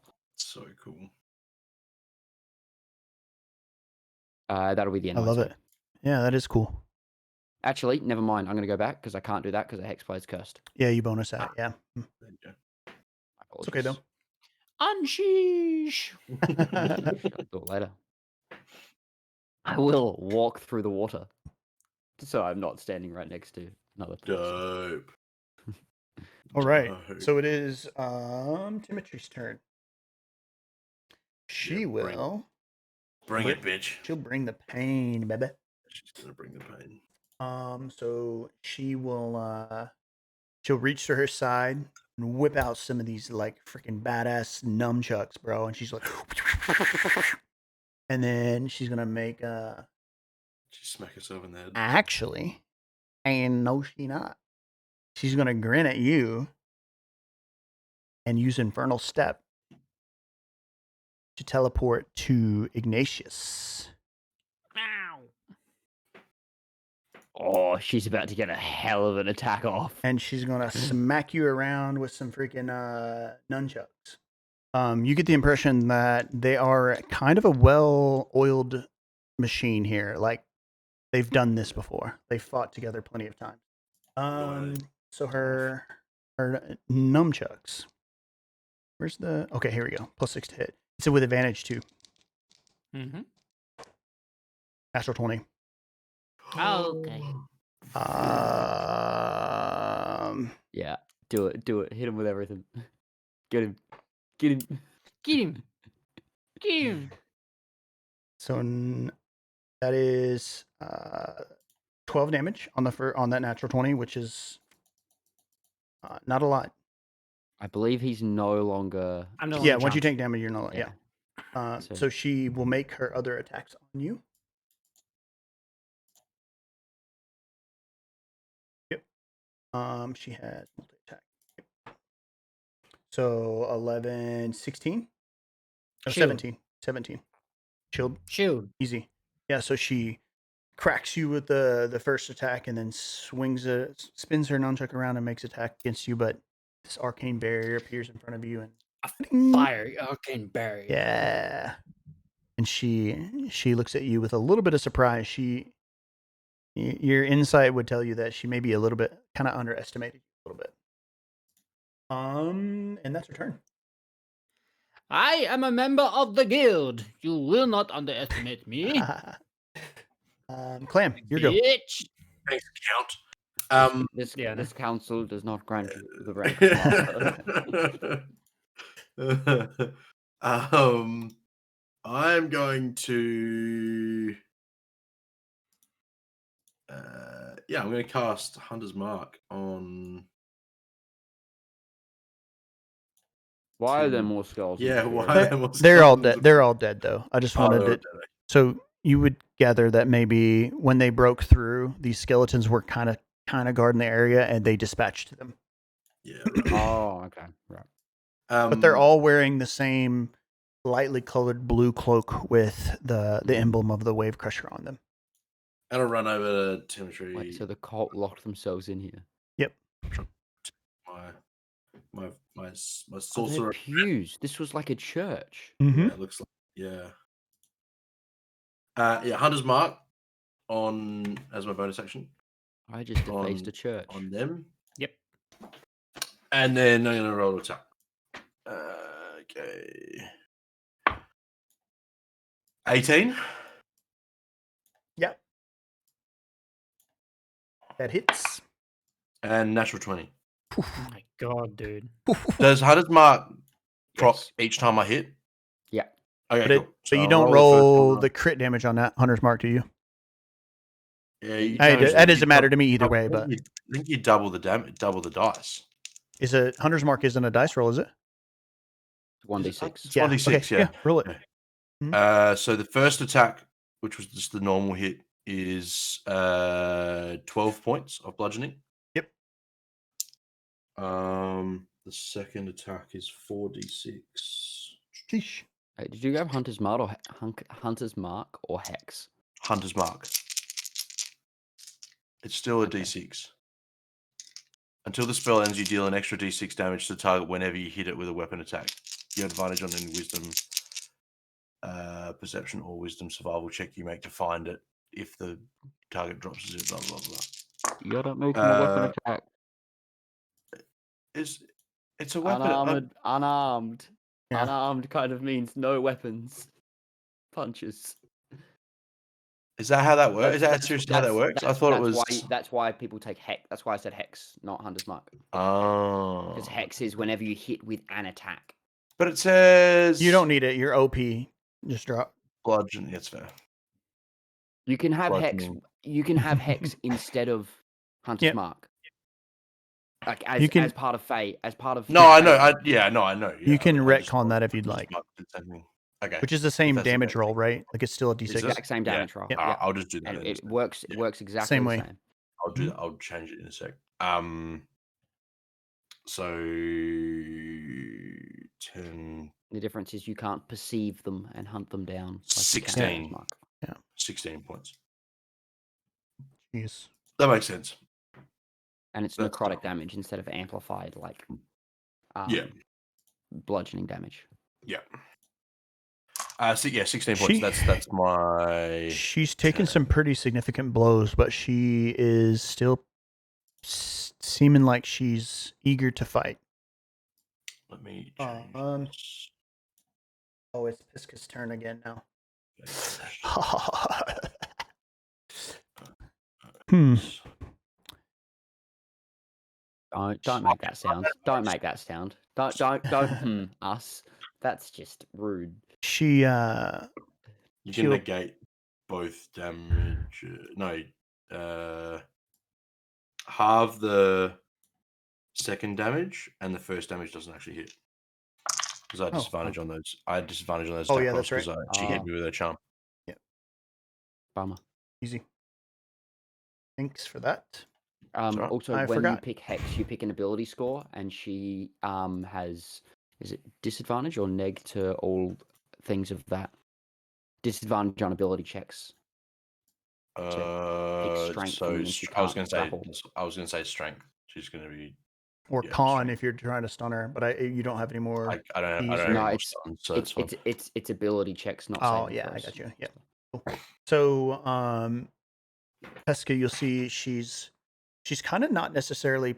She trusts that Symmetry is taking care of business, and she's um continuing to focus on whatever she was doing. And you see her reach up, and she places a pearl into the top section of the wave. Looking closer now, you see that there's 3 sections of the wave that have curled over, 2 of which had pearls in them, and she's placed the third pearl into place there, and you hear the rumbling of what sounds like doors opening, and then a burst of light kind of cascading into the room and pulsing.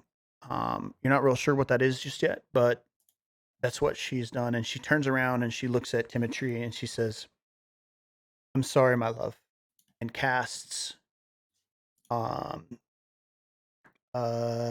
shatter, which is a 10-foot sphere. Yep, 10-foot radius sphere, and she'll cast it on top of Timotry, engulfing the 3 of you in this spell. Damn. Yeah, you'll need to make a Constitution saving throw. This is a spell though. It is a spell. Yep. All right. And All you of get us? you get your magical. The 3 of you. Yeah. Oh my goodness! I rolled double 3s. 17. 6. Okay, so Ignatius, you save from that. Timotry saves as well. She rolled a natural 20. I'm rolling them incredibly well on saves for her. And obviously, time you fail. So it is 3d8 level? thunder damage. Okay. Ouch. Yeah. So you will take half, Ignatius. Waiting for like a level. Yeah. Waiting for Do a I have- cast a big spell or something. I'm like, what's he got? So Surely that'll hypnotic be pattern wasn't the highest. 18 damage To to those who did not save. So 9. 9 damage for you, Ignatius. It's only a dex saving throw.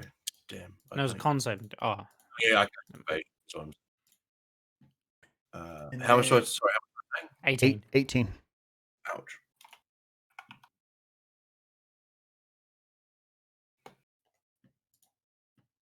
And she will. That's I didn't see that. Well, she will. You hear her cast another spell. I don't know. I don't think you, because you guys can't. I guess if you roll a perception check, you could tell what anybody who would like to might be able to tell what spell this is. She walks around Oh, I would behind. definitely- It would be an behind- Arcana check or a perception? Can I still see either, her? honestly. Can I see her from where I am? I rolled a natural 3. Yes, you would. So I rolled a 21. Yeah, so you would know. She has cast minor illusion, and she's the wall that she has.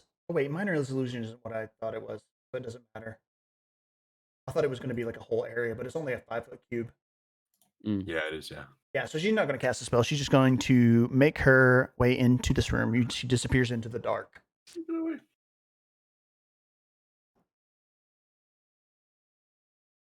Yeah, so that is his turn. Ignatius, your turn.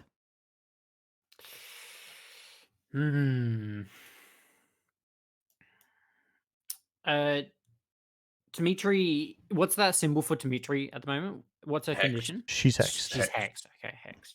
And she would take a disadvantage on strength checks. Yeah, it doesn't really help me.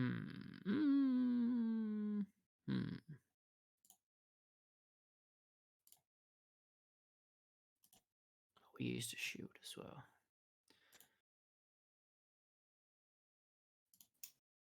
So mad I used that dispel and we didn't get to short rest. Mm. I've 2 spell slots, and one of them is down. I think she's just going to. I think Ignatius is just going to cast Burning Hands, seeing as I'm already in combat with Dimitri. Yeah. I'm going to cast it at a higher level though. I'm going to cast it at 3rd level. Noise. Would No, that be I'm going to cast it at 2nd level.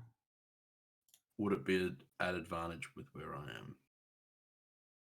Well, No. I wouldn't. I will need Not without to moving. move. Yeah.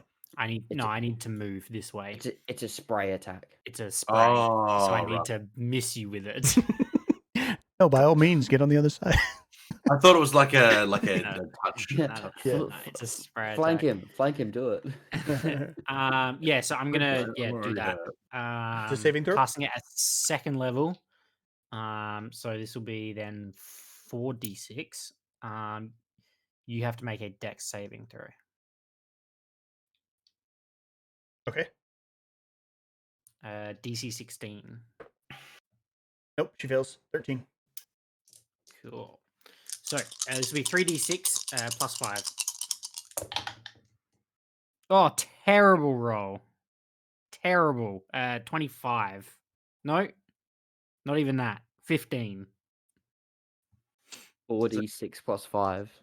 And you Yeah, got 15. 46. I rolled 10 on 46. Yeah, I was I rolled Yeah, a 5, a 2, a 2, and a 1. ouch.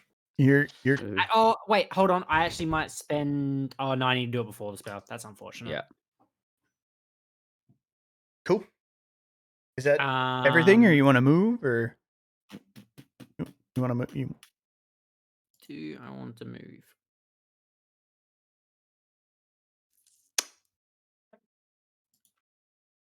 Oh, I can't do it because it's a bonus action. That's so unfortunate. If it was a cantrip, that would be perfect. Oh well. I am gonna move. Okay. And risk the attack of opportunity. I'm gonna move 5, 10, 15, 20, 25, 30. I'm gonna move to there and then take an attack of opportunity if need be. Nope, she misses. Natural 2. You slip away. Cool. Nice. Yeah. So I imagine it's kind of almost like a flash of fire in her face, and it flashes like it's a flash fire, and I'm able to slip away in time. Yeah, she's temporarily like distracted by the flash of fire in front of her and can't hit you. Ava, your go. Ava is going to make a 30 foot or 25 feet of movement. Yep. To get to that door. Yep. What do I see? A good question. You see a door. You instantly die. Do I see a Pesca? What? Oh, she's You- right there. Yeah, she So just as I approach, I would keep Yeah. like 5 feet. So I'll use 20 feet of movement. No, you Don't need to get that close. You get right up next to her. She kisses you on the forehead.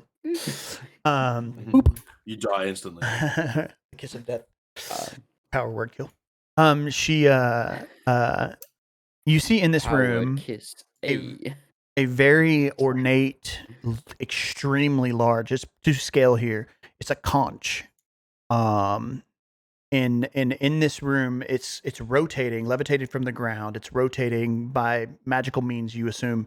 The external parts of it are very pink and colorful, very unnatural. But it is looks like a physical form of a conch.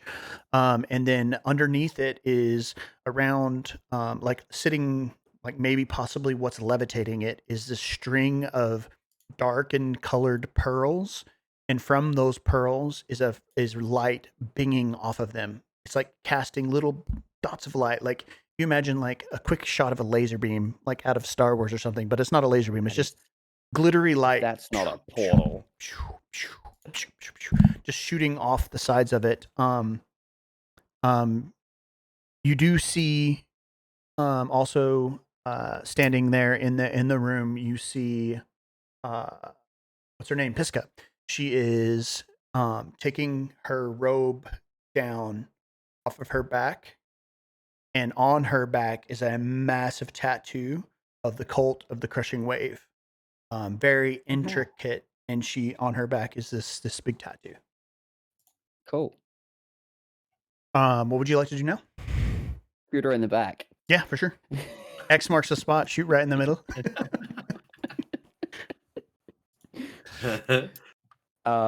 Yeah, I'm just gonna let fly with an arrow. Oh, that's good. That's good. 26 to hit. Oh yeah, definitely. No, 20. Let's go.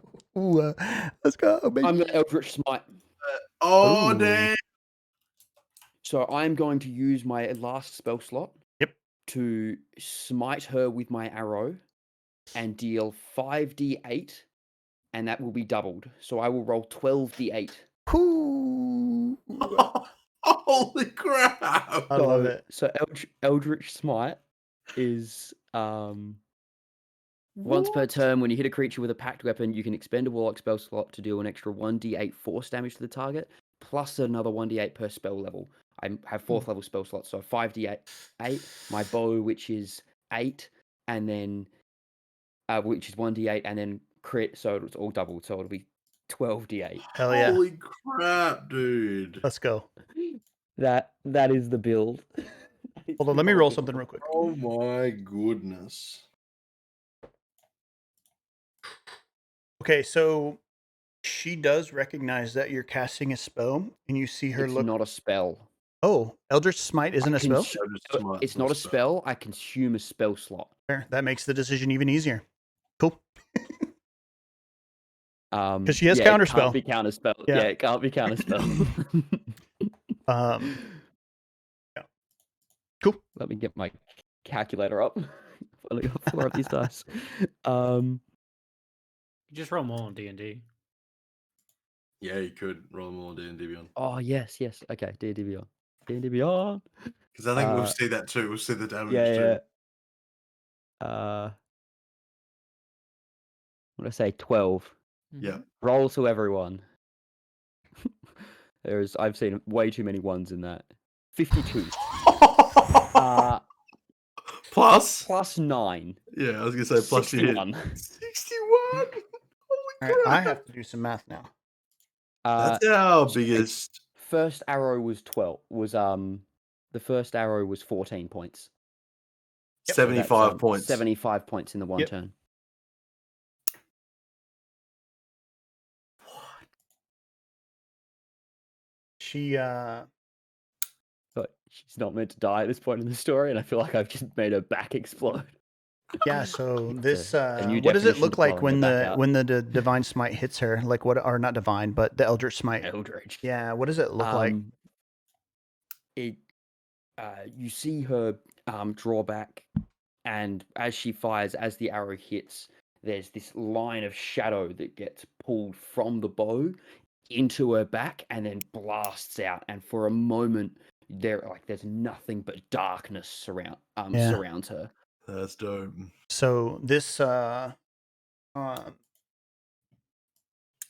pierces through, and if you were in front, like it would be pierced through her chest, sticking out the other side, just missing her heart. Almost miraculously, it seems like maybe if it should have, shit knocks her to her knees. She's It still actually alive. knocks her prone. It's part of the spell. Yeah, part of the ability. It doesn't really. Yeah. Yeah. So she's prone, laying on the ground in this room. She is she's still alive. That was like, I don't know, how does that normally work if you take half something's health in one go? Because if she's not knocked to zero, yeah, then she's still up. If she's not she's to still zero, alive. There is So I think there is a DM like discretion. Yeah, I think if she takes so much, you can. Yeah, stun I think her. it's you can do homebrew like mostly. massive damage. Yeah. Yeah, it is. No, I think she is still about her goal. She kind of looks back at you, still so pretty, and then back to focusing her attention on this conch on the floor. Yeah. I'm gonna walk up and get in, like get right next to her now. She's there. I have a bonus action. I don't think I've got anything I can do with it really. Nope, that's fine. Dude, huge. I'm good. It is Timitri's turn. She is going to use her 12 She's points. she's 12. feeling really proud. She is going to. She's gonna take her vengeance out on this little freaking goat man next to her. Making multiple attack strikes on you. On me? Yep. Okay. I know neither of them hit because you have a billion. I don't know, 22 on the first hit and then less on the Misses. second. 22 misses. You're a bastard. So she uses both of her attacks, misses both of them, and is like almost like confused. It's not often that she doesn't swing as hard as she just did on that first one and not make contact. Swing hard and true. And then she's going to use her infernal step again and move into the middle of the room. Move, men. I'm on the wrong layer. Jesus.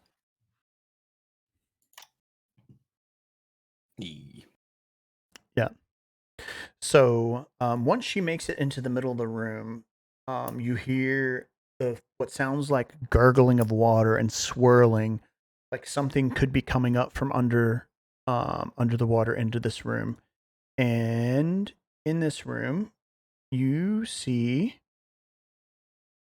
two what were they called? Marrow blast out of the water, having been disturbed by someone moving into the room, into the center of the room, and they move toward Timotry to attack her. Oh,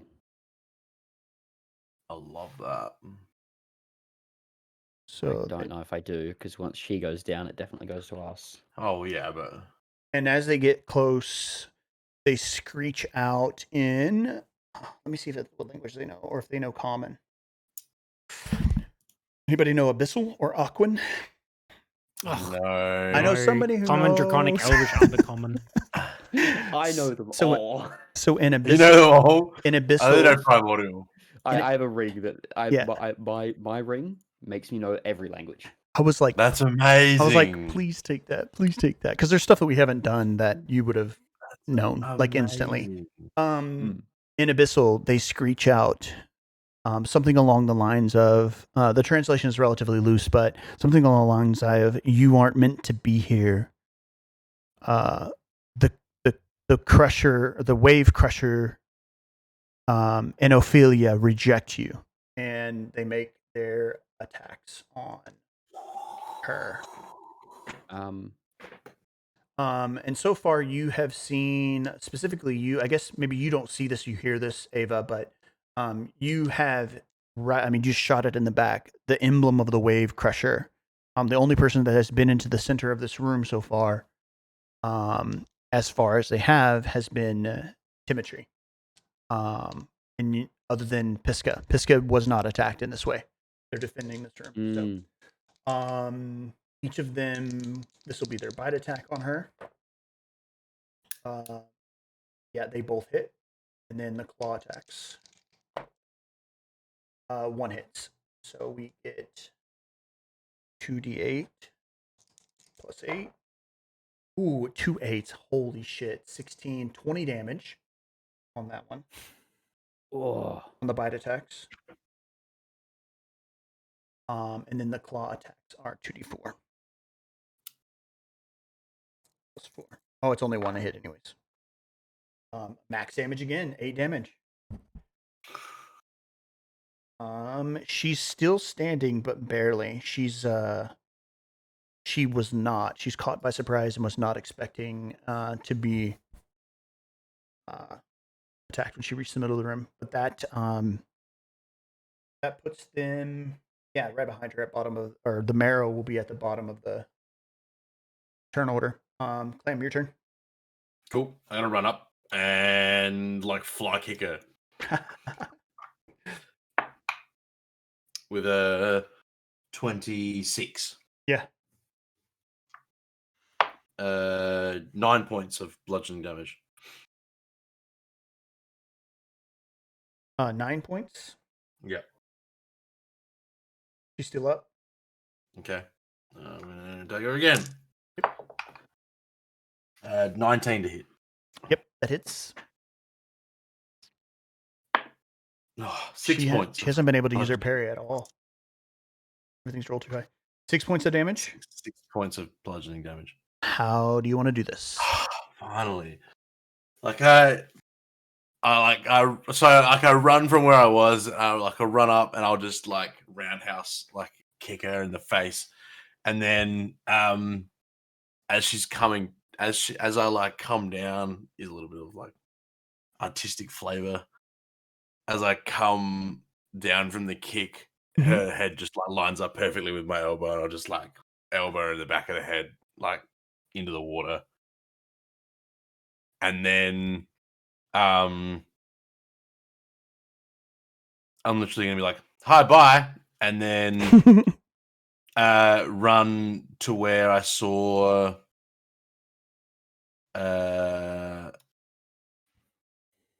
Ava go. Yeah. So I've got 50 feet of movement. So I've moved 15 feet from there to there. I wouldn't use the measuring thing. Use the tiles. I'll use the tiles. 1, 2, 3. Yeah, it may not be scaled Oh, yeah. properly. It's not. Okay, so I didn't realize that. yeah, I didn't realize that either.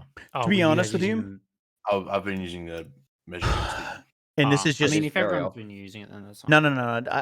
To be honest with you, I don't waste too much time measuring things out. I think having Okay. things happen is way cooler than worrying about how far you are from things and spending time worrying about that. So, to some Well, I was degree, gonna sort of- within reason, just do what you're going to do. I was gonna Yep. run from here, run to here, and then Yep. I'm gonna. Was that your bonus action disengage or step of the wind? No, just I was on Well, the other side of these guys, so You already moved, 20 feet, 15 feet? yeah. Yeah, So yeah. Got 50 feet of I've got movement. 50 feet Yeah, of fair. movement. Yeah, fair. Yeah, So easy. if I go there, Yep. and then I'm gonna misty step in, because from there, can I see Ava and Yes, you can. Pesca? Or yeah, You I'm you gonna- could see maybe the feet of Pesca. You can see that obviously So- the Triton can is see, laying like, on the ground. here? Yeah, I can see here. So You I'm can gonna- see all the way down into you see all the way into the room. I'm gonna misty step in behind Pesca. You Okay. can only misty step to somewhere you can see. Yeah, that's what I'm saying. Yeah. Oh, You can see- you can see there. Yeah. That's fast. Yeah, The yeah, door yeah, is that's large fast. enough that you can see in there. Yeah. So as you misty step into that zone, you hear the sound of rushing water and would be like the madness of water and the sound that you might hear as you potentially drowning. And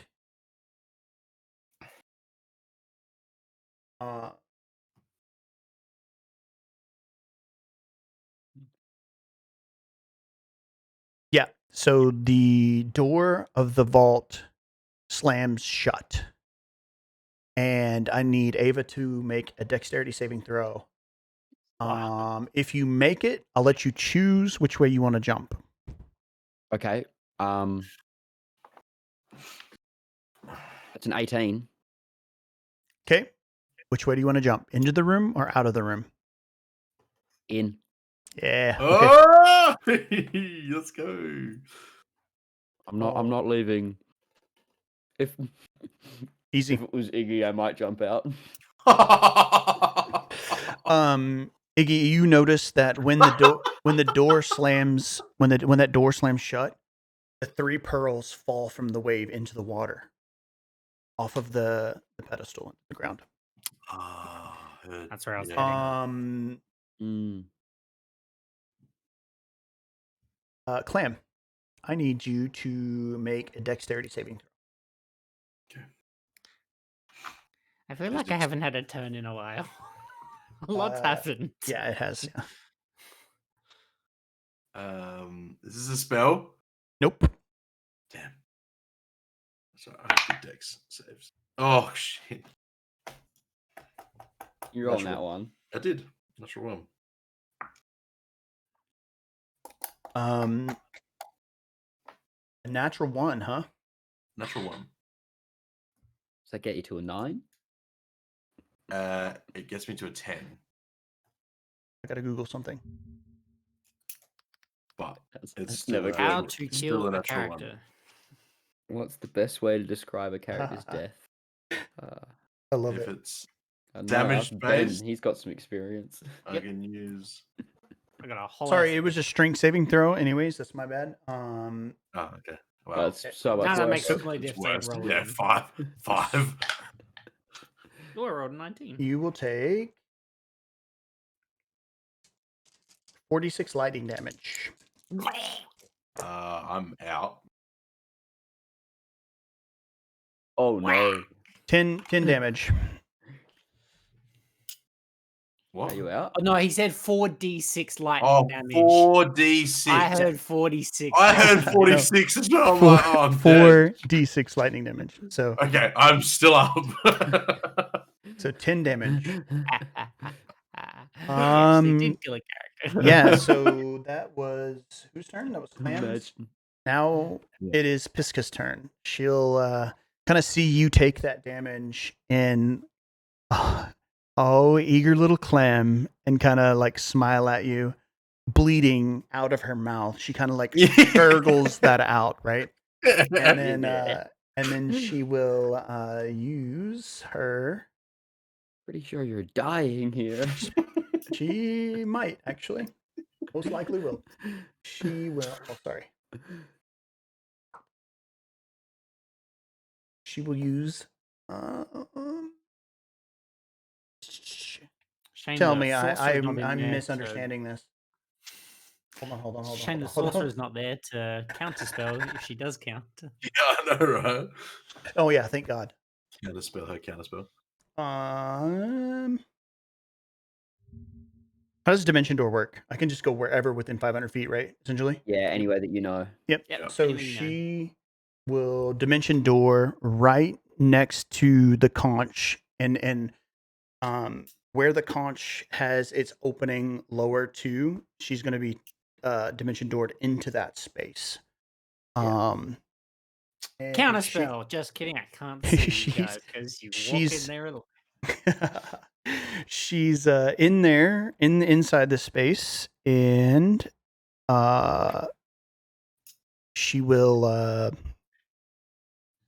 not pay a whole lot of attention to you guys. She's going to be reaching underneath, trying to grab that string of pearls. So she needs to make. Yeah, I'm gonna make her first turn be. She reaches down and she can't quite find what she's grabbing onto. She's gonna have to reposition and get a better look. Potentially even crawl pseudo inside of this conch to get enough leverage where she needs to be. That's her turn. Ignatius. You're in this room with two marrow that seem to be guarding the space. Pissed. Does it look like the water is rising? No. Okay. Roll me a perception check, though.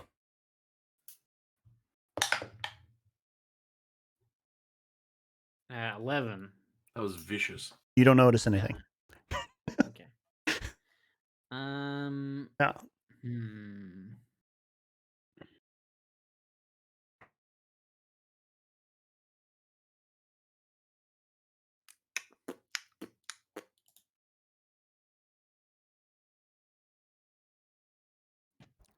Well, we can't do that. Well.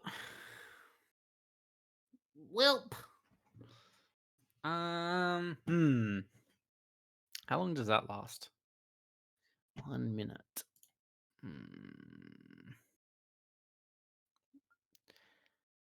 Well, I guess those two have to taken care of. I'm just gonna move back, kind of head up on some rocks and kind of perch myself above the water, and then cast. Yeah, we're gonna hit him with a fireball. Yeah. Yeah, so I need dex saves. DC 16, please. I'm going to be casting this at 4th level. Shit. They both fail. Natural 1 and a 10. They have a plus So 0 to that's gonna dex. be 9d6 Okay. plus 5. Wow, that's okay, I guess. Not great. Not fantastic. Fantastic.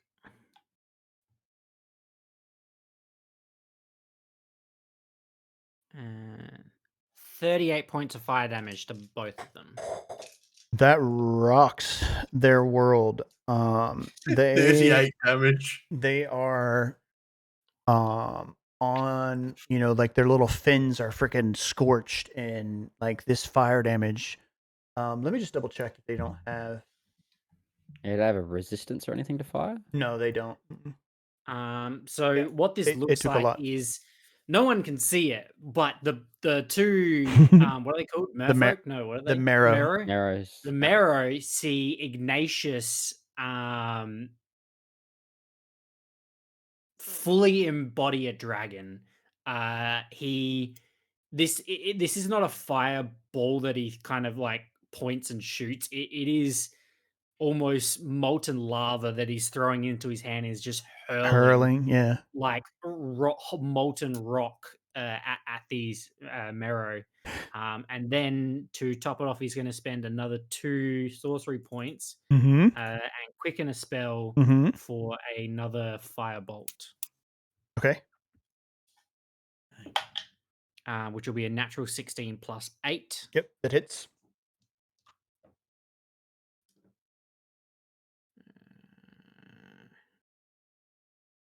Where am I? There they are. That'll be for another 12 points of damage. Yeah. Just to one of them. Just to one of them. That the one target screeches, and as these bits of lava are like peeling off with its skin, this last firebolt blasts in. And how do you want to do this? What do you want it to look like? Yeah, so it's just they are basically like, so the molten rock now is like started to like harden over them, and then he just does one last like spit of like a tiny little flame bullet that just flies and just sticks into the chest of this Marrow and just kind of crumples and like works its way up and like engulfs him. Yeah. This other Marrow almost takes no regard to his fallen comrade and will reach back his harpoon and hurl it in your direction. From the other door, though, you two would hear a massive boom. Oh yeah, like walls rattle. Maybe that door, the stone door that slams shut, maybe even just like rattles shut there. Harpoon attack. Iggy's got that, right? 18 to hit. Yeah. Knowing this Iggy, that was probably Iggy. If you guys could see him, he is emanating fire. Basically, he's probably super butthurt that no one saw it happen. Right? Oh yeah, he's super upset. But right now, he's so in the moment. Like he is speaking Draconic. In between his scales, there is steam erupting and glow coming between each of his scales, and his eyes are glowing. Cool. Like he is full dragon mode at the moment. So the bit of the column that you've climbed up on here is far enough up that he would not be able to move and get all the way up to you. So he's standing there holding an attack, his bite attack, whether if you come into range of him or not. So that is his turn. Clam, your go. You've just been racked with this aura of electricity, and now that you're in here and kind of close to it, you don't see it as much, but you feel this bubble of energy around this conch that you feel like if you were to not move from where you are, that same thing would happen to you again. Right. If either of you, and I'll let you do this now, just because you're in the area as well, if either of you want to make an Arcana check for me to figure out kind of what to do in this space. 13. 16. I'm feeling the sorcerer's not in there. So Ava, you know that this is a magical effect that most likely would be dispelled if attempted. That's wonderful. Shame I don't have any Um, magic anymore. Is it not Ava's turn? I don't think Ava's had a turn since I had. Oh shoot! Yeah, So I skipped you. I dashed in the room. Yeah. Yeah. So Ava, I guess before all that went down with Ignatius, it would be your go. Well, all that can happen because that's in Yeah, there, it's still so in the that's other room. fine. Yep. So you see Pisca reaching under and like not necessarily paying attention to you. I think she finds it more important to get what she's trying to get to. In watching that, did it look more of an athletic move or an acrobatic move to try to reach? Into the middle? Yeah. Is she trying to like strength her way into it, or is she like wiggling her hand around dexterously? It's dexterous. To get to this, I'm gonna cast Hex. Okay. She still has Hunter Mark as well, right? That stays up. I never cast Hunter's Mark. No, I cast. Wait, I thought you cast. Oh, you went Hexblade's Curse. Hexblade's Curse. Yeah, that's different. Yep. So now she's got Hexblade's Curse and Hex. Yeah. Yep. I move once I kill. Yes, you can move it. Okay. Yeah, so I'm a hex her, and she's gonna have a disadvantage on dexterity check. Yeah, awesome. Checks. Good call. Then I'm a shooter. Yeah. Do it up. 15. Misses. Oh, Makes sense. She's half underwater. 25. Oh, that one hits. That definitely hits. That hurts.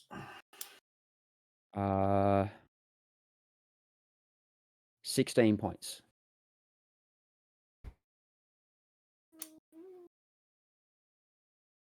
She's still up.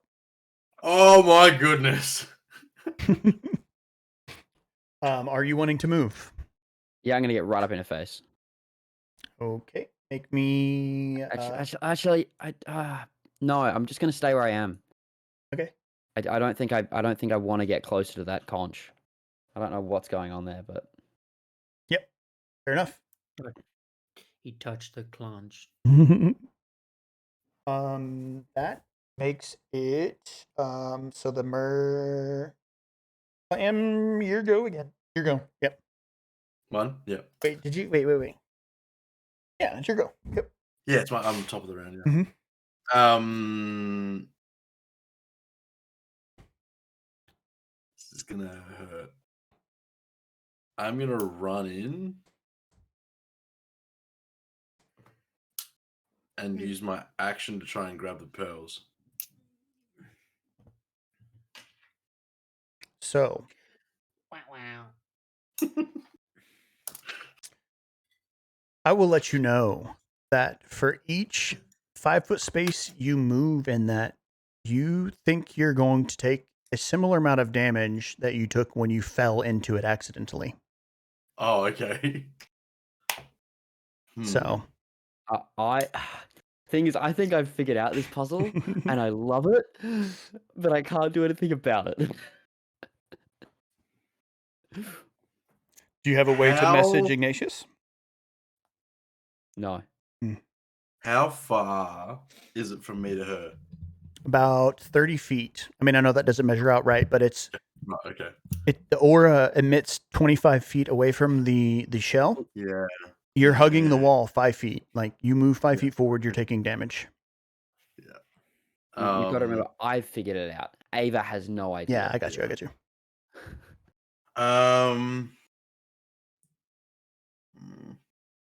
I'm pretty sure I figured it out. Nothing. I love it. If it is what I'm thinking.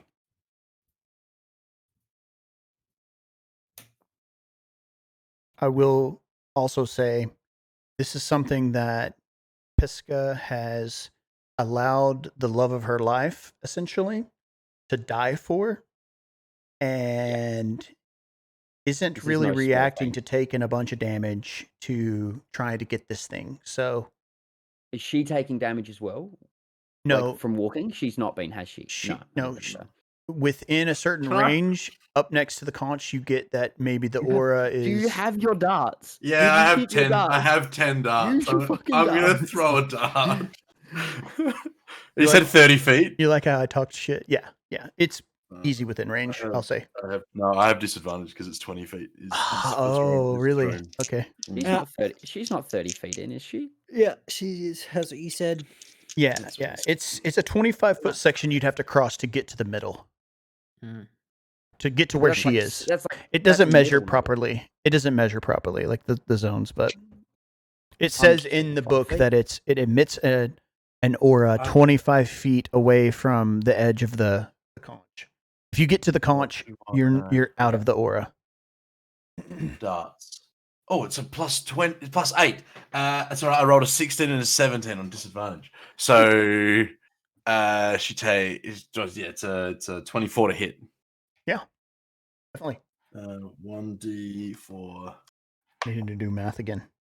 3, 8. 8 points. She takes 8 points. You just throw one? I just throw one. I throw one at the moment. I'll Okay, throw okay. another one. I have to. Gotta be close. She is very hurt. She's very Okay. hurt. Roll Still up. again. She's still up though. Advantage. She's up in a way that she still has 12 plenty hit? of life left in her to continue to try. The 12 hit, 12 does not hit. 12 does not hit. All right. I can use is it my bonus No. action just it's an unarmed, isn't it? Yeah. Yeah. Oh no, it's like attack with a light weapon. Yeah. Are darts light? They are simple, finesse, thrown, and ranged. So no. Because you can dual wield daggers because they're light and you can throw Yeah. them at people. No, I don't have it. That's my turn. I'm headed with something. Just gonna freaking get away. Cool. So she's taking this dart and she looks back at you with some worry. And every time you've seen Pesca before, she's been very like light and cheerful, even up to this moment. She's maintained this, maybe because of all she knows, this charming aura about her being happy and cheerful and whatnot, even with the sinister things. And she'll look at you, Clem. I know how much you care for me. Come. And she casts compulsion. So you need Compulsion. to Fuck is compulsion? roll a wisdom save. Who? Spell? Clam does. Yep, it is a spell. Spell? I think it is. Oh man. 16. I don't think that'll do it. DC 17. Oh, I have advantage. I rolled a 7 and a 10. So, let me just make sure I know this spell real quick. To be honest, I probably pass out before I get to it. You don't have resistance to being charmed, do you? I don't. I just have Yeah. advantage on saving throws against spells. As until the spell ends, you can use a bonus action on each of your turns to designate a direction that is horizontal to you. A target automatically succeeds if it can't be on a failed save. The target is affected by the spell. Until the spell ends, you can use a bonus action on each of your turns to designate a direction that is horizontal to you. I don't know why that's saying that. Each affected Horizontal target just means that you can't move vertically, like they can't move. Yeah, got you. Must use as much as its movement as possible to move in a direction on its next turn. It can take its action before it moves. After moving in this way, it can make another wisdom saving throw in effect. So on your turn, you have to move your movement in the direction that Pisca has compelled you to do. And she is going to reach down and try to grab the pearls again. Does that not take an action? Fuck. She just It's- freely gets to reach it. Interacting with an Disadvantage with object is dexterity. she's trying. Yeah. It just fits. I mean, maybe not been the rules of things, but I'm gonna do it anyways. That's fair. That's fine. Anyway, it's It with She puts, fell- it puts she- more emphasis on the time. She fails anyways. It doesn't matter. Yeah. Yeah. So that is her turn. Ignatius, your turn. Do I know that I've been compelled? Yeah, you know you're under the effects of a spell. Yeah, right. And she's told you to come to her. So Yeah. you're going to do that. Like Yeah. you're not. Yeah. Ignatius is just going to let off a fireball in this Mero's face. Yep. From his little perch up the top. Natural 19. So yeah, easy. I think if you rolled low, it'd still be alive, but I doubt. It doesn't. It's not going to take much. 13 points of fire damage. Yeah, easy. It's dead as well. It shrieks and says something in abyssal as it falls, disappearing under the thigh-deep water that's there. And then Ignatius is going to jump off and kind of move towards this door and just hang out there. That'll be his turn. Okay. Actually, no, wait, I changed my mind. I want to go over here on this side. So, like, maybe jump on, like, over this plank or, like, on one of the pews. Can I use, like, my bonus action to try and investigate this kind of riddle thing? Sure. If you remember, I described that the pearls fell out of the wave. So, keep that in mind as well. I thought the pearls fell out of the conch. No, they're out of the way. There are 3 pearls on the redoubt that on the wave that arches up. There are 3 like tops And to there are waves. 3 that fell. There are out 3 of the pearls. conch as One of well? the last pearls you watched her put into the wave. Those 3, all 3 of them fell into the water below the Oh, redoubt. well, I want to pick up the pearls then. Yep. Or I want to search for them. Yep. Roll me an investigation check on finding them. Yeah. Nah, 9. Yeah, you don't find them this time. But you have, I mean, I'll say you know what to do with them. Like once you get them, you'll know to put them in. Ava, your go. Okay, I would like to shoot her twice more. Yeah. Just hurry up and die. Fuck, that's gonna miss. Who misses? No, Oh, Ava, come And on. I rolled a 3 and a 1. Oh, no. I'm gonna use my bonus action to Blessing of the Raven Coin teleport into the center. Yes. Yeah, good call. And then it's a free action, right? I'm gonna try to grab the pearls. Yeah, do it. It's a quite high DC, so, but that doesn't mean you can't do it. Only a 14. Yeah. If it's no, only 14. Yeah, you gather that kind of the space where Pisca is probably the best to get the leverage and to get in the angle. So, like, if you imagine, like, the conch, the opening of the shell kind of allows you to get closer to the center, so you could get under there and maybe reach for them a little better.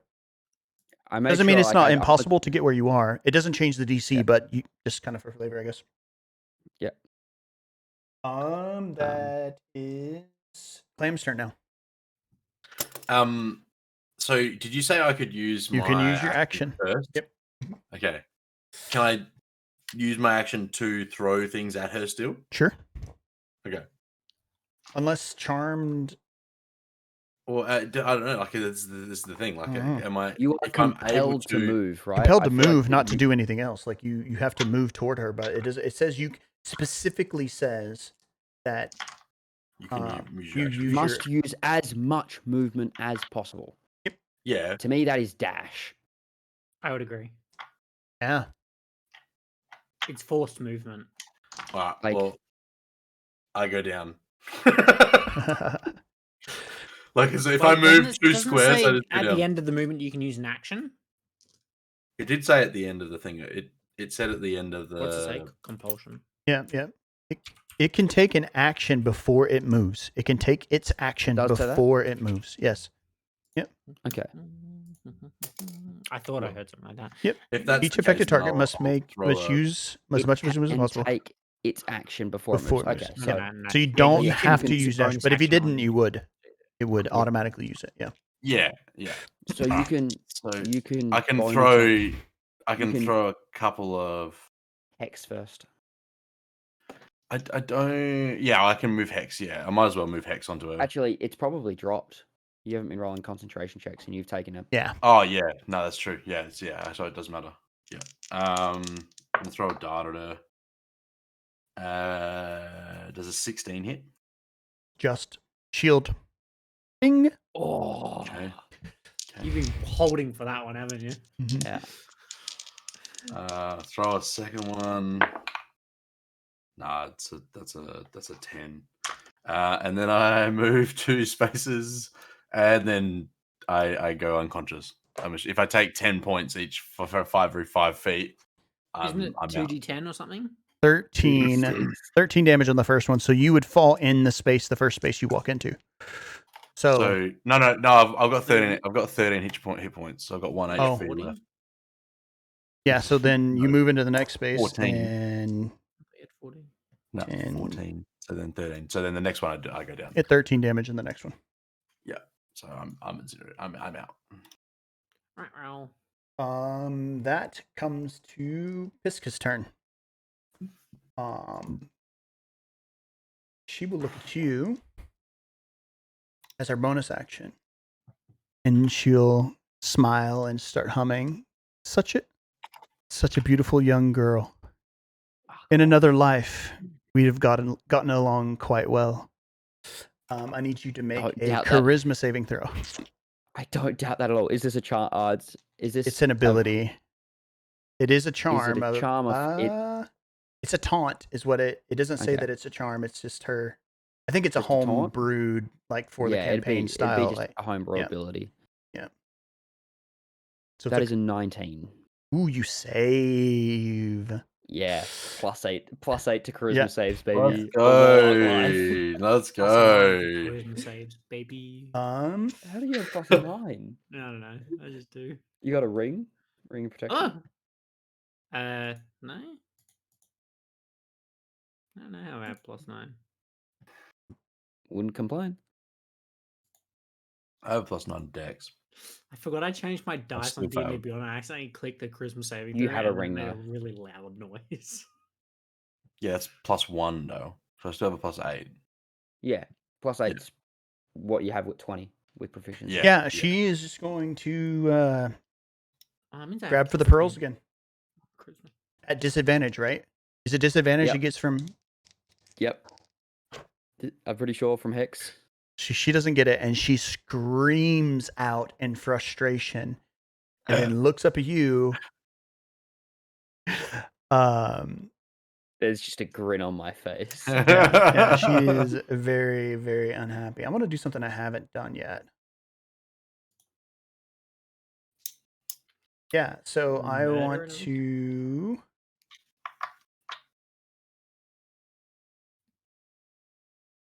No, I don't think I'm going to though. Yeah, she's going to say something like just hateful, and cast vicious mockery at you. Sure. I'll Yeah. roll a save Wisdom again. saving throw, I don't yeah. know. I don't save. You hateful little cunt.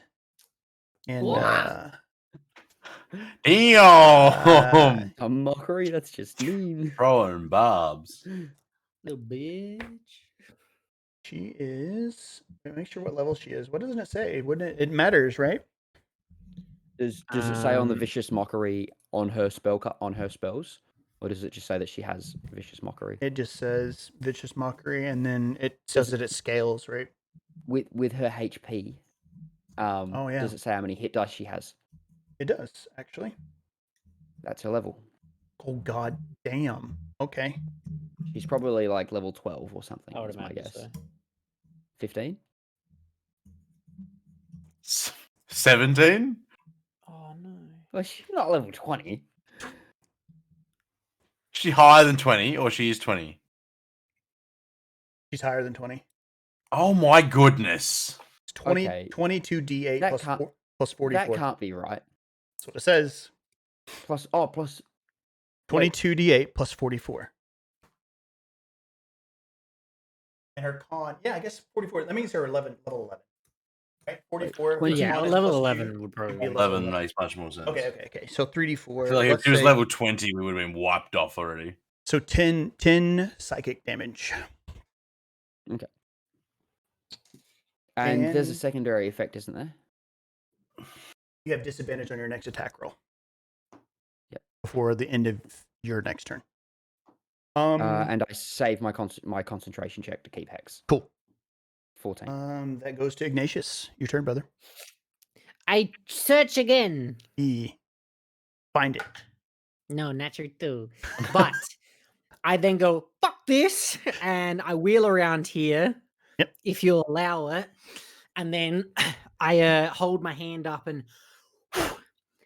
push my fist up against the wall. Yeah. And use my ram ring. Oh shit! I forgot about this. Woo! Sorry, ring does- of the ram. Yeah. I am going to be using 3 charges of my ram ring. Hell yeah! To make a strength to try and knock this door down. Okay. I'm assuming it's a strength check to do so. That's amazing. Yep. You need a ram ring to come and save a ram. I have plus 15 to this roll, Oh my goodness. but then minus 3 for me. So it's a plus 12. No way. No.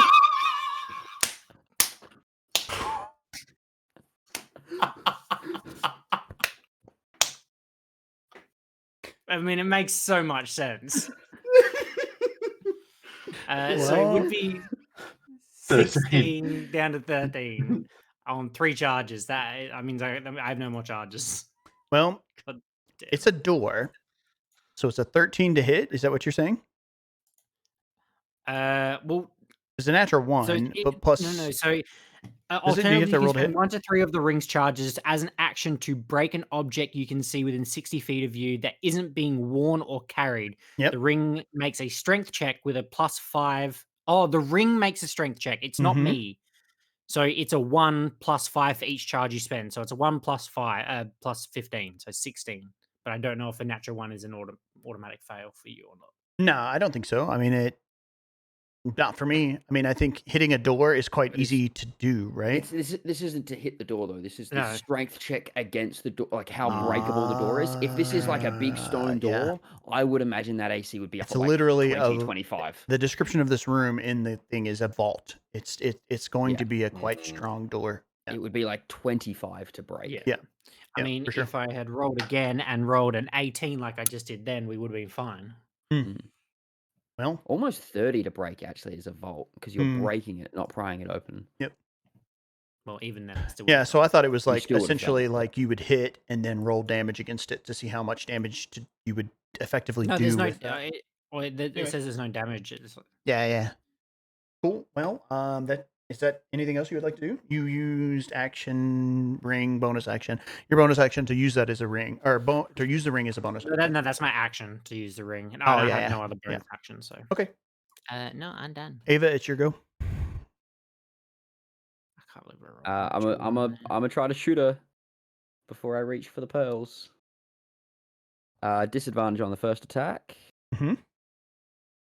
So that will miss, I think, with a 15. It does. Second attack doesn't 16 hit. Does shield last until the end of her next turn? Yes. It does not hit. She's already had a turn. She's already had her turn. That's She'd have to recast it. She'd have to recast it. She does have it. She's gonna recast it.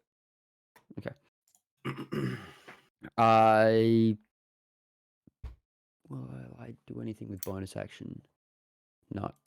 I'm just going to reach down and try to pick up the pearls again. Yep. No, that's a 9. This is Best saving throw.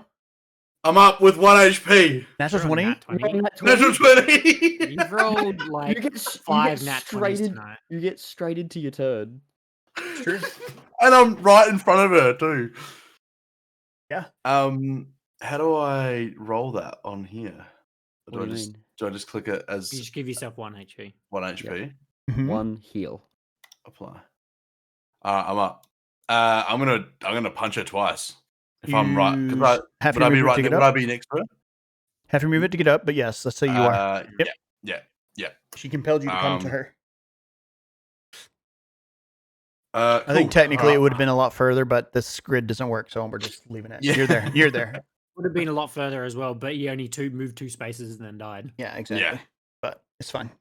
Hit her. He only moved 10 feet. Momentum carried him. Yeah, you fell. Momentum carried me. You're drunken away. You did the dramatic dying, like. Well, my first attack roll was a natural 1, so that's Oh. not going to hit. Ooh, 24. That gets over shield. Mm-hmm. It does, I yeah. imagine so. Oh, come on, D6. Come on, D6. Oh, a 1. 6 points of bludgeoning. How do you want to do this? she had 3 HP, dude. Let's go. So I wake. I wake up, and I don't know. Like, I've dealt with being out cold before, drunken master. Sleep it off pretty quickly. Mm-hmm. Get up and be like, it's gonna take more than that to knock me out. Oh. And let's be honest, I've had better lays than you. And then punch her in the face. I love The it. good old 1-2. Damn. Piska's the kind of person that doesn't take much for what people think about her, but as soon as she realizes that you see through her, she a massive look of disappointment comes over her. Not in you, but maybe in herself. She's let somebody down. Yeah. Because even if she is acting in an extremely selfish, evil way, using people, she still is a people pleaser and wants people to like her, right? So. Yep. All right, that's the end of your turn. Yes. And are you gonna try to walk forward? No. I'm assuming now. I didn't write this down, and we didn't mention this prior, but Mhm. I'm assuming we have a healing potion or 2 in our bags. Is that we're adventurers? If you say no, then that's fine too. But no, I assumed we didn't. no, you don't. We don't. Yeah. Okay. No. Okay. I'm just gonna. The only reason why I say that is there's a lot of stuff Very you haven't found yet that could be helpful. So sure. I'm gonna sit still. and you take Wait, why 9 do damage. I take any? You're in the aura. Uh-huh. Whether you move through it or stand in it at the end of your turn, you take damage. So You go he's back down down again. Yeah. Okay. Fisk is dead. Ignatius, your friends need you in the other room. Oh, He fuck, doesn't- they closed the door on me. He doesn't know this. He doesn't. Yeah, that's true. That's true. He has no idea what's going on. Nice. I feel like he What happened hears to he hears a What happened to bleeding the goat. pearls? They fell into the water at the base of the thing. And he can't find them. Yeah. Well, no, I've looked for them twice. I've rolled a 3 and a 2, and then gave up and tried to break the door and rolled a 1. So I'm not having a lot of luck here. It's only up from here, dude. I'm You pretty got sure my this. dice are cursed. But anyway, we are heading back round to go find. Before these you pearls. move, you Oh. look down and there's a locked box at your feet right there. That's what that is. It's some sort of chest locked. Don't let that distract you. Hey, look, a Don't chest. let- it's just I wanted you to know it's there. Yeah. To be honest, I didn't even realize that was a Oh, chest. too Then funny. yes, I would have a look at the chest. Is it locked? Yes. We're just So you have gonna a die in choice. here. Do you want to use your actions to try to get into this chest, or do you want to open the door? We all know what Iggy wants to do. Actually, you want to be a hero, don't you? Clam's gonna die because he's gonna open a chest. Oh, I love that I'm giving him this choice. It's so funny to me.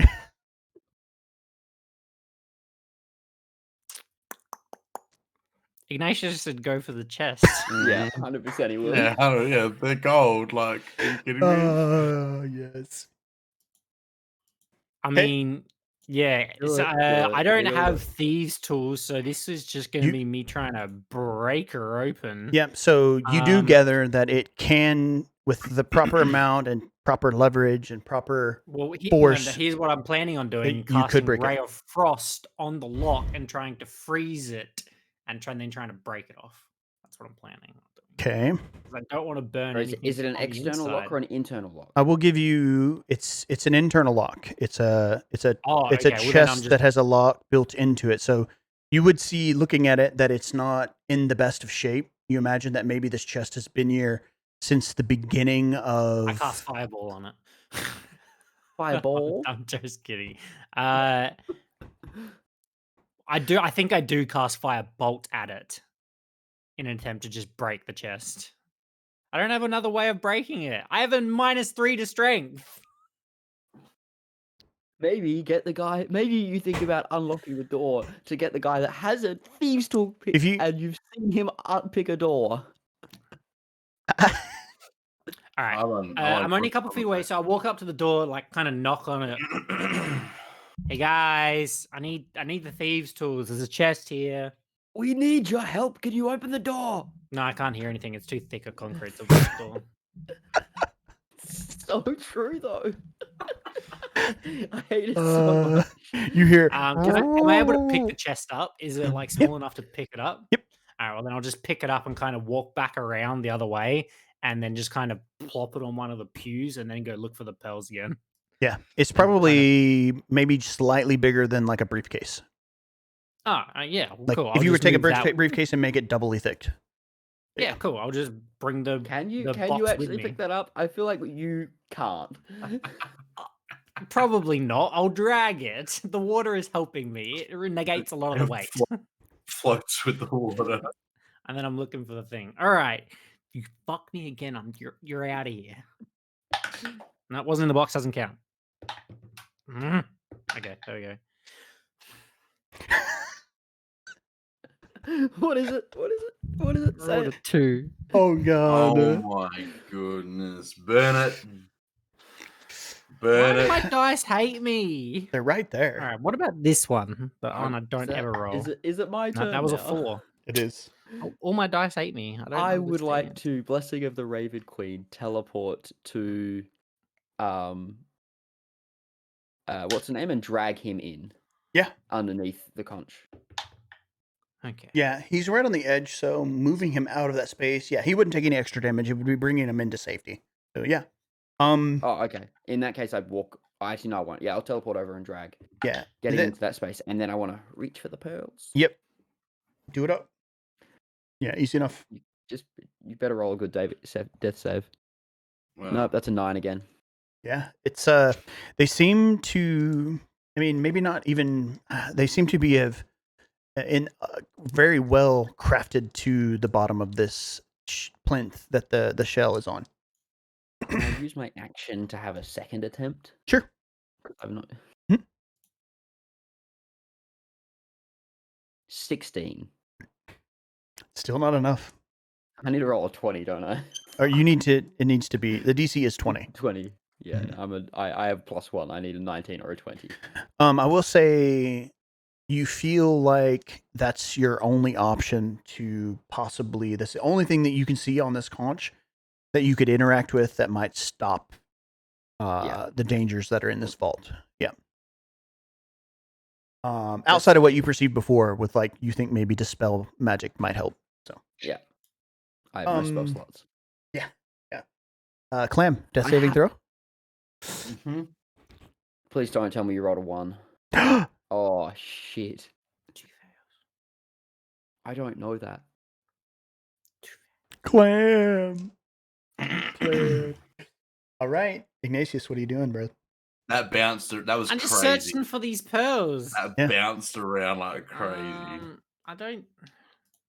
Bro, the save is so effing easy on this. Like, just roll, Bro, man. It's probably It is. like a 10. It isn't is straight up. It's just 10 or higher, and you find them, all three of them. Will you allow me to cast Mage Hand to give myself advantage so I can like have 3 What a- hands going at the same time? Yeah.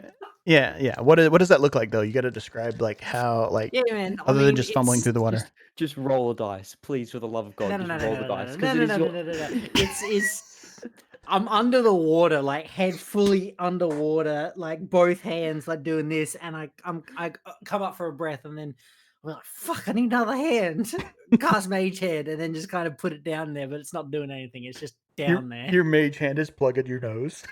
Yeah, exactly. It's holding my Oh, nose so I don't hang get on. water at my nose. Hang on. This may change things a lot. I rolled a 14. You find the pearls. One, or do I have to do that 2 more times? No, you find all 3 of them. Okay. I'm tired of you rolling. So, what would you like to do with them? Can I put them back in the wall? You do, and the doors slide open. Woohoo! Guys, I Crub. did it! I opened the door! Crub. Yeah. I have ring 71, which I forgot about. Eh? What's ring Ooh, 71? I don't remember. Cursed ring that allows me to not go unconscious and stay in a semi-conscious state and not use class abilities. Oh shoot, yeah. Wait, so you're just stable? So I'm not out. I'm still up, as You if can I s- was to be like recklessly raging. Yep. I'm still awake. But you For how long? are on a time clock. I don't. I'm on a time. Yeah, I'm Yep. on a. Yep. It didn't say. You didn't say anything about that. Yeah, I forget yeah, what it was. yeah. but- It's Does similar. It's the same thing as like the barbarian rage, where you don't Yeah, die as yeah. long as you Relentless. meet. Relentless rage or whatever it is. Yeah. But you would Is have it- had to have made attacks on something in that time, which you did. I'll buy you like at the end of this round. If you don't get health healing, then you would go unconscious. Okay. Unless you want to attack your friend here, because like you could keep like attacking. No, I don't. I don't think so. Well, do I just stay in the pool and keep taking damage? Does that count?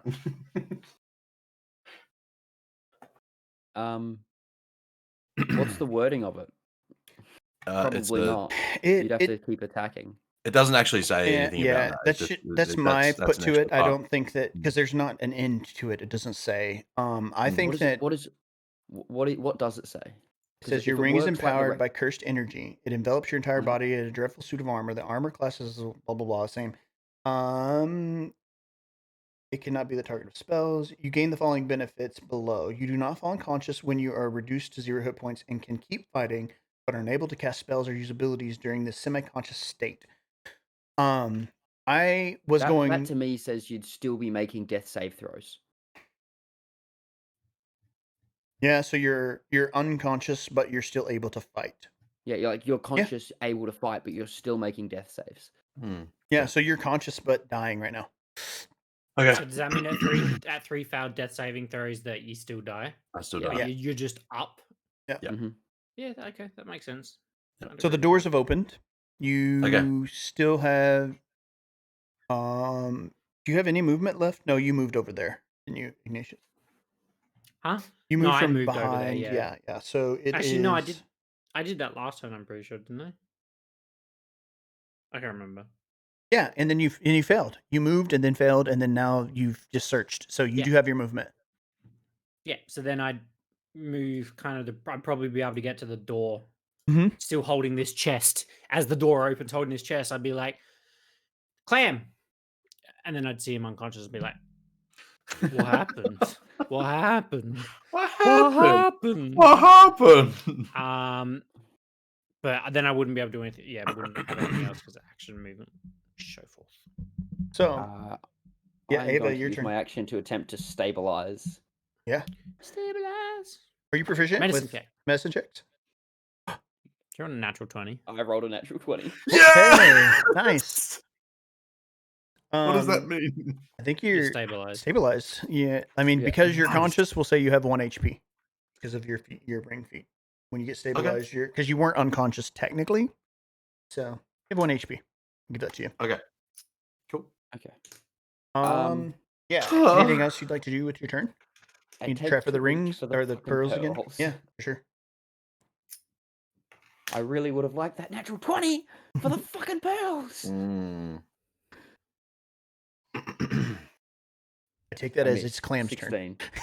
16. Is it my turn again? It is, Yes. yeah. Do I?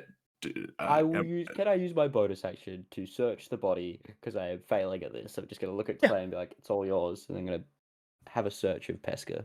Yeah, I don't. I um, can tell you what she has later. I don't know. Yeah. all right. Yeah. I'm gonna roll to try and grab the pearls. I'm assuming that's what we're Yeah. doing. Can you get those, please? Sure.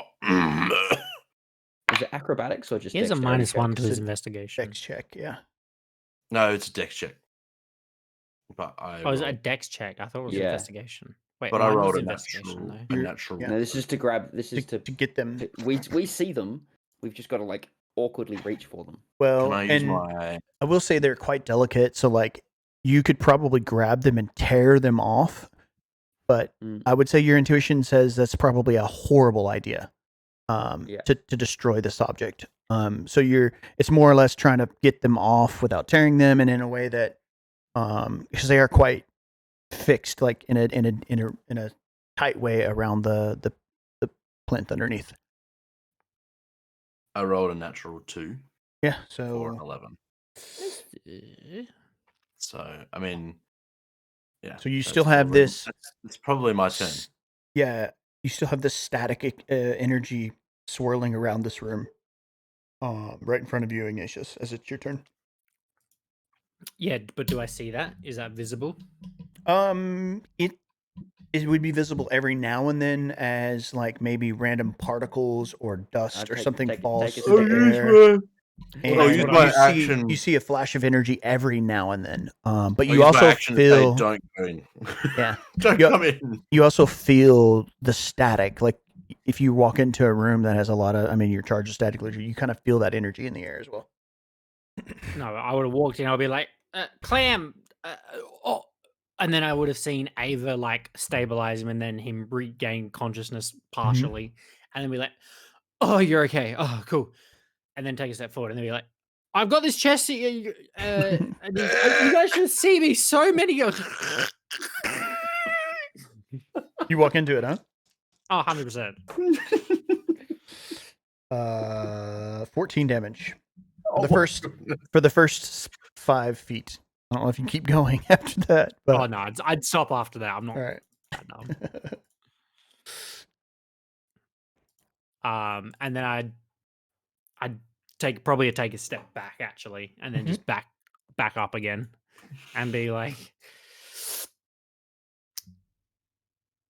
I have an idea. I'd go put the chest back, Mhm. and I'd cast fly on myself. Okay. Not gonna. I feel like this is Uh, going to be the same result. I thought it was only in the water. No. I think is it it's the whole room- area? The whole I- room. The whole room. solution is great, Yeah. but I can't say it because Ava doesn't know it. Well, Maybe if I'll it's roll an anything that intelligence involves check, dexterity, I'm actually. not going to be able to do it because I have no additions. But anyway, No. Ava hasn't figured it out yet. I have no idea. Do you want to check the box you have? Might as well. yeah, sure. Let's check the box. Is What it even do you locked? want from Do you me? have How do the- I break into this box? You gather that it's not in great condition, that maybe a few smashes against the wall would break it open. Okay, I'm gonna throw it against the wall. Yeah. I'm gonna throw it against the back of the mural thing. Mm-hmm. Roll athletics strength or check? a strength check, yeah. Oh wait, athletics or I can do acrobatics. No. Can I acrobatically throw it? Throw it with your feet. Sure. No, I'll roll a strength check because that doesn't make sense. It's a 7 for a 4. I mean, it sounds like it cracked when you hit the wall, but it definitely didn't open. I'm gonna just keep doing that until it opens. Okay. I think. Ava? Surely one of us. I'm has being gotta a get brat gun. right now. Like I could totally give it to you, but I'm not going to. It's also 1 a.m. here. I I'm know, dying. I know.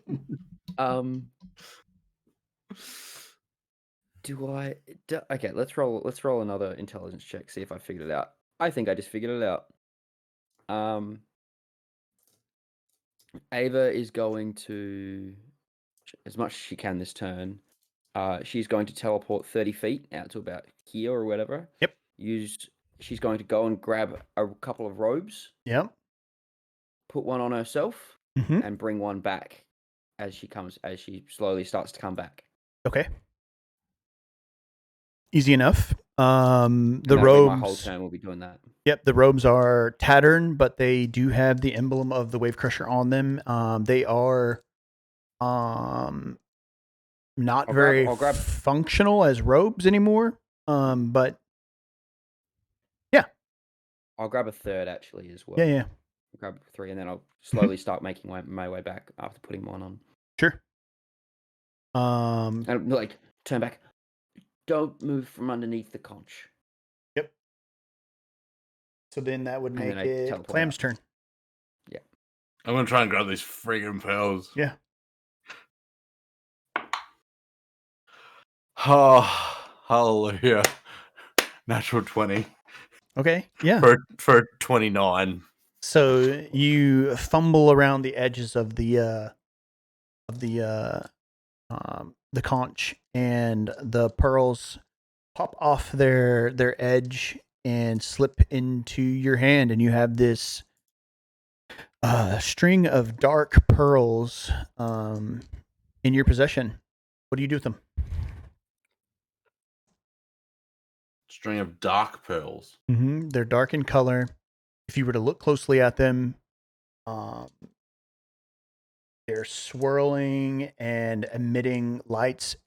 Now that you have them off of the conch, it's almost like it's powering down them emitting lights. But they are still emitting light every now and then. From one over here, and then one on the string, and so on. Yeah. You just hanging on to him for now? I think I'm just gonna hang on to them for now. Yeah. Yeah, for sure. Yeah. That'll be my turn. I'm gonna stay put like I was told. Ignatius, what's your next trip? Smashy boy? 10 for a 7. So, so it cracks again. It doesn't open yet. If you didn't have a negative, it would have opened. That's hilarious. Yeah. I'm gonna walk around and I'm just gonna be like, oh come on, and I'm gonna stomp on it as I walk past. Yeah. Roll a natural one a day. 16.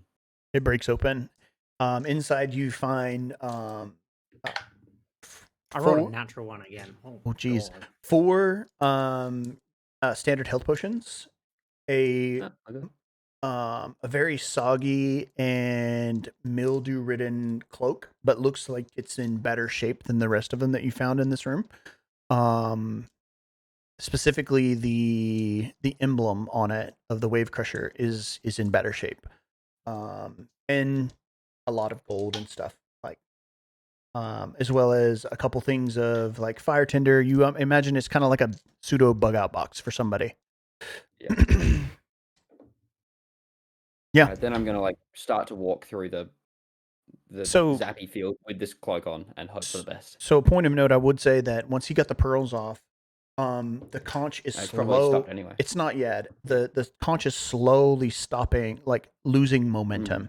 The field is still up, but it's losing momentum on the conch. So you imagine that the pearls somehow were powering this gigantic conch. Are you entering the field with the cloak on? Yep. You can pass right through it. Wonderful. Yeah. So that's essentially wrapping up. I'll say that you guys can, spend some time with short rest or whatever you'd like to do. Drink some health potions, investigate the room. You would find, spend enough time in here. It doesn't really tell you anything really, so I don't know if it matters, but I want to show you anyways. Next to the altar here, if you had investigated, if you had, I guess, seen it, you see like air escaping out of a bubble and there are 3 more pearl slots on this altar that if you put those in there, a trapdoor opens and you can swim through a water tunnel to get into this room. So if you guys would have eventually figured that out, you can go into that room and find that potentially whose ever bug out box this might have been, this would have been where they were staying. And it looks like they have escaped out the back and crumbled the tunnel that they might have escaped on. You can tell that like this wall would take months and months, if not years, to excavate this rubble out of this room in order to open up that hallway. You make it back to town. You share everything that you witnessed and experienced with what's his name? Harbin? Harmon. Harmon. Yeah, Mon. Harmon Westover, Fat Man. No, not Fat Man. Harmon. Which kind of solidifies all of his suspicions with the rest of the people in town. You do spend enough time in town that you've investigated and find out that people were under her charm the whole time. That through her likability and her beauty and what she brought to the town, they were willing to look the other way in a lot of suspicious circumstances. Roland and old girl from the place is they're resting and recuperating, or they're back together. He does tell you that he would like to retrieve the bodies of the twins. That I guess you did go to the back of the room in where the juvenile alligators. They fed the bodies or the twins to the juvenile alligators. Right. Their corpses were in the back of that room. Yeah. Okay. Yeah. Oh. Righto. Yeah. So that's essentially it. You would spend as much time as you like in the village, and then return with the information to Ragnar. What was with the pearls? pearls? 'Cause I definitely Bro. would have put them on at some point. Yeah.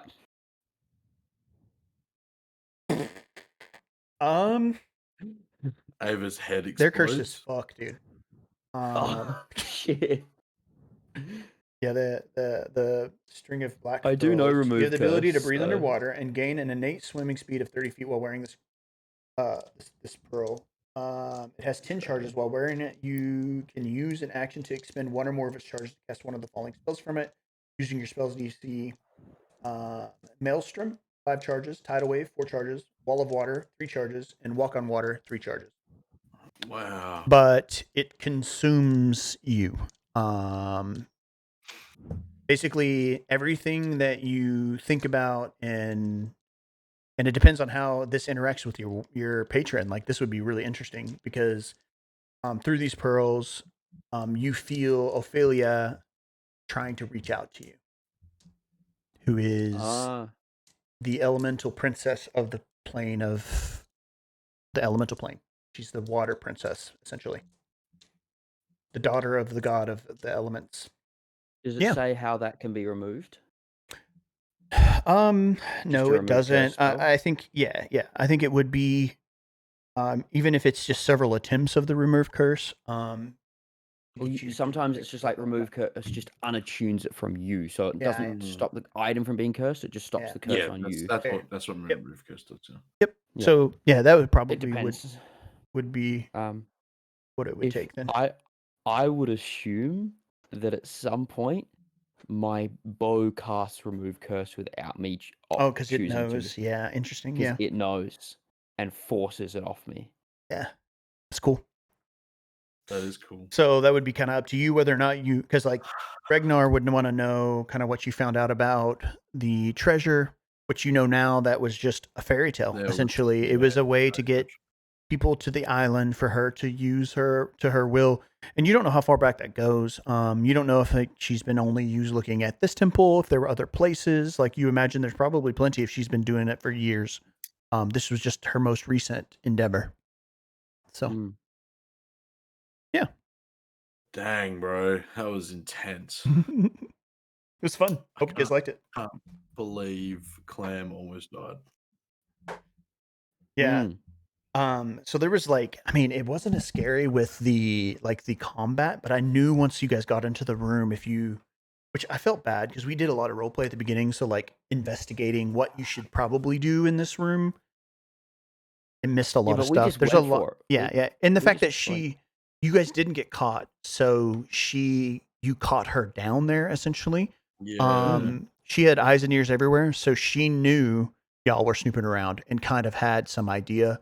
The guards specifically kind of didn't have any allegiance. They just kind of didn't care. They were underpaid, underfed, overworked. Like they were just like whatever. Like didn't really. And you guys didn't really talk to them much, but they they were like, hey, like they've been asking a lot of questions. So she was kind of tipped off and wanted to, and especially since recently having made major progress on the wall, I'm gonna beat you down there. What was the you made us roll was it wisdom save when we Yeah. first came into the town? Yep. So that was if you had stayed the final night in the tavern instead of coming down here. She was going to use her charm like she does on the rest of town to distract you from Scorch Hence why people and stay there them for, like, 2 poisoning. Yeah. Yeah, right. Poisoning the food, and that's why she brought up specifically several times that, or a couple times, that Scorch's seasoning. She seasons that stuff well. Yeah. So, and Ignatius didn't eat a single thing that entire time or drink anything. yeah. She That was sick. so it was like a distraction from, because you would have been able to roll a perception check to catch Scorch poison in the food if you had passed the distraction check, like if you had passed the wisdom check. So I think I wrote it down. Ava, you passed. Yeah, Ava definitely. And the other two failed. did. The other two did not. Yeah. Didn't I? I thought I did. You did. I You passed. passed. Yeah, You passed. Yeah. Yeah. So you could potentially have caught Scorch poisoning the food. I do have a decent perception as well. So Yeah.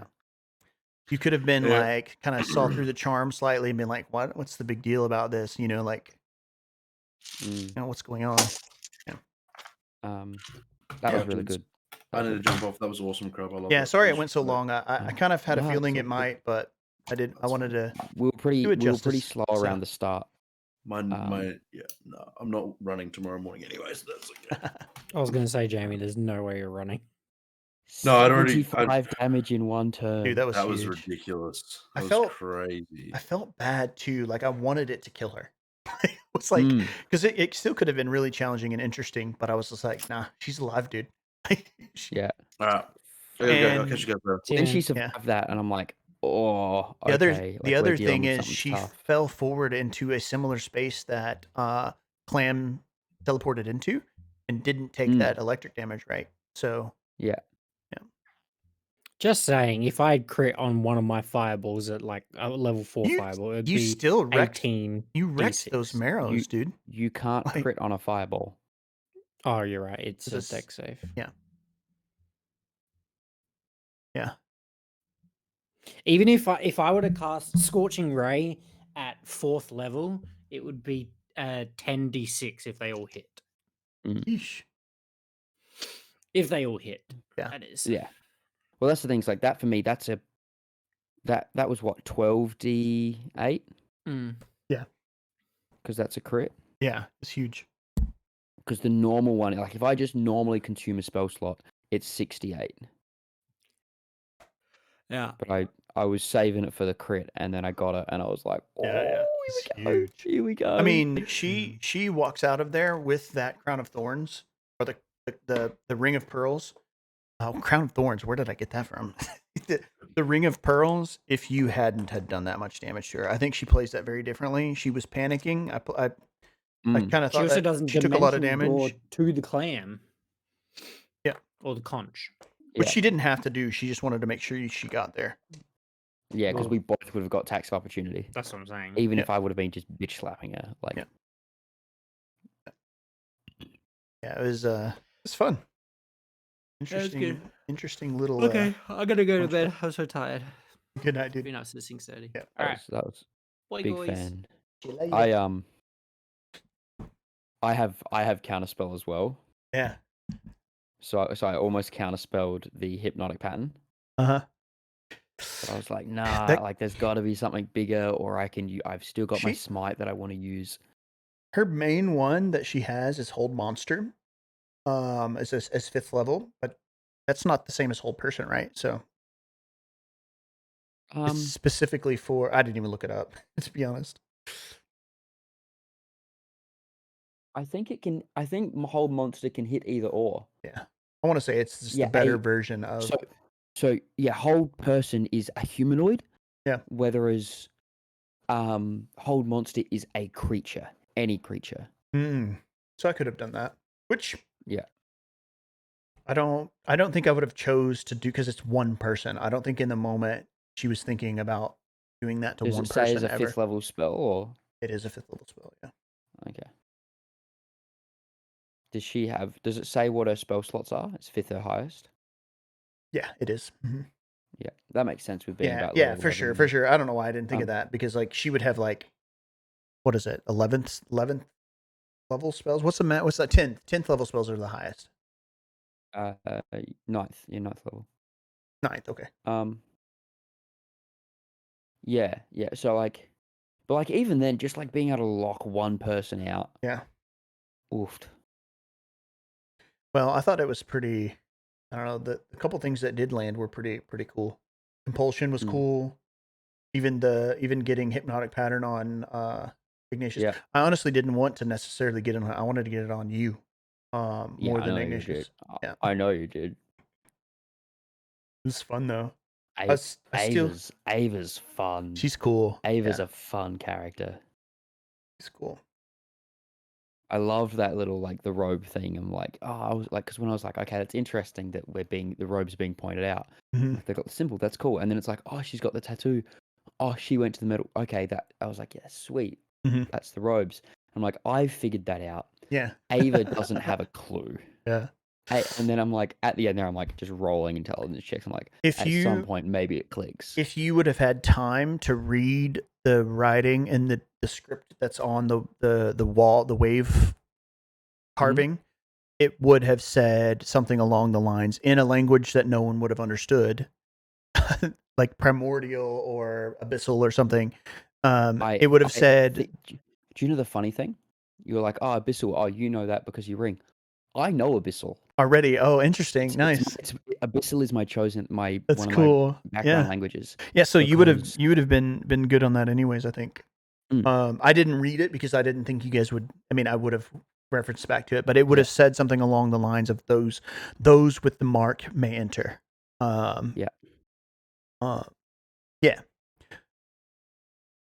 That was sick, man. That was sick. It was fun. I definitely didn't do it justice, but it was fun to run anyways. There's so much more. There's so many other options you did. You could have gotten captured. Some of you could have gotten captured. If you get captured, all of your gear gets taken and the blacksmith holds onto it. So like if you were to return, I really wanted that to happen. Yeah. Because I can't have my shit taken. Exactly. Well, at least your bow, right? My bow, my armor is my tattoo. Yeah, true. Yep. So like if it's one of the fun things I thought about this character is like I am never unarmored and unarmed. Yeah, that's cool. Because you can take my bow and then I'll just summon it back. Yeah. And there's there's all my magic and everything. And I have a teleport that doesn't get you require out spells. of yeah, for sure. Get you out of anti-magic, don't care. I'm in. So like that's cool. Oh. Yeah. Yeah, so you could have gotten caught, especially if you had not figured out. It's interesting that you guys wanted to talk to Marissa, which I mean, of course you do. You talk to everybody that the DM picks, makes a point to describe to you, essentially. So, and she was desperate. Like she feels that her mom and dad were baited or tricked into selling the Shore of Dreams. Yeah. She doesn't feel that like that was even though her parents would tell everyone, yeah, we, she bought it from us. Like it was is something we agreed to. She didn't. She felt like that was under like dubious circumstances. It's part of the reason why she took a job at the Shore of Dreams. Is she wanted to learn more about that. Part of the reason why she kind of allied herself with the other group. The other group stayed longer specifically because of Rorik and him wanting to stick around because he fell in love with this waitress at the bar, right? Yeah. Oh, okay. See, I was thinking of it I've actually like they were constantly like, oh no, you've got to wait for the tide to be right. That's why Yeah, I kept yeah. asking about that. I'm Yeah. like, it was constantly no, the tide's not right. You can't go. While they were waiting to set things up. Yep. And they didn't ever leave in the boats because they got poisoned eventually. Mm. And this was, Mercer wasn't able to tip them off because she didn't know yet. She found out about them poisoning because of Rorik's poisoning. Yeah. Yep. It's fun though. Like I said, there's tons of ways to have done that. I found it interesting that, and I just went with it when Mub was like, "Yeah, I know this guy on the dock."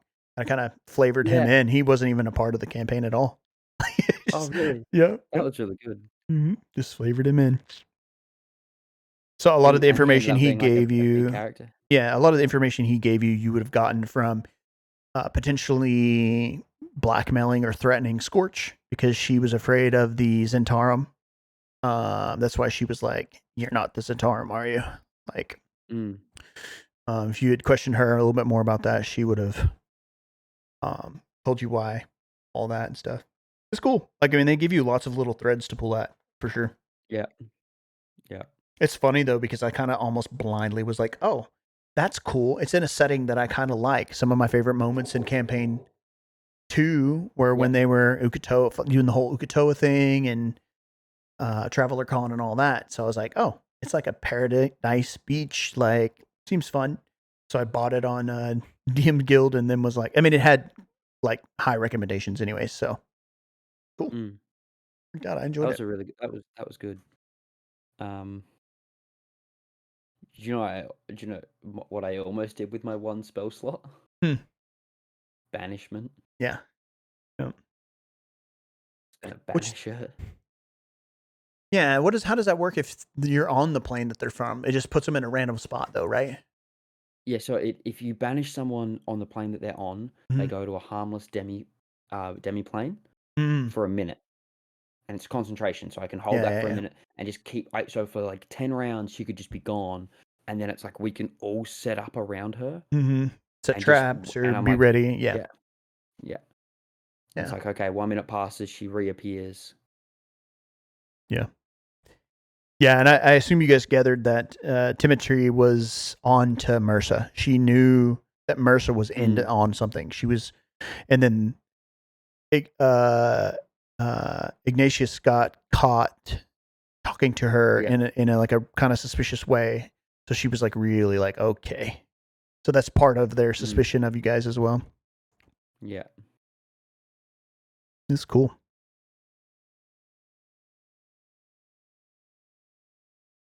That was a lot of fun. Good. Glad you liked it. There weren't supposed to be the marrow in there either. I put that in because I thought that it was going to be too easy to backtrack if you wanted. So what I wanted was a reason to go in there. So my idea was like if you followed Pisca around the top side and then into the room like you did, then whoever went to the middle of the room would basically, these wards would come out and try to. So you have to backtrack through the marrow or continue on forward with going into this room, which I don't know, maybe you don't, but I didn't want somebody sitting outside poking them down. I found it interesting too that you walked up and I was like, I had Pisca stop right inside the doorway and you stopped and were like, I don't want to be that close and stepped back. I was like, oh, and you were in the doorway. I liked that. That was cool. And then I made the choice. I was like, oh, nope, keep back, fire the shots. And I'm like, oh, then I wanted to get in close because I was like, that way if she tries to run away, I can grab her. Yeah. Like being like, essentially just trying to, being an opportunity attack. And then that just happened to put me right in the door. Yeah. And it does say that it gives you, if someone's in the doorway when it slams shut, then DC save. That was cool. I thought it was funny too that, I mean, that room is tough. Like, there's even part of that I didn't do because I don't want to have to track it. But there's more like room things that happen the more time you spend in there. But oh, really? It TPKs you guys. Like this thing, yeah, for sure. This thing is meant for level 10 characters. So like What is 8 it? to 10. Would it have versus- TPK'd me? Because I can just teleport into the center Probably not. and You just- could have in somewhere because you can TP to somewhere wouldn't see, so you could have left. And I guess if you had figured out, if you had played that you figured out that you needed the cloak, then you could have gone in there and attempted to take the pearls off, which is the outside of dispelling the room, the only way to deactivate it is removing the pearls, the Well, string of pearls. So like, if underneath is safe, once Mhm. I kill Pesca, I can just wait an hour, and then that gives me a short rest, gives me my spells Yeah, back, and then yeah. I can dispel magic. Oh, cool. So that's how that would have gone down. It would have Yeah, been you like, just wait it yeah, out, basically. Yeah. just wait it out. Give me an hour, I'll have my magic back, man. Because let me read this. Dispel magic. I was prepared to use all of it, but then in the moment I was like, man, that you guys are already. I don't know. It felt like a little bit rough to have you guys. I deal didn't with. realize how squishy Talent is. Yeah. Like I'm tank. Like he has like crazy high AC, but like Yeah. all the spells and stuff. Yeah. Just wrecked him. Mm-hmm. Like, Yeah. I ended that He f- entire encounter on full HP. Yeah. His saving throws, he didn't roll well, even with advantage on spell saves. He didn't throw it. So Like, the room acts on initiatives 30 and 10, so they go at the beginning and end of each round. I didn't do that. I just had them act on basically as you interacted with the environment. The thundering squall fills the room with storm-like effects, which is the effect of the shell. It's called the thundering squall. The door slamming shut, I did that. The whirling tempest is what I did, but then there's sprouting out of the tempest come 2 storm mephits that attack the character closest to the conch shell. So 2 creatures could have spawned and attacked you while Pesca was messing around. oh, and that just keeps on happening. Yep. Oh, okay. So I wouldn't be able to take a rest in there. Yep. Because they'd be Just constantly attacking me. Which I think would have been a more fun way to play it. If I was running this in a campaign, that's how I would have done it. I would have done it as red. Because like in this, like I'm not going to facilitate you to like study what you should be doing. Whereas in a campaign, I would expect you to take your time and really understand what's going on. And I would have emphasized to the amount of time like by the time you had gotten to this point, like maybe you had an opportunity to think a bit more about who Ophelia was and like what the gods of the elemental plane and what they're capable of, right? Like, there would have been other moments like Pesca had the not until she got the crown, she wasn't able to summon those beasts or those tempests and stuff until she had a crown. Yeah. And then dynamic allied mephit spawning. On each initiative 10, 2 or more storm mephits emerge from the tempest and attack the closest character. So 2 or more. I don't understand. Maybe that's up to me. How many? How I choose how many? But I felt like it was fun and hard enough though. Yeah, I mean, it almost killed old mate. Yeah. And like the only reason I get around it is because my character just has a bunch of little teleports. Yeah. Which let me circumvent that. Which is more obnoxious than anything, but yeah. It's fun though. I enjoyed it. Glad you guys did. We'll do more someday. It takes a lot to prepare. It's crazy how if you don't do it, like it's so much. And I'm one of those people that like I want to have in my mind, like even though I'm terrible, I didn't do it that well. Have in my mind like kind of charted every path, right? Like I feel like you can never have every path planned. No. But I want to, right? Like I want to have not even if I'm just like, what if they do this? Like I want to have like my mind somewhat prepared if you guys would have done something different, which I did to some degree. Like for example, like I said about the old fisherman, just kind of went with it, and that I think part of the DM for me is like that's so fun. It's like just rolling with whatever you guys introduced. The same with going like I knew I wasn't. It sounded like I tried. I kept saying, well, times are going to be bad. Like can't go. And then I just after a while I was like, they're not going to not go. Like they're gonna go. Oh, the cartographer. So he's cartographer by name only. My man's a bookkeeper. and an artist by Yeah. night, right? Like my man Yeah. paints pictures. Like if you had, investigated him and followed him home or whatever, you would have saw him at home painting portraits or landscape and stuff like that. Like he's literally an artist that she's paid to do this for her and to trick people into going and do this. Yeah. And someone who isn't seafaring or that follows maps or any of that wouldn't be tipped off by that at all. They'd be like, "Oh, cool. It's a map. Let's go," That was fun. That's cool. That isn't part of that either. She just says that she'll give you a copy of it after a day. And I was Oh like, yeah. that'd be cool if he was like, if there was some obvious way that maybe this map isn't real, Mm. or maybe it's real, but it seems to, There's something wrong about yeah, it. something off. Yeah. So No, that was really good. I love that.